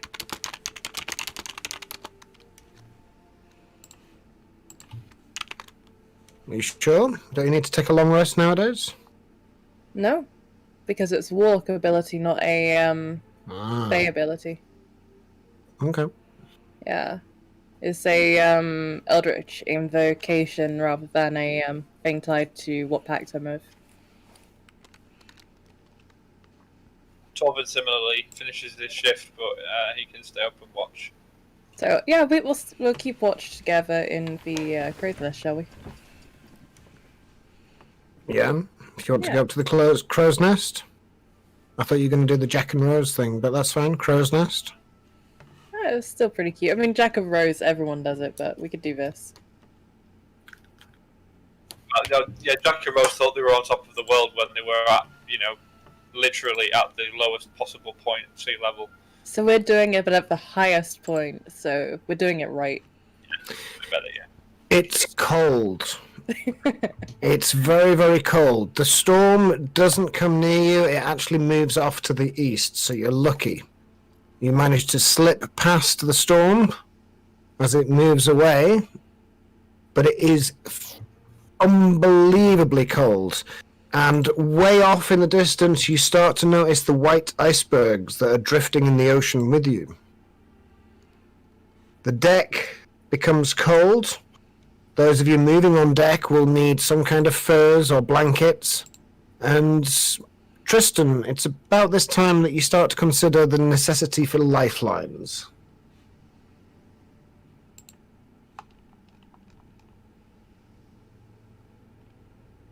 Yeah, bring out the lifelines again.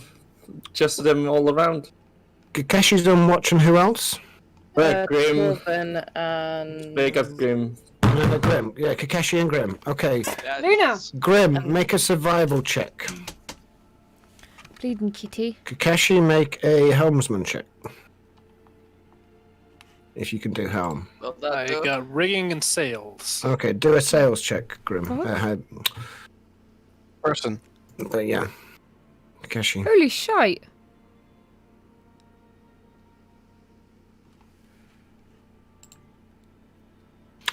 Travelling through that night, you realise, Grim, that this ship is actually quite impressive. It's modified from some original vessel. You would have quite liked to have seen the original vessel, but this is what is left of it, unfortunately.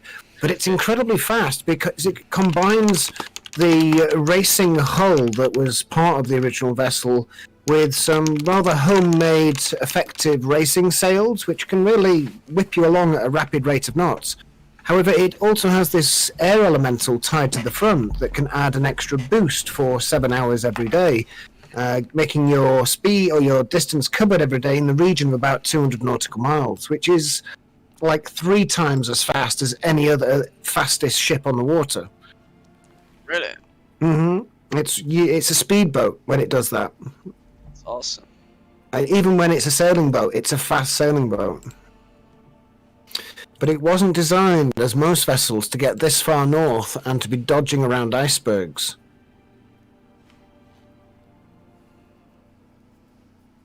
Oh, the hull is fragile, basically. Some form of fiberglass.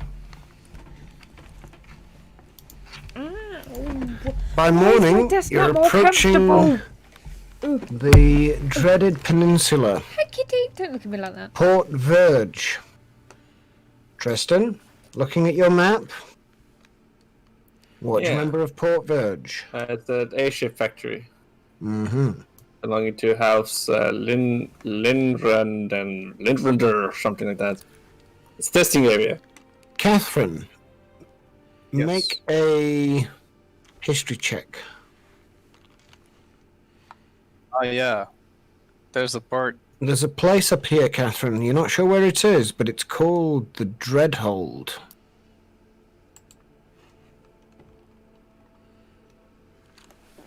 We're close to the Dreadhold. You sure we want to be here? Close to what? Dreadhold. It's the island. Up left. We have to pass it? I'm sure their hospitality is second to none. What's the dread hold? Do I know? I don't know, right? Yeah, you do. You've heard of it. Tristan, you've heard of it. Anybody on Eberron's heard of the Dreadhold? Have I? Yep. It's similar to the Dreadwood Isle. The Dreadwood Isle is where you send the bad people. Murderers, rapists, child abductors, those kind of people. Oh, that's the first time I'm hearing that.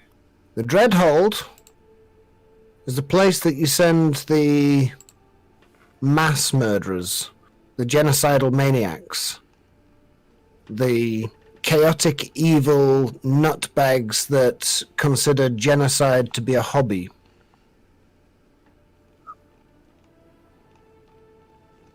The Dreadhold is also the place where these vile instruments of civilization and whatever race they hail from are put to alternative purpose of being badass motherfuckers that fight everybody all the time, every day. So those that are still alive there are pretty powerful. And it's only advisable to even think about entering the waters of the Dreadhold if you are one of them or you are capable of taking them on. Captain, if I may advise, can we go around this? Take a longer curve around it. We don't have to hug it. So, yeah. I'm all up going around it. So if you check the map here, I'm just gonna point around it. Okay, so that's your intended course. Yeah, stick the hell away from it. You know, line of sight. Who's on the helm? Well, Kakashi and Grim. It's their shift, or is it their shift ending now? We're getting to the end of their shift. Okay, then it's gonna be Tristan and Rosie. Okay. Kakashi and Grim, you're relieved. Tristan and Rosie are on deck. The ship is in good waters, zipping along. Tristan, make a survival check. Rosie, make a perception check.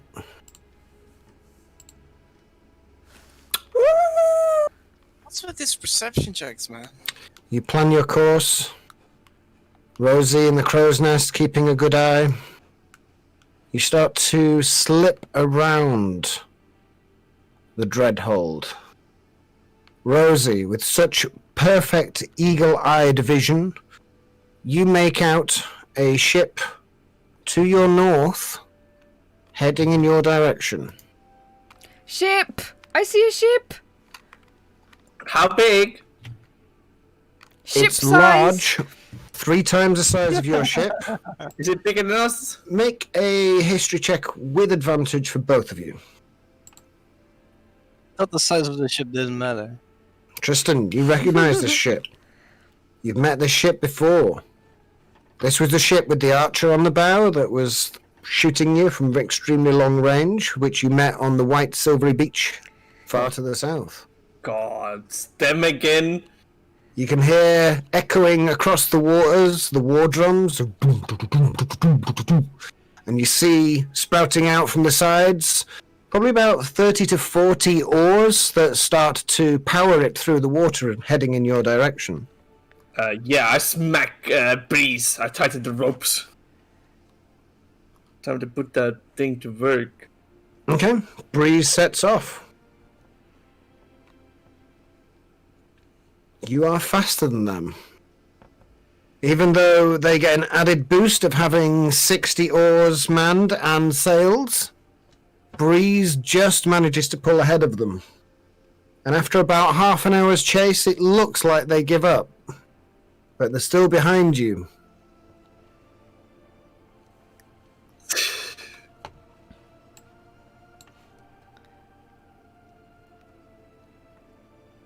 We need literally no stops, because if we stop, they're going to catch up to us, and they know where we are. Yep, we have to breeze through. I feel like they have a grudge. Tristan, roll a D100. Oh boy.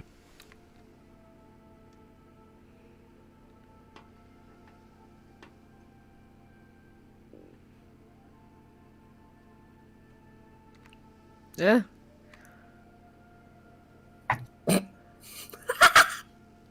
Six.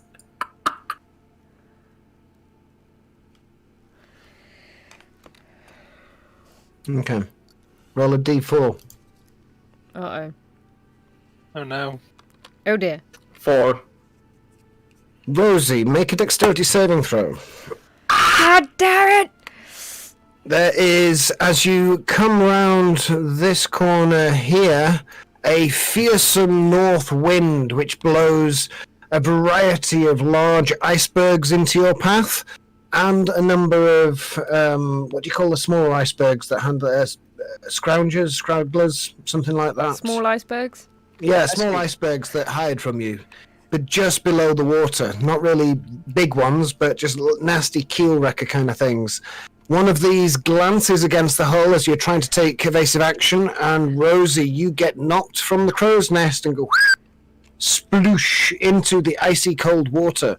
Rosie, what's your constitution modifier? Is that the big number or the small number? Small one. Small one, 11. No, the other small one. 0. By 11 would be 0. 0, yeah. Okay. You can hold your breath for 1 minute. I need you to make a constitution saving throw. You're fine. No problem. It's cold, but it's refreshing. It's nice. It's like very chilly, but sometimes you need to have a cold bath. Rosie has fallen over the side. Who has seen this? Tristan, you're on watch. Tristan yells on the top of the hill's lungs, "Woman overboard!" And she yells back, "I'm fine!" What does she do?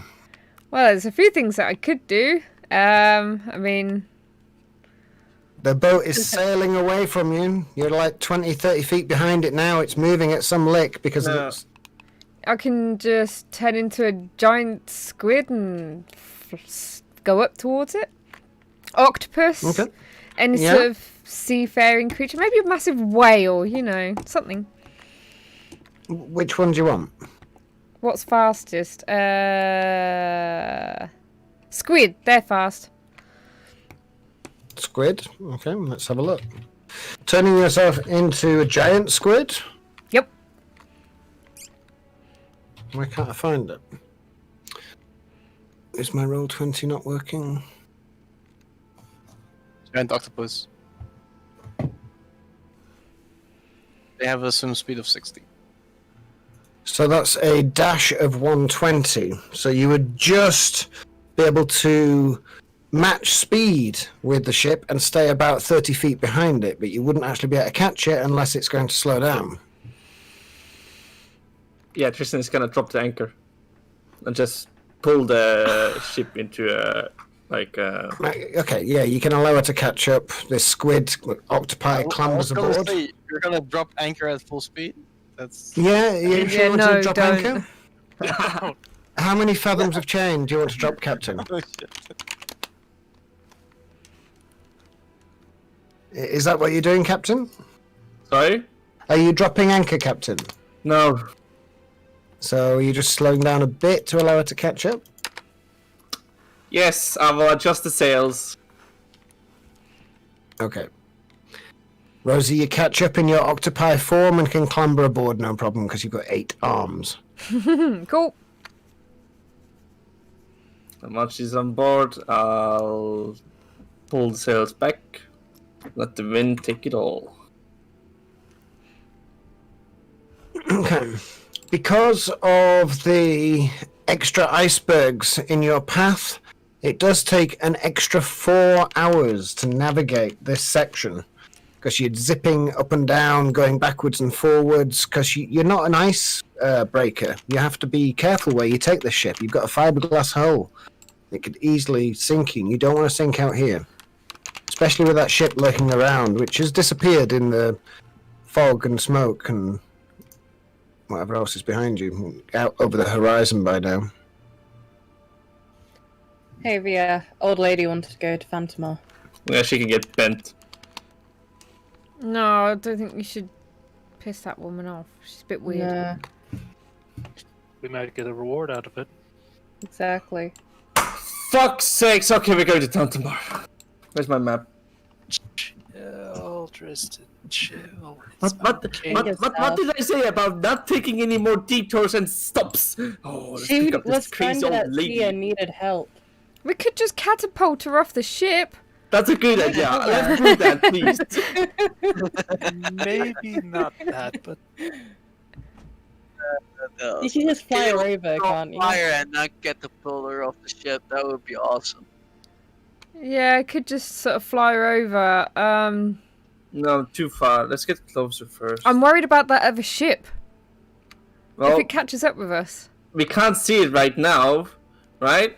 We'll head south to Tantamar. Hopefully, it's a safe haven. If that's not a safe haven, we're fucked. Tristan, you have heard of Tantamar.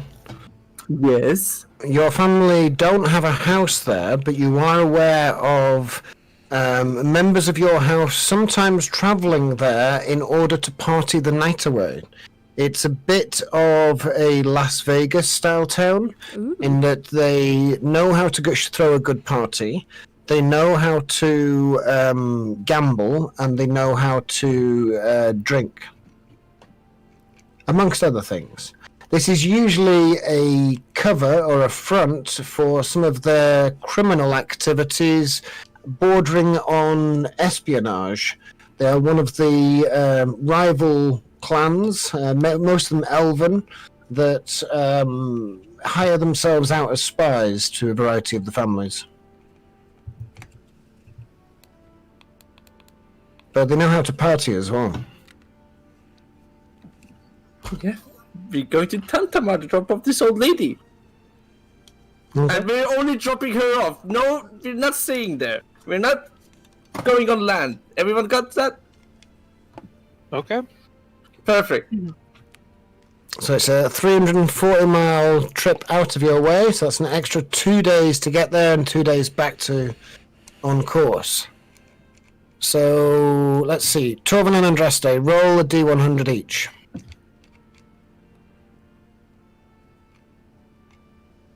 $24 and a 71. So the days are smooth sailing for this kind of weather. You do see a ship on the first day that hails you, and on board the ship are a number of scantily clad men and women, and the ship's name is the Lusty Crustacean. And this travelling brothel ship invites you to partake in its services. No. Yeah, with the name Krusty. Ah. They're crustacean like crabs, so Yeah, but even still, Krusty Krabs? yeah. God, no. They also sell burgers. Krusty It's run by Krab. like a sleazy old dude. And a Yeah. sponge. I prefer the chum bucket. Okay. So you pass the sailing whorehouse, heading south into Spring Harbour. It does get noticeably warmer in Spring Harbour. There's less icebergs, at least, but this seems to be because the water's actually slightly tepid. You can see it steaming as you pass through it, and this makes it quite clear as well. And you can see a number of underwater geysers as in water geysers, not geyser, that are the source of this hot water, hundreds of feet down. So it must be quite hot down there, and you can kind of see that heat shimmer wave that you look when looking into hot water. But Rosie, looking down into this wonderfully blue, clear water that you're sailing through, there is a statue. This statue must be about 200 feet high, and it is covered in gold. And it is this regal-looking man in armor that is holding his shield in one hand and a burning torch in the other. And the burning torch, it's below the sea level by about maybe 60, 70 feet.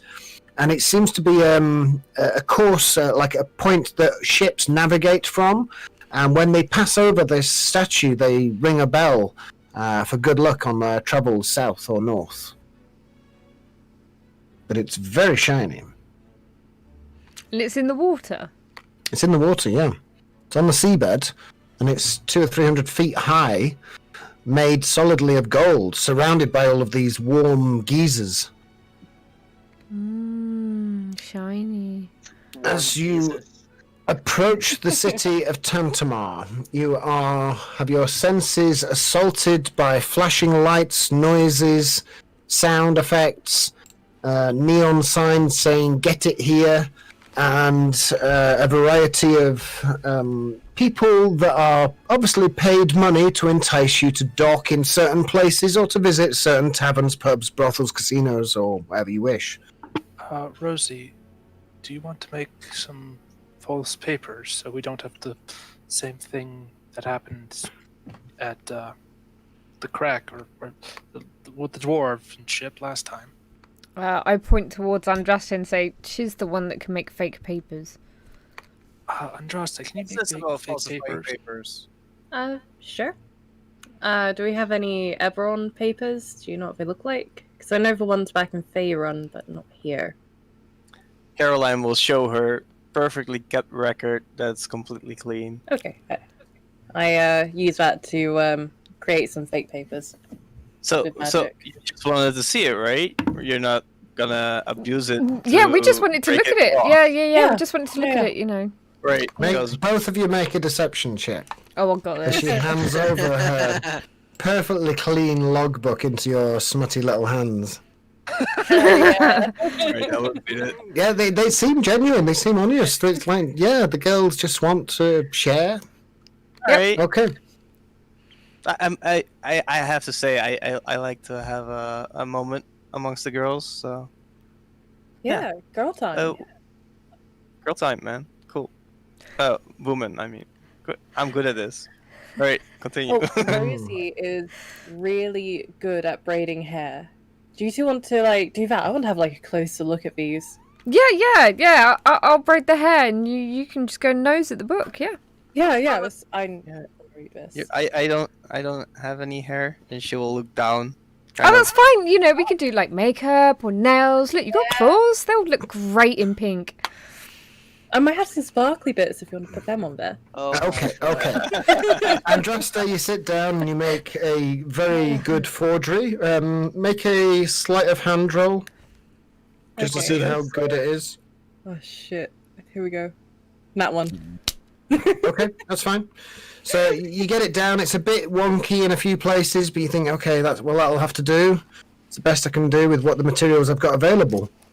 There are 3 docks that you can dock at: the left one, the right one, or the middle one. There are 3 people on each one. One's a dwarf, one's an elf, and one's a human. Come on, over here, mate. Over here. You want to dock here? You want to dock here? We got the best people. We got the best drinks. 2 for 1 on the drinks. You go to this casino. All you got to do is go in. We'll give you 2 free drinks, and the rest is on. All the usual banter that you get in Amsterdam. I was going to say, is it like Amsterdam? Yeah, it is. It's just the red light of Amsterdam. Should we ask the woman which one she prefers? Or best idea to drop off at? Yeah.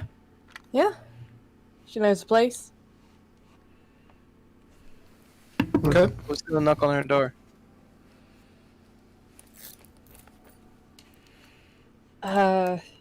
Torvin, you're good with the ladies. Go ask her. as a warforged? Yeah. Scare the crap out of her, you know? Yeah, oh, okay. I mean, Torvin, she's made of things. you going to knock on the door? Yeah, what am I asking him? It's her. It's the little old lady that you've shuttled here. Oh, right. The shipwreck. Yeah, where does she want to dock? Okay. Well, where do you want to dock? There's no response. Dup, dup, dup. Hello, lady! No response. Nelly at Tantamar. No response. Just walk through the door, you're big enough. What appears around the door? Okay. You walk into a room stuffed full of kittens. There are cats everywhere. All, half of them turn to look at you and go meow, meow, meow. And lying on the bed is the old lady. Is she dead? Oh. Torvin, you're a soldier. You've seen people die before. Looking at this old lady, you're fairly sure that she's left us through natural causes. Aww. Rosie just barges through and goes, kitties! Oh my god, cats? Where? Keep some kitties on board to, in case we need them to catch mice. I Yeah, am never leaving this room. Room full of happiness. there's a woman dead in the corner, though. Shall we see Kitties! if we I'll can just throw her overboard. Oh. give her a burial? Let's see. Be fine. Yeah. Well, We can give her some sort of rights. Okay. And we should try and sell the kitties when we get to Tantamar, I suppose. No, We're here now. No, we're not selling these. Are They're- the kitties they're our friends. evil? no, Yes. they're our friends. Grim pokes his nose into the door, make an insight check on the cats, Grim. One of them comes up to you and purrs and rubs itself against your leg. Doesn't Definitely look evil. Everyone draws a pentagram on the table. Alright. Cool. As you're looking around the little old lady's room, you do notice that the cage is open. No. Oh. What cage open? The cage cage with with the hands. the ugly hand monster thing. How would I know what that is? I've never been on a ship. Well, I'm telling you, it's hideous and gross and horrible, and it looks disgusting. No, Maybe if it Meow. had cat fur, it would have been nicer then. Meow. oh kitties, Meow. but kitties. Oh, Meow. Meow. Andraste is enraptured by the kittens. yeah. Rosie puts a couple of I- kittens in her pockets. I'm gonna use my ring of animal influence and cast speak with animal. Oh yeah, shit. What are the cats saying? Milk, please. I Milk. Milk. Milk. I make them milk. Cats are very happy that they've got milk. Aww. We have boat cats. These are going to be our friends forever. I know. What if the boat sinks again, though? well, Tristan's gonna be pissed that we, made this journey for nothing. So You go explain it to him. We're going to name all of these kittens and make them beds and give them everything they want. Yes, we are. We are slaves to the kittens now. I sigh and go talk to Tristan. Corbin is so cute and looks like you. It has your beard. Hey, Tristan. Yeah.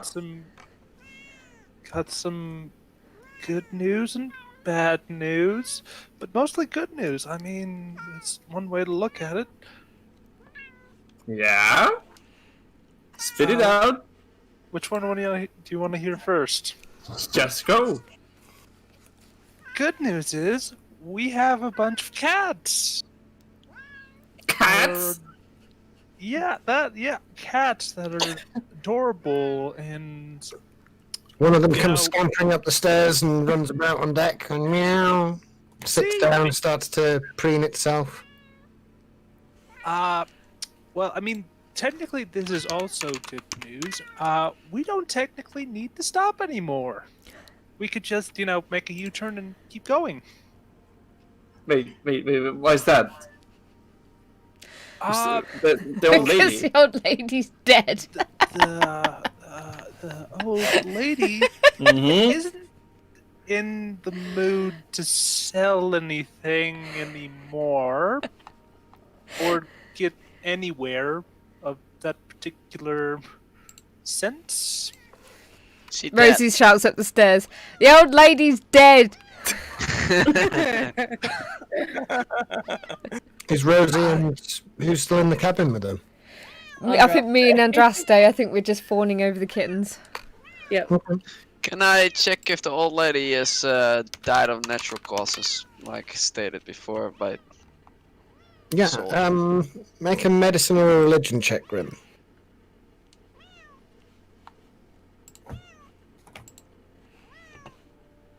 Okay. Stepping into the room, the woman has her eyes closed, her hands rested on her waist. She looks at peace. She looks dead. She doesn't look like she's breathing. You test if she's got a pulse. No pulse there. You try and move her eyelids. Yeah. They flutter open and she sits up. She's like, "What are you doing? Get off! Please get up! What are you doing with my cats? Put my cats back in the bag, please." And she starts picking up the cats and just ceremoniously just chucking them into this brown sack. No. Don't put them in there. What? What's the matter? Don't put them in a bag. They don't need to be in a bag. Cats go in bags. No, they don't. Well, how am I supposed to make money out of them? Sell them to us. Oh, What yeah, you- we'll buy them off you. Oh yeah, how much? Tristan walks Give it into the silverware. Tristan walks into the room with them and hearing all yelling, and he will be like, "How about we take you to the shore and that will be the payment?" And we get Fine. cats. Fine. No, You just agreed to it. You can't take it back. Done. No, I can take it back. No, I'm you not. can't. You can't. Where's my spider ant gone? She Yeah. points to the empty cage. I don't know where that ugly thing went, but is it dangerous? Because that thing was gross. Something is missing.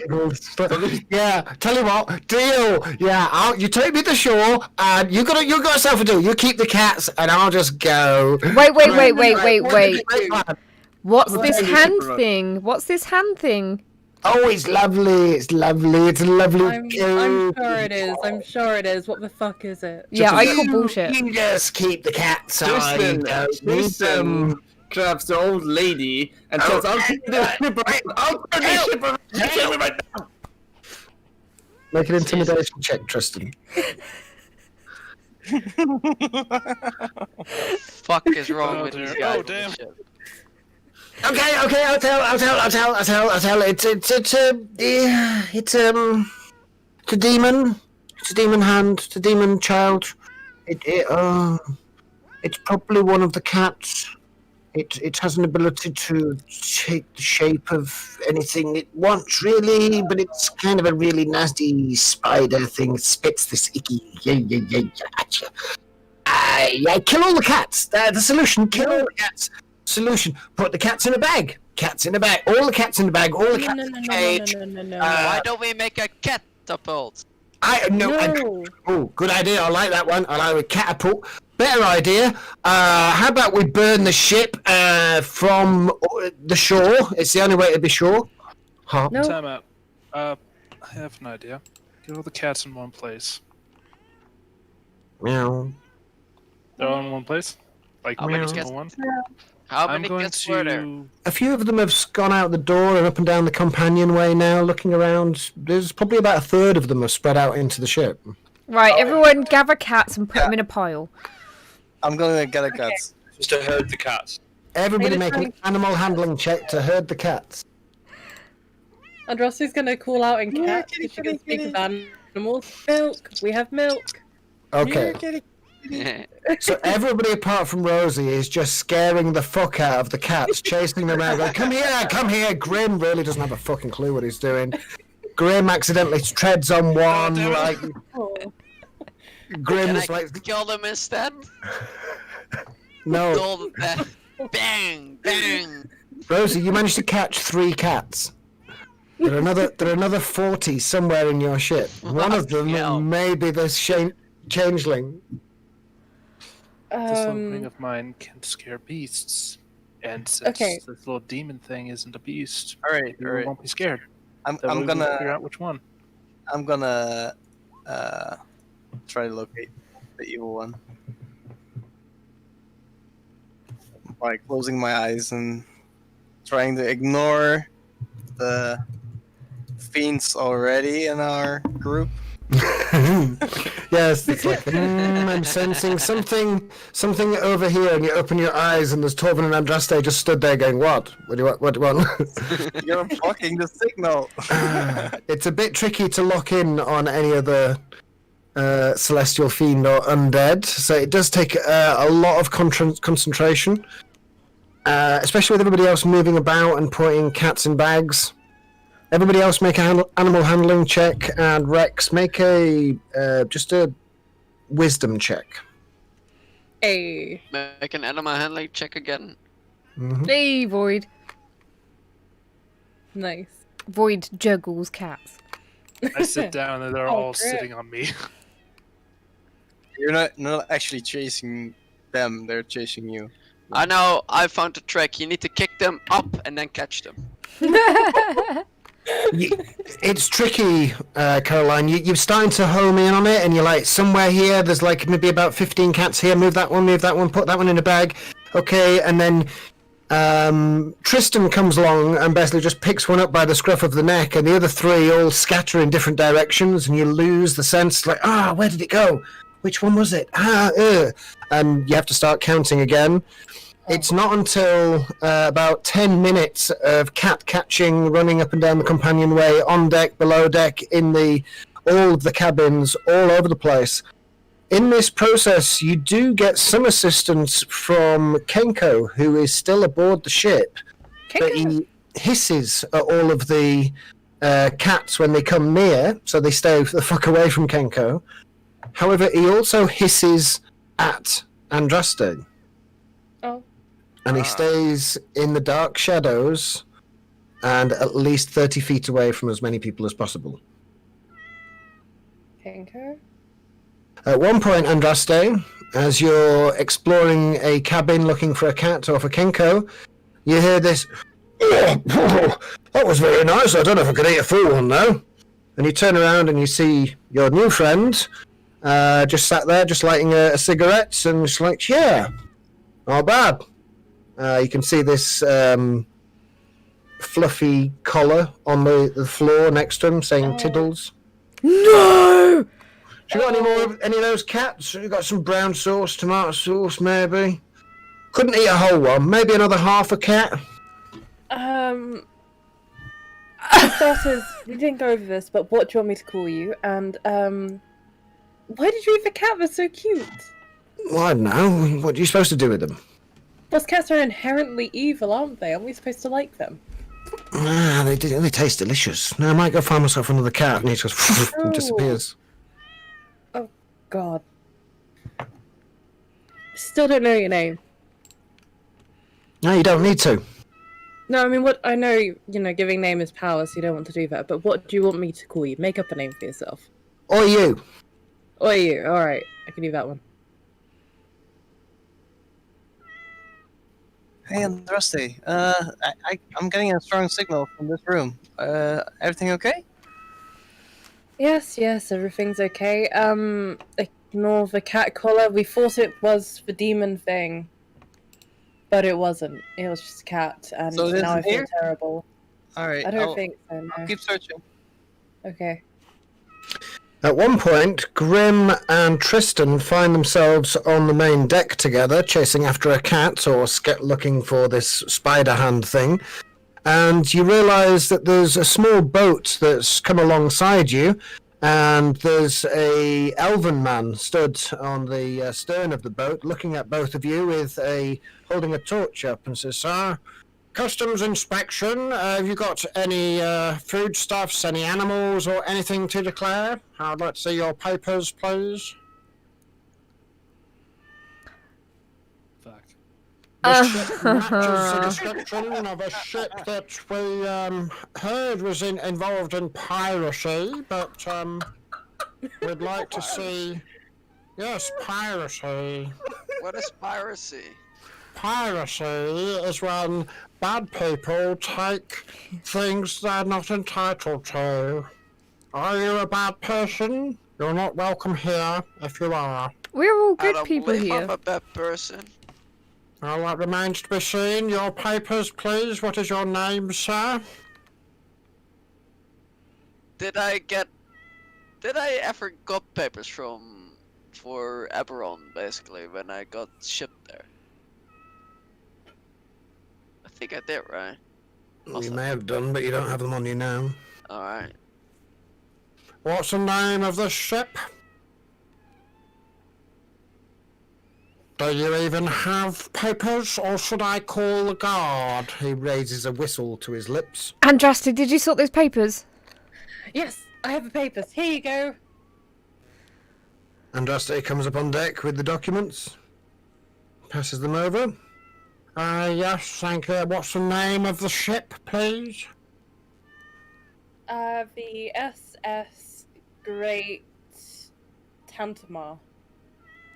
Oh, imaginative. Make a deception check. With disadvantage, because it was a crap forgery. Come on, Andraste. 12.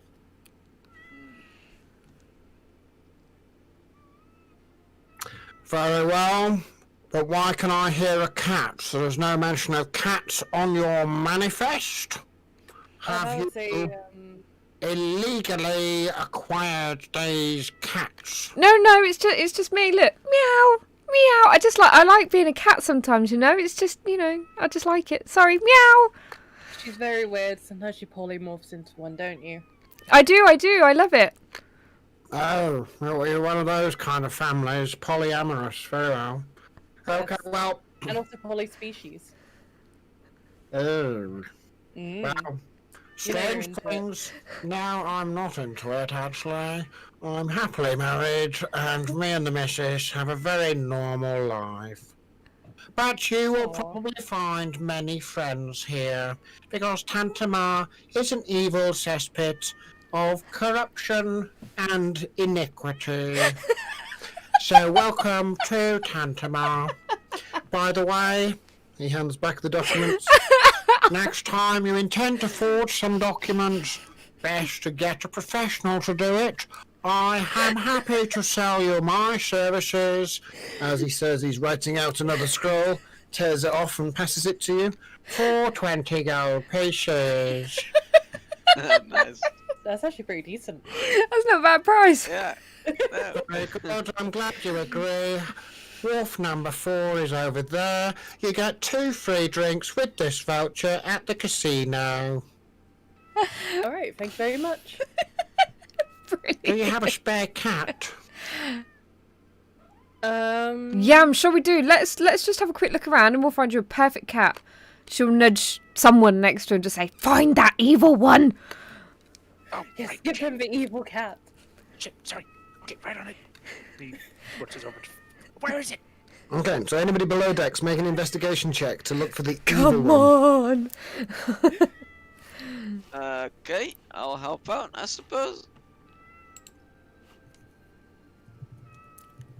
Not today. Kakashi. With Caroline's help, you manage to. Caroline's like pointing, going like, "Nope, not that one, not that one." And you see a dark black one with a white spot on its tail dart into a cupboard, and you think this is the one. You manage to nail it down. Kakashi, make a athletics check to grapple the cat.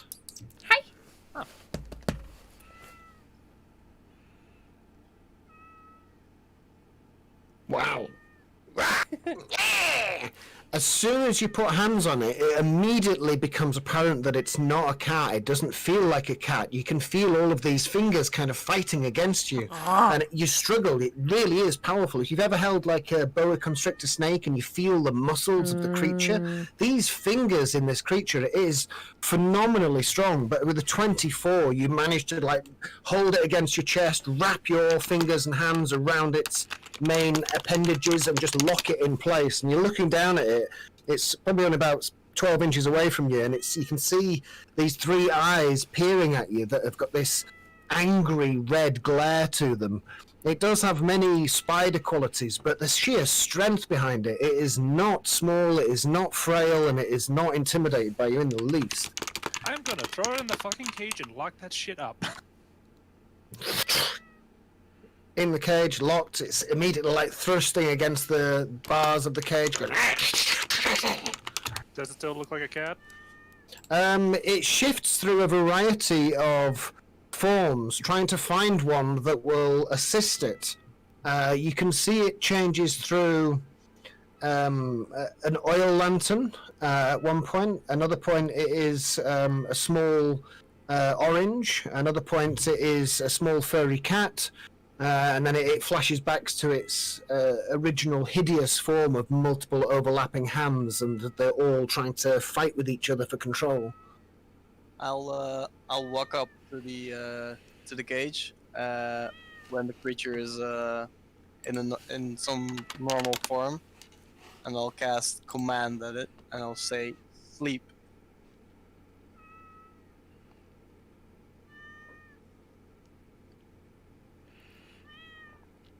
So I guess it's a wisdom saving throw, DC 17. DC 17 rolled a natural 17, sorry. Oh, And it kind of like throws itself at the bars, and with the sheer strength, it starts to bend the bars. It doesn't actually penetrate them, the bars flex, but you can see the power that it's putting behind this crush of the fingers trying to get to you and trying to find a way through the bars, but Okay, grab another cat and yeah, get it upstairs. okay, I'll pick up another cat. What do you want with this one? Just give it to Rosie because I don't think this thing is cheating back to its normal cat form. the little old lady comes in and says, "Oh, you found him, good, excellent, right, give him here." And she takes the pole and as many bags as cats as you can muster. No, don't take the cats. You can't have the cats. 50-50. You can have half the cats. How about all the cats because of the trouble for getting your thing back in the box? Oh, and fine. everything? Fuck it. All the cats. Here you go. And she gives you all the cats. Yay! I was going to give you the best half. I was going to give you the front half. I would have had the back half. But never mind. You can have the full cat. She takes the cage and goes up on deck. She looks at the customsman. Oh, where have you been? I've been waiting for you. Oh, dear. I was late, so... Well, okay, I'm here now. I've got the thing in the cage, so we get some money for that. I lost all the cats, though. Oh, don't worry, I made some money from selling them some forged documents. Oh, very good. Okay. Shall we go and have dinner? Yes, dear. I made jacket potato with cheese. Can the guy also forge documents for personal use, not for manifest for the, I don't know, Oh, for the yeah. boat? I suppose I could. What did you want? Just a normal Ebron name for a dwarf.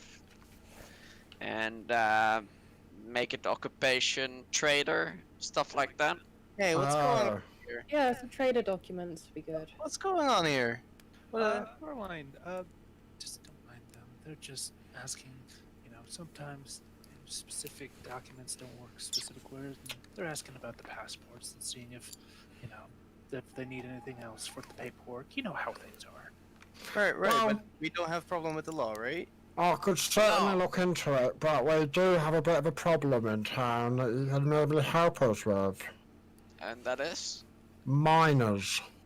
What kind of miners? Dwarven miners, your kind of people. Name? Do they have a name? The group? Yes, but I can't remember what it is at the moment.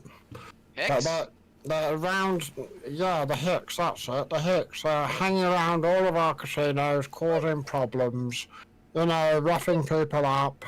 They're not very nice to our enterprising individuals. This will So, not stand. perhaps you could go and, rough them up a bit. Hi. Drop them in the harbour. I don't like those. Those took my official papers anyways. So if you could, forge some. Well, there we go. I'll make you Eberron papers and you can go and beat some people up for me. Ah, we can do Yeah. that, right? We can do that. Can yeah, I make but some Grim- papers for myself and Rosie? Do you need some? No, I still have my trader papers, so I can keep hold of those. Okay. Do Warforged need papers? Yeah. Instruction Okay, some manual. for a Warforged friend as well. Oh, Warforged, that's a bit tricky. I'll have a go. I don't know how good it'll be because it's usually all in binary code. But yeah, we'll see what we can do. Alright, well, Alright, as nice. good as you can do will be enough. Yeah, well, it'll take me a few days, so you're welcome to take a room in our casino.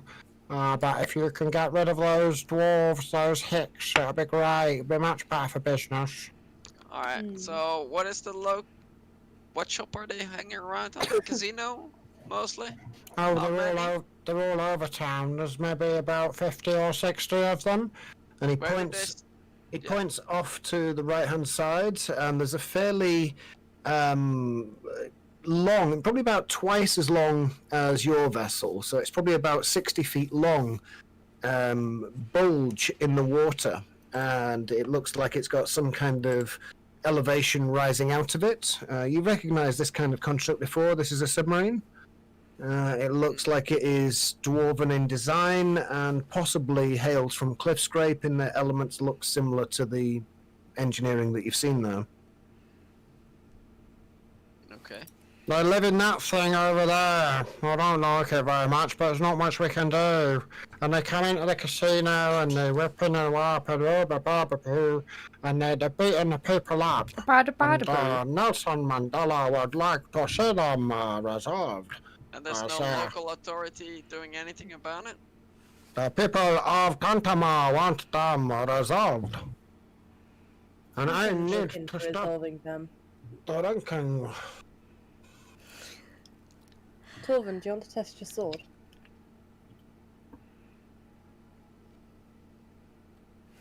Ted? Ted's on microphone and earphone mute. Ah, he was waiting for a call, so Nice. bear with him. Let's say he wants to kick some butt. I wouldn't mind like another quick break, 'cause I need flu. I need Well, some food. It's getting late. It's now Yeah. midnight for our European friends, 1:30 for Kinks. Do you guys want to lay siege? Do you want to dock in Tantamar, get a room at the casino, and see if you can beat up some dwarves another day, or do you want to turn around, dropping them all off, and head out to sea with a bunch of cats?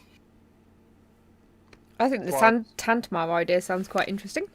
Also, Yeah. we can get some more information about what the dwarves are doing there. Yeah. That makes sense. What happens in Tantamar stays in Tantamar. I don't know. Yeah. Depends if there's a brothel or not. Yeah, the whole place is a brothel. Alright. Sounds good. Okay. You enter the village of Tantamar. Party all night. Sweet. Woohoo! Yeah. Well done, brave adventurers. We didn't die. Today, Though I almost did. Yeah. Again. Shouldn't have fingered a gin. I know! Put my finger in holes where they should not belong. But we have like a hold full of cats, so. That's definitely a win situation. Oh yeah.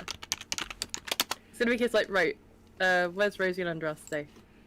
With the cats. We're playing with our pussies. We should, like, make an army of cats, and they could be our little army. Kakashi is just gonna be sitting there, and there's so many cats on him, and he can't move. Then we're gonna be the Lords of Pussy, or Yeah, we've got lots of pussy. Let's not do that. Damn, this is getting worse. the range.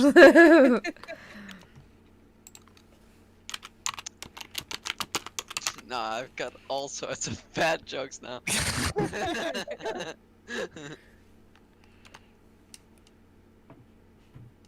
Well, it's a good way for them to bond again, isn't it? 'Cause we had a bit of a falling out.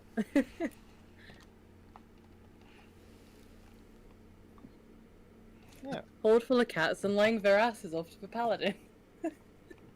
Yeah. Oh man, if I would have known that you made like fucking deals, devils, tieflings, I feel like the parent on the ship now. Like, we're not doing anything illegal, are we? No, we're fine. And then when the teacher turns it back again to the class, everybody is back to their shenanigans. Thing is that Yeah. me and Andraste are both really persuasive as well. So it's like, no, not at all, nothing. Oh yeah. But you're more persuasive for me because I think you got expertise or something, didn't you? I literally do not know. I just know that my It's got, like, charisma is really through high the perception roof. stuff. oh my god, how many cat memes have you guys posted in the last... Cats. As many as there are on the ship, apparently. Yeah, you've like been on the internet, haven't you? Actually, been on the gift keyboard. Wow. And some of them are really cute though. Yeah. Does Can't Go hiss at everyone else, or just everyone else? Like, just Andraste and Torvin.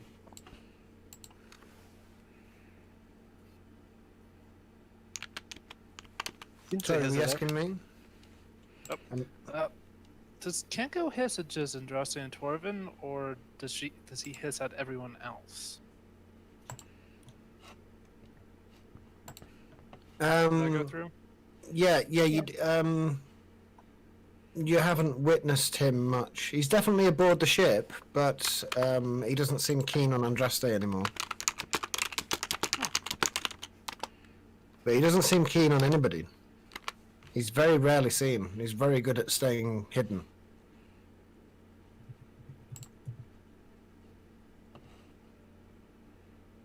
Thing is, we have advantage on perception to see him. No, you don't. Yeah, we do. No, you don't. That's what his abilities are. No, you don't. It no longer identifies you as an ally. No, it's not allies, it's everything. No. Doesn't happen. All you can provide is a cold shoulder to it. He's out of coffee. He cried it all away. Oh, you broke Kenko.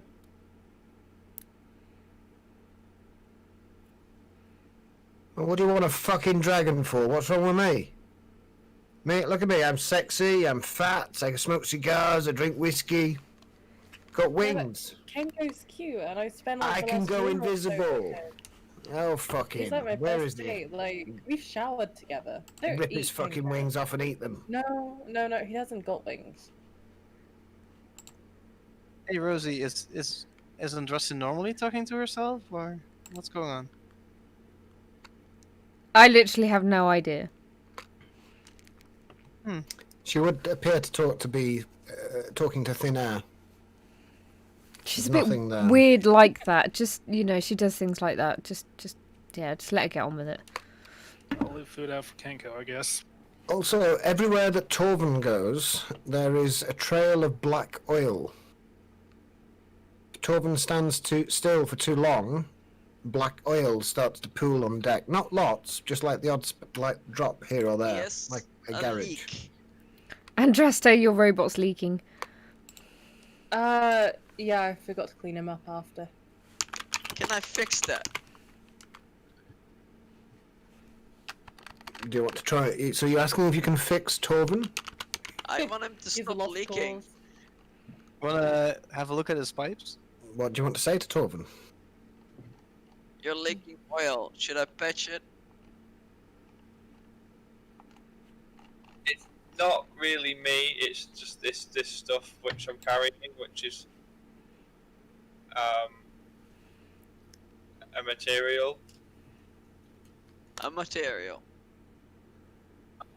Yeah, I was hoping that I might be able to make some weapons or armor out of it sometime when we get to some forge facilities or whatever. But you're just leaking it instead. Ted, sorry, I was kind of assuming that you'd already done that, and you'd actually made it into plate mail armor. I thought that's what you said you were going to do.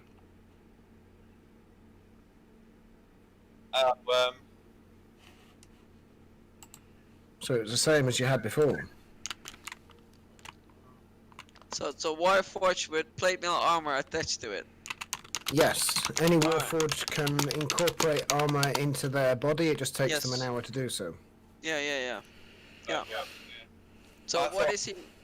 Normal plate mail armor. What is he leaking then?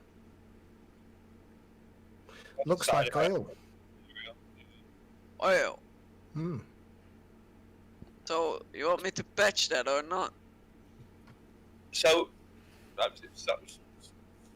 we'll cover this offline. Okay. Oh, Well, Don't- I we don't think said if I made armor out of it, then it would give me certain bonuses, but I don't think we actually wrote down what they were going to be. No, that's okay. I know what they are. Okay.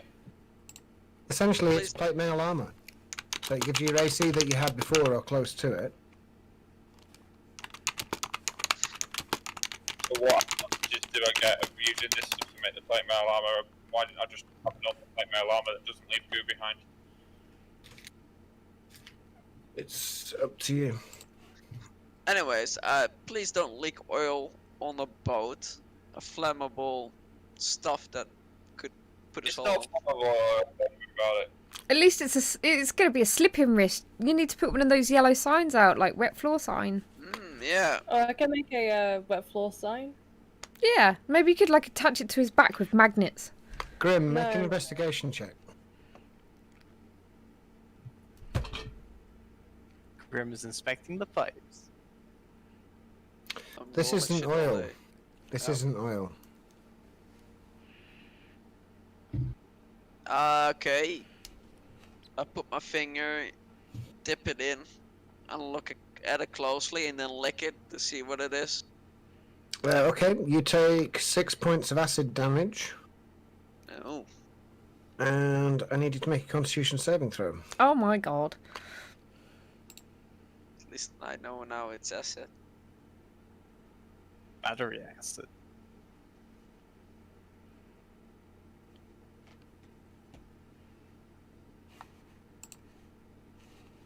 Okay.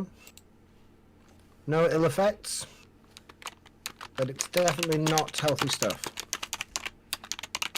And this is licking from himself. Yes. But, like he says, we can do it another day. Alright. Okay. Yeah, I'm getting a bit Yeah. tired actually. I'm At this tired point. too. That was a good gameplay. Mm-hmm. I found it really difficult to roleplay this character. You'll get used to it. Oh, All Everything. seeing how they fit into the dynamic. Such a Yeah. good guy. So it was so nice. I'm like, oh damn. You've got a good character and an extremely neutral party. yeah. Right, always in the gray area, and you like lawful good. It's like, huh? What's going on here? What's going on here? Well, What's it's going on here, like guys? trying to keep you oblivious to what's Are going we on. breaking any laws right now? No, no, no. I was wondering if you can forge some documents for what? Forgery? What? What? Oh, it's gonna be fun. Shit. Like, I was worried when like Burrow gave me a warning that someone made a character which I'm gonna have to be very persuasive with, but I'm kind of enjoying it. You should be happy my insight is really low. But my own persuasion is also quite high, so I might get you on the good side. Yeah, I'm the same thing. It's like my persuasion and stuff is really Right, high, but I guys, have I'm no gonna log off insight. the If you stream keep now. talking to yourself, But I'm thank you gonna very much perform an for, exorcism at some point. joining. No. I hope you enjoyed the twists and turns that are our D&D groups. I definitely enjoyed the cats today, so that was all good. Be gone, But yep, false same spawn. time